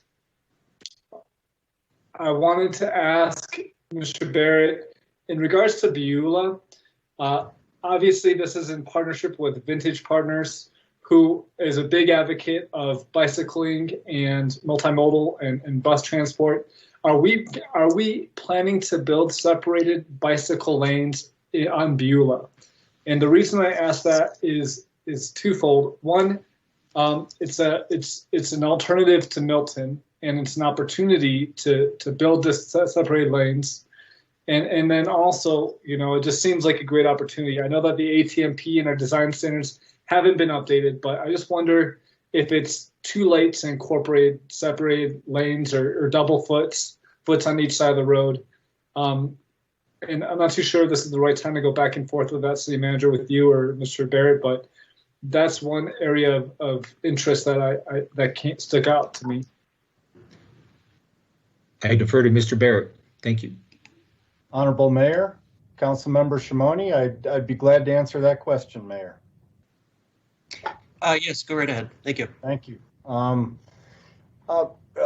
Councilmember Shimoni, boy, oh boy, I'd like to keep it as short as possible, but I think the short answer is we're kind of already past that. You might recall that we partnered with Vintage Partners. Part of that partnership has, a high occupancy housing project. But more importantly, we ended up agreeing on a plat, and that plat does in fact dedicate right-of-way to the city of Flagstaff for the improvements. I can promise you that the right-of-way is used down to the square inch, as shown on that plat. You might also recall that we have high-frequency bus lanes. However, we are just going into final design, so we sit at about 30% design. We have not finalized the plans. We can certainly take a look at that. My concern is how it would connect on either side of the project, and would it actually be meaningful? And, if there are plans to advance it on either side of the project, when might that be? But yeah, I have a bunch of questions myself, and we'd be glad to look into it and provide a city council report as necessary with our findings.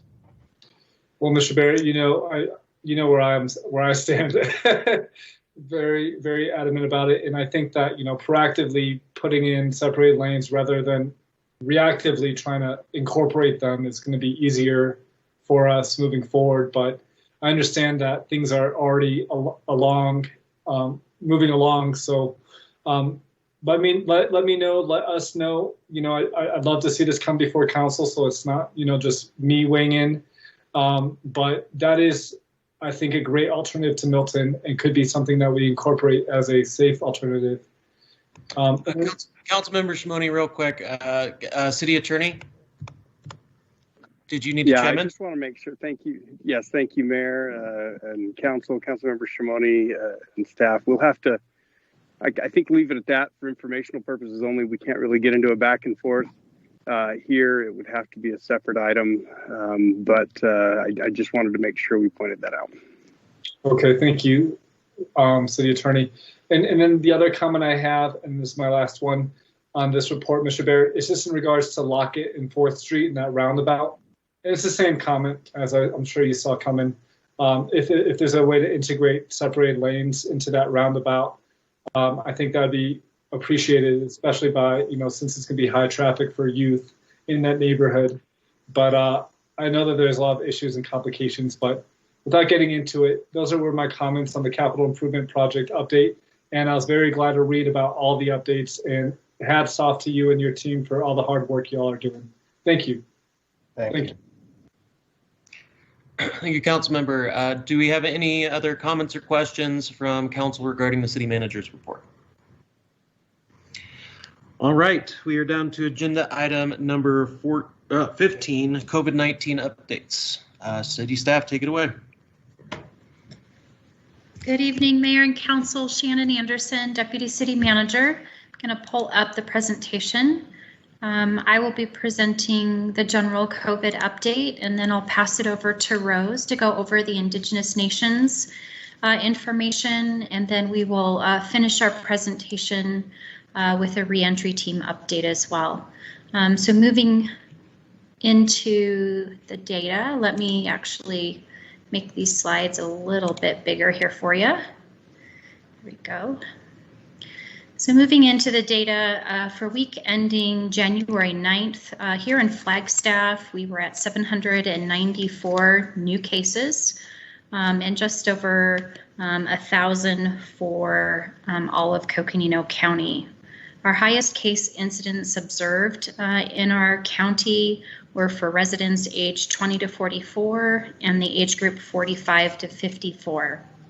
The highest positivity yield was observed in residents who are less than 20 years of age and those that were 65 years and older at a 21% positivity yield. Our highest increases in cases has been occurring during this period in zip codes 86011 and 86004. Moving on to our daily cases, this chart before you was included on Friday and showed 296 new cases since January 9th, but in looking at this data today, it has increased to 595 in the Flagstaff area. Our hospitalizations remain high as 29 cases were reported as of January 9th. This next slide demonstrates hospital admission that is available at the Flagstaff Medical Center here in the middle of this chart. The benefit of this particular chart is it not only includes beds availability, but also the staff scheduling. So we're looking at 17% of beds in ICU being available, 22% in the emergency department, and then 27% of medical surgical beds being available. And this data was reported as of Friday, but they receive it from the hospital as of last Wednesday.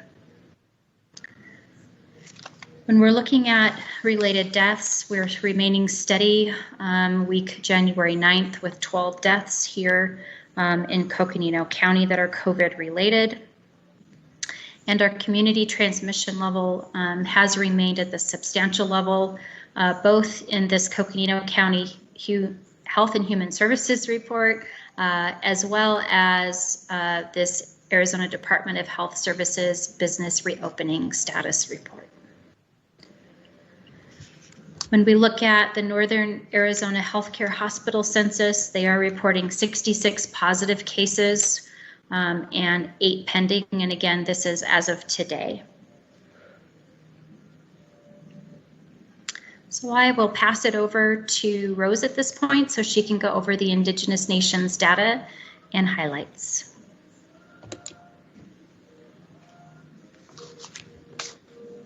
Good evening, Mayor and Council. My name is Rose Tohi. I'm the coordinator for Indigenous Initiatives. And as you all know, this is the information that I had sent you on Friday. And those are normally the stats that I go off of. Just bringing your attention to Navajo Nation's positive cases within the last 7 days between January 7th and January 14th. The confirmed cases have been 1,431, so that's been an increase by that much. And then also the death rate has increased by 48 people and within that same 7 days. Go ahead and go to the next one. As for the Hopi tribe, within almost the same time frame, January 6th through the 12th, in 6 days, their positive cases have gone up by 68. And then of all the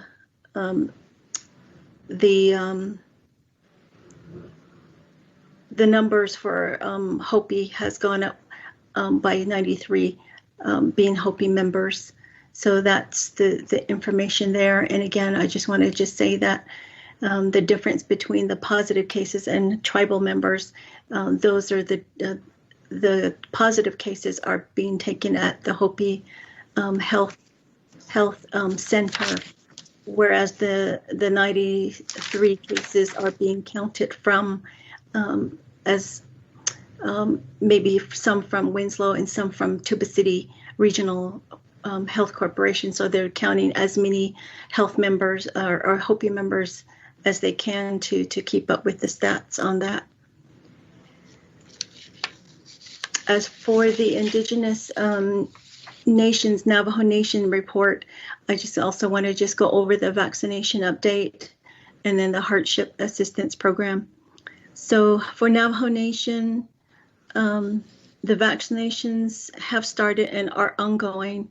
For the Western Navajo Agency, individuals must have a patient record established at the Tuba City Regional Health Corporation, Sacred Peaks Health Center, and Lachii health facilities, and they must be living within those service areas to get their vaccinations. And then I also put in a link where there's detailed information on how the latest COVID-19 vaccinations are available for people. And then as far as what President Nez is saying is that vaccination distributions are ongoing and have started several weeks back, and they are being supplied to healthcare workers, nursing home staff, and those on the front lines.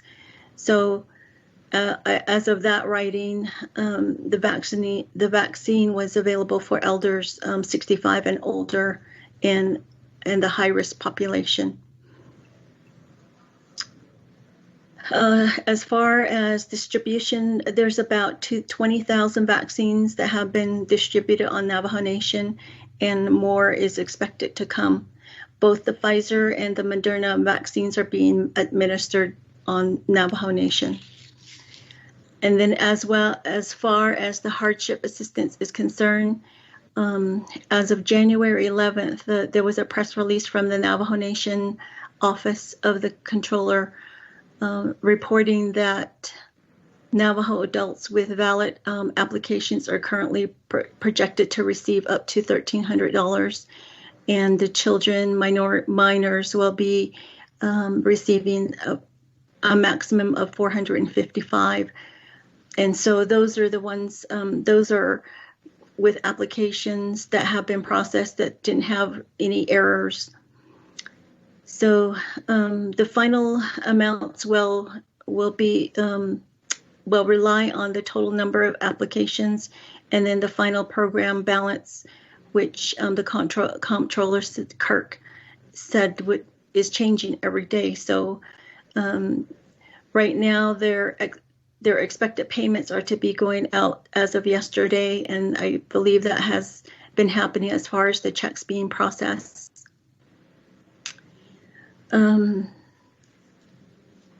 So according to them, the Office of the Comptroller, there has been 282,000 hardship assistance applications received, and then around 230,000 which have been processed successfully, and around 40,000 that had 40 or 41,000 that have some complications, either with name changes or birth dates, some things that weren't matching up within the system. So they're trying to work that out. As far as the Hopi tribe is concerned, with their executive lockdowns and curfew, the Hopi tribe has issued an executive order, which has recently been put into place on December 23rd and was set to expire on the 11th. That has been officially been extended. The lockdown and curfew has been ordered to be in effect through February 1st at 5 a.m. And there is also a nightly reservation-wide curfew in place from 8 p.m. to 5 a.m. Hopi continues to report the widespread community transmissions in all villages.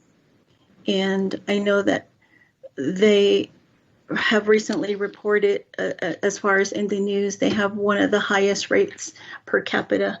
And that is really harsh news for the Hopi tribe.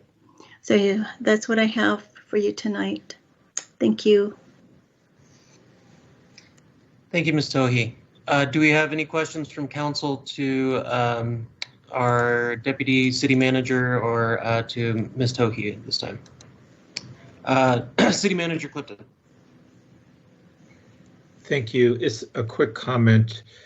I just want to thank our Deputy City Manager Shannon Anderson and our Coordinator for Indigenous Initiatives, Rose Tohi, who are before you every regular meeting, bringing you this news.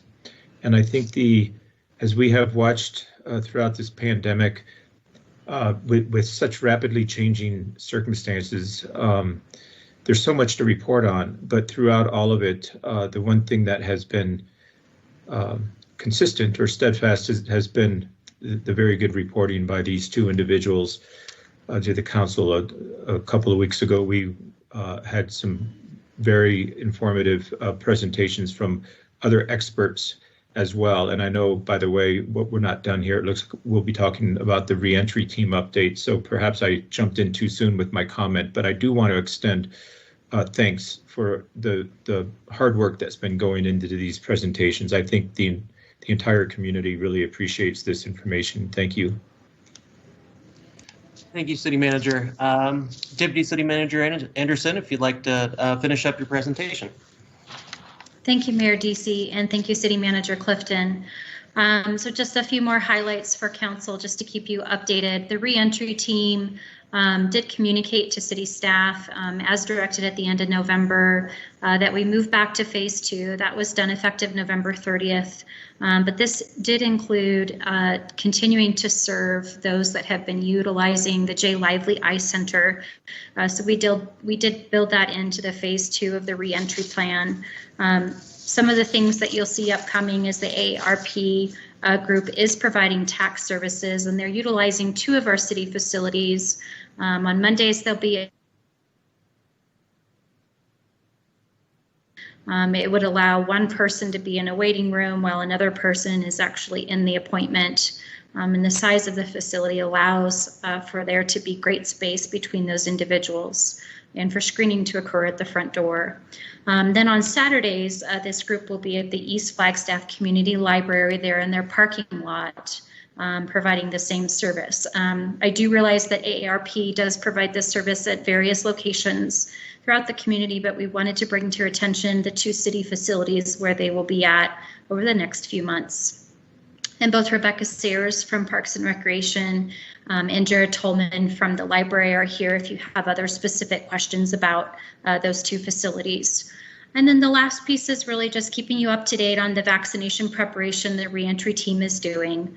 We do know that essential workers are included in Group 1B, currently not included in the education, childcare workers, or the law enforcement and protective services, but they are the next group down after the inclusion of age 65 and older.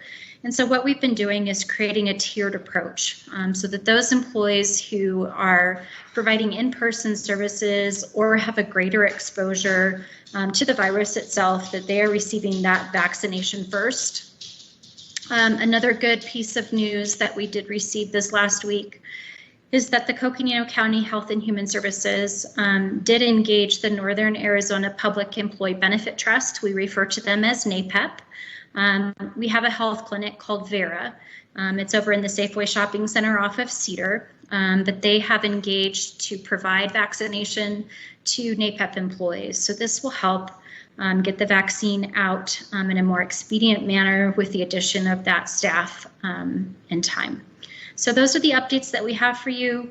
Rose and I, Rebecca, Jared, we're all here to answer any questions that council might have.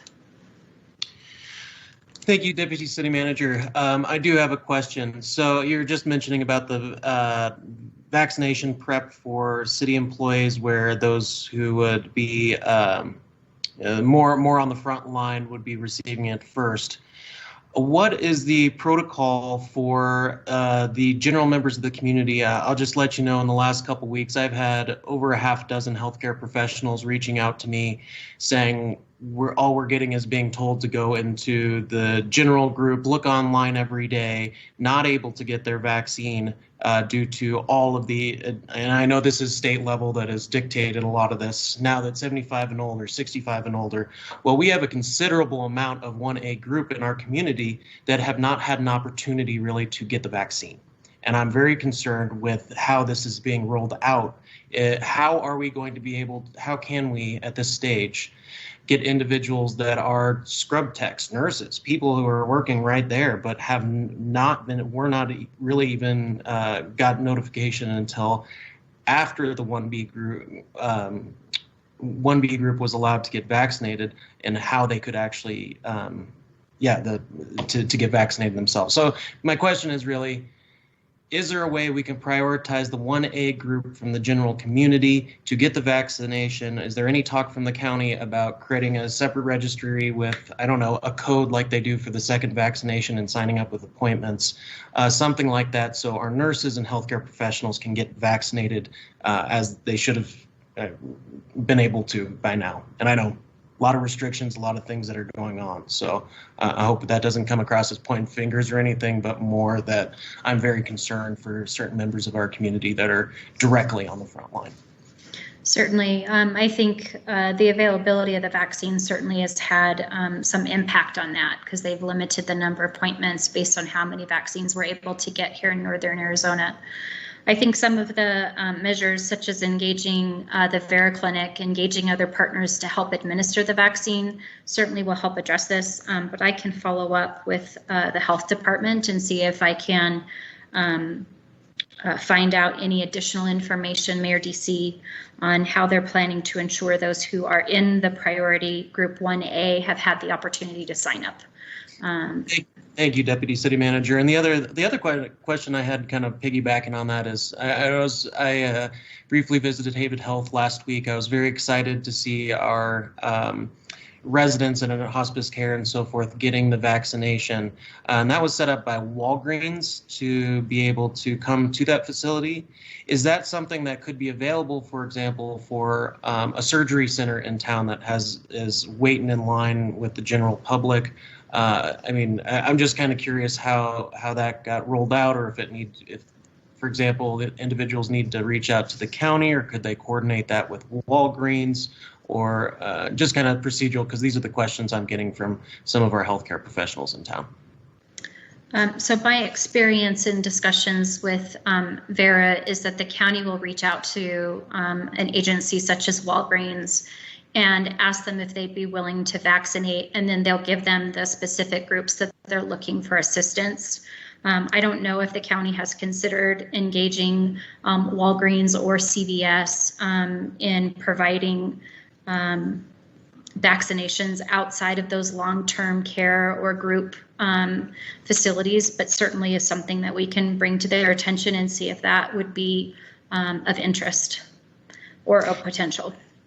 Okay, thank you. Yeah, just whatever avenues are available potentially to prioritize the 1A group in our community that are rather frustrated. And I know we have very limited vaccines. This is such a mess from federal and state level. The county's doing everything that they can to deal with the restrictions that they're facing. So I understand. I just want to see if there's a way where we can get this group vaccinated and put on a priority list that, you know, they had expected to be on, 5 weeks ago. So if that could be looked into, I'd really appreciate it. Absolutely. Council, do we have any other comments or questions regarding our COVID-19 updates? Councilmember Shimoni. Thank you, Mayor, and thank you so much, Deputy City Manager Anderson and Coordinator for Indigenous Initiatives, Tohi.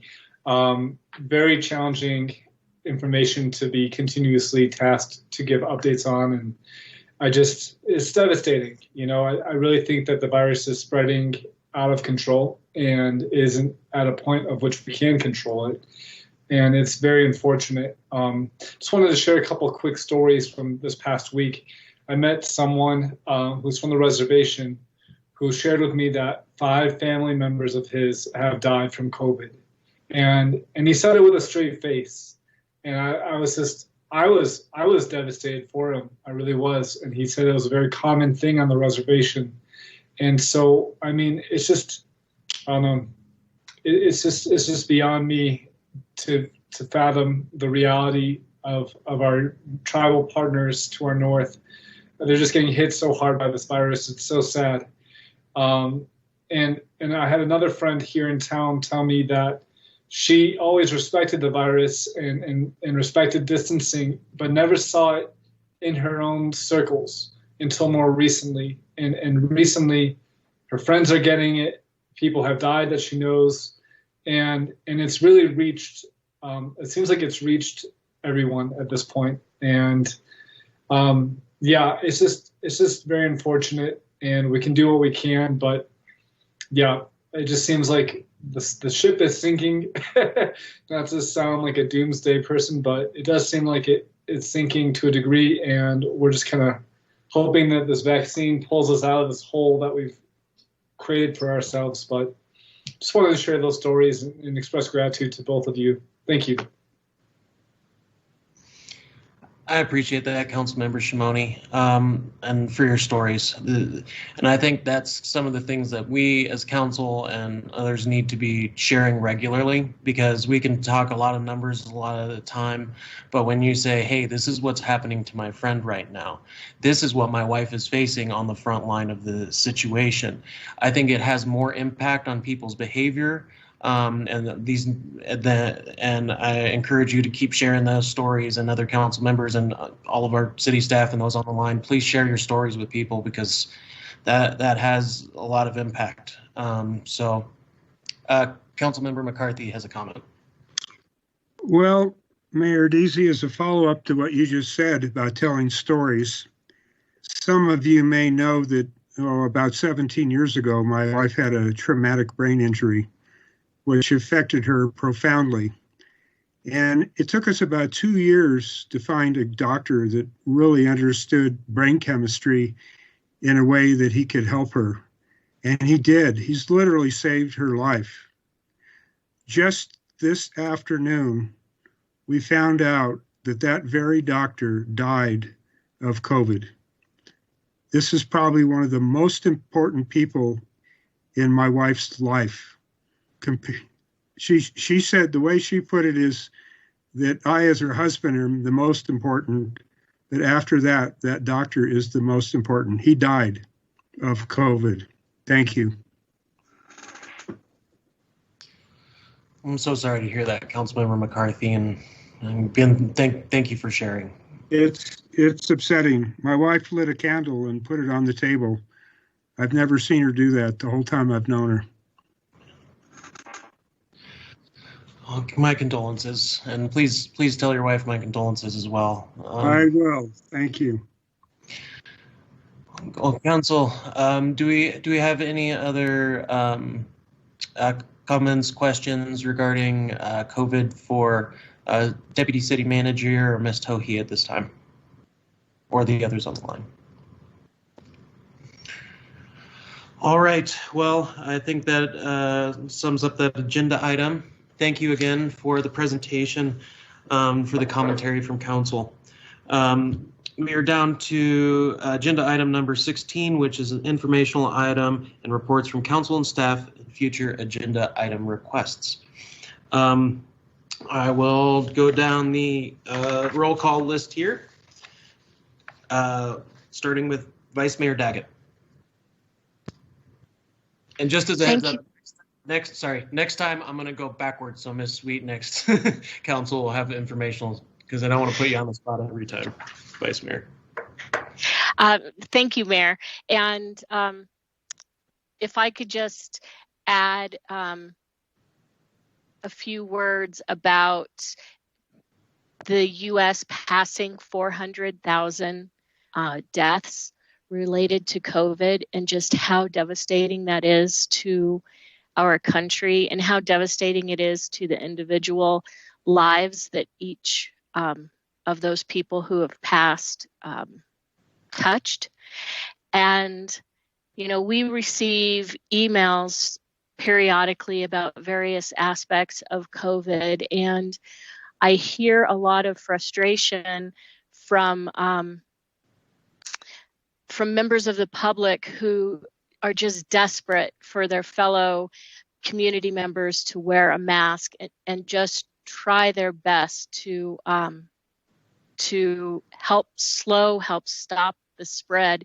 And I'd like to share that frustration here with you all, and just ask us all to, in addition to telling those stories, to doing our best to get people to take this seriously and to take responsibility for their part in stopping it. And that's it. Thank you. Thank you, Vice Mayor. Councilmember Aslan. Nothing tonight. Thank you. Councilmember McCarthy. Oh, that's enough for one night. Thank you. Thank you. Councilmember Salas.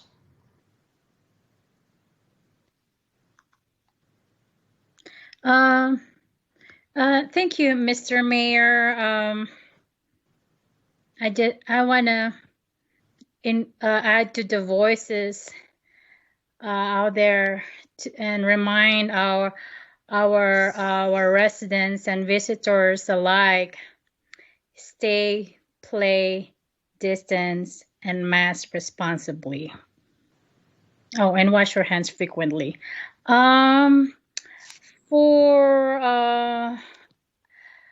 I also want to lift up every member of our police department and fire department for their continued service and dedication, saving property and lives, especially the officers who were and firefighters who were recently involved in saving lives and property. And I'd like to congratulate Deputy Chief Walt Miller on his retirement. Happy trails. And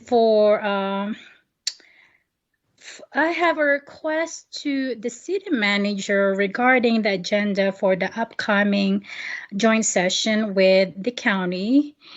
To add onto the agenda, affordable housing and economic development. And then for a future fair agenda item request as a fair item, I would like to seek a discussion on a comprehensive cost recovery policy citywide. I believe the Parks and Rec department has already started some work in previous years. Just want to build up on that work and see if there's any interest with council to pursue a discussion of a cost recovery policy in the future. Thank you. Stay safe, everyone. Thank you, Councilwoman Salas. Councilmember Shimoni. Thank you, Mayor, and thank you, staff, council, and the community for another good, long meeting. Yeah, I think we cover a lot of ground. My only two things I wanted to bring up, City Manager, is that the idea of the Youth Commission and see if we can have a discussion at some point. I'm not saying put this as a fair item, but just integrate this into a conversation if possible. This was a topic that Councilmember Odegaard brought up in 2016. Last council spoke about this topic, and I'm hoping this council can actually establish that youth commission and have that ready once we are through this pandemic. And so at some point, it'd be great to have that conversation. And then I also wonder if this is the time to start continue the conversation on council wages. And just to be totally clear with council and the public, if council did choose to increase our wages, this does not impact us, but future councils. And so I think that we should consider picking that ball back up as well and looking into what the next steps are. Those are the only two things I wanted to share, Mayor and City Manager and Council. And just gratitude to everyone on this call, and especially those who shared their stories. And Councilmember McCarthy, your story definitely shook me up. And so send my regards to your wife as well. And everyone who is struggling today, I feel for you. Thank you, and be well.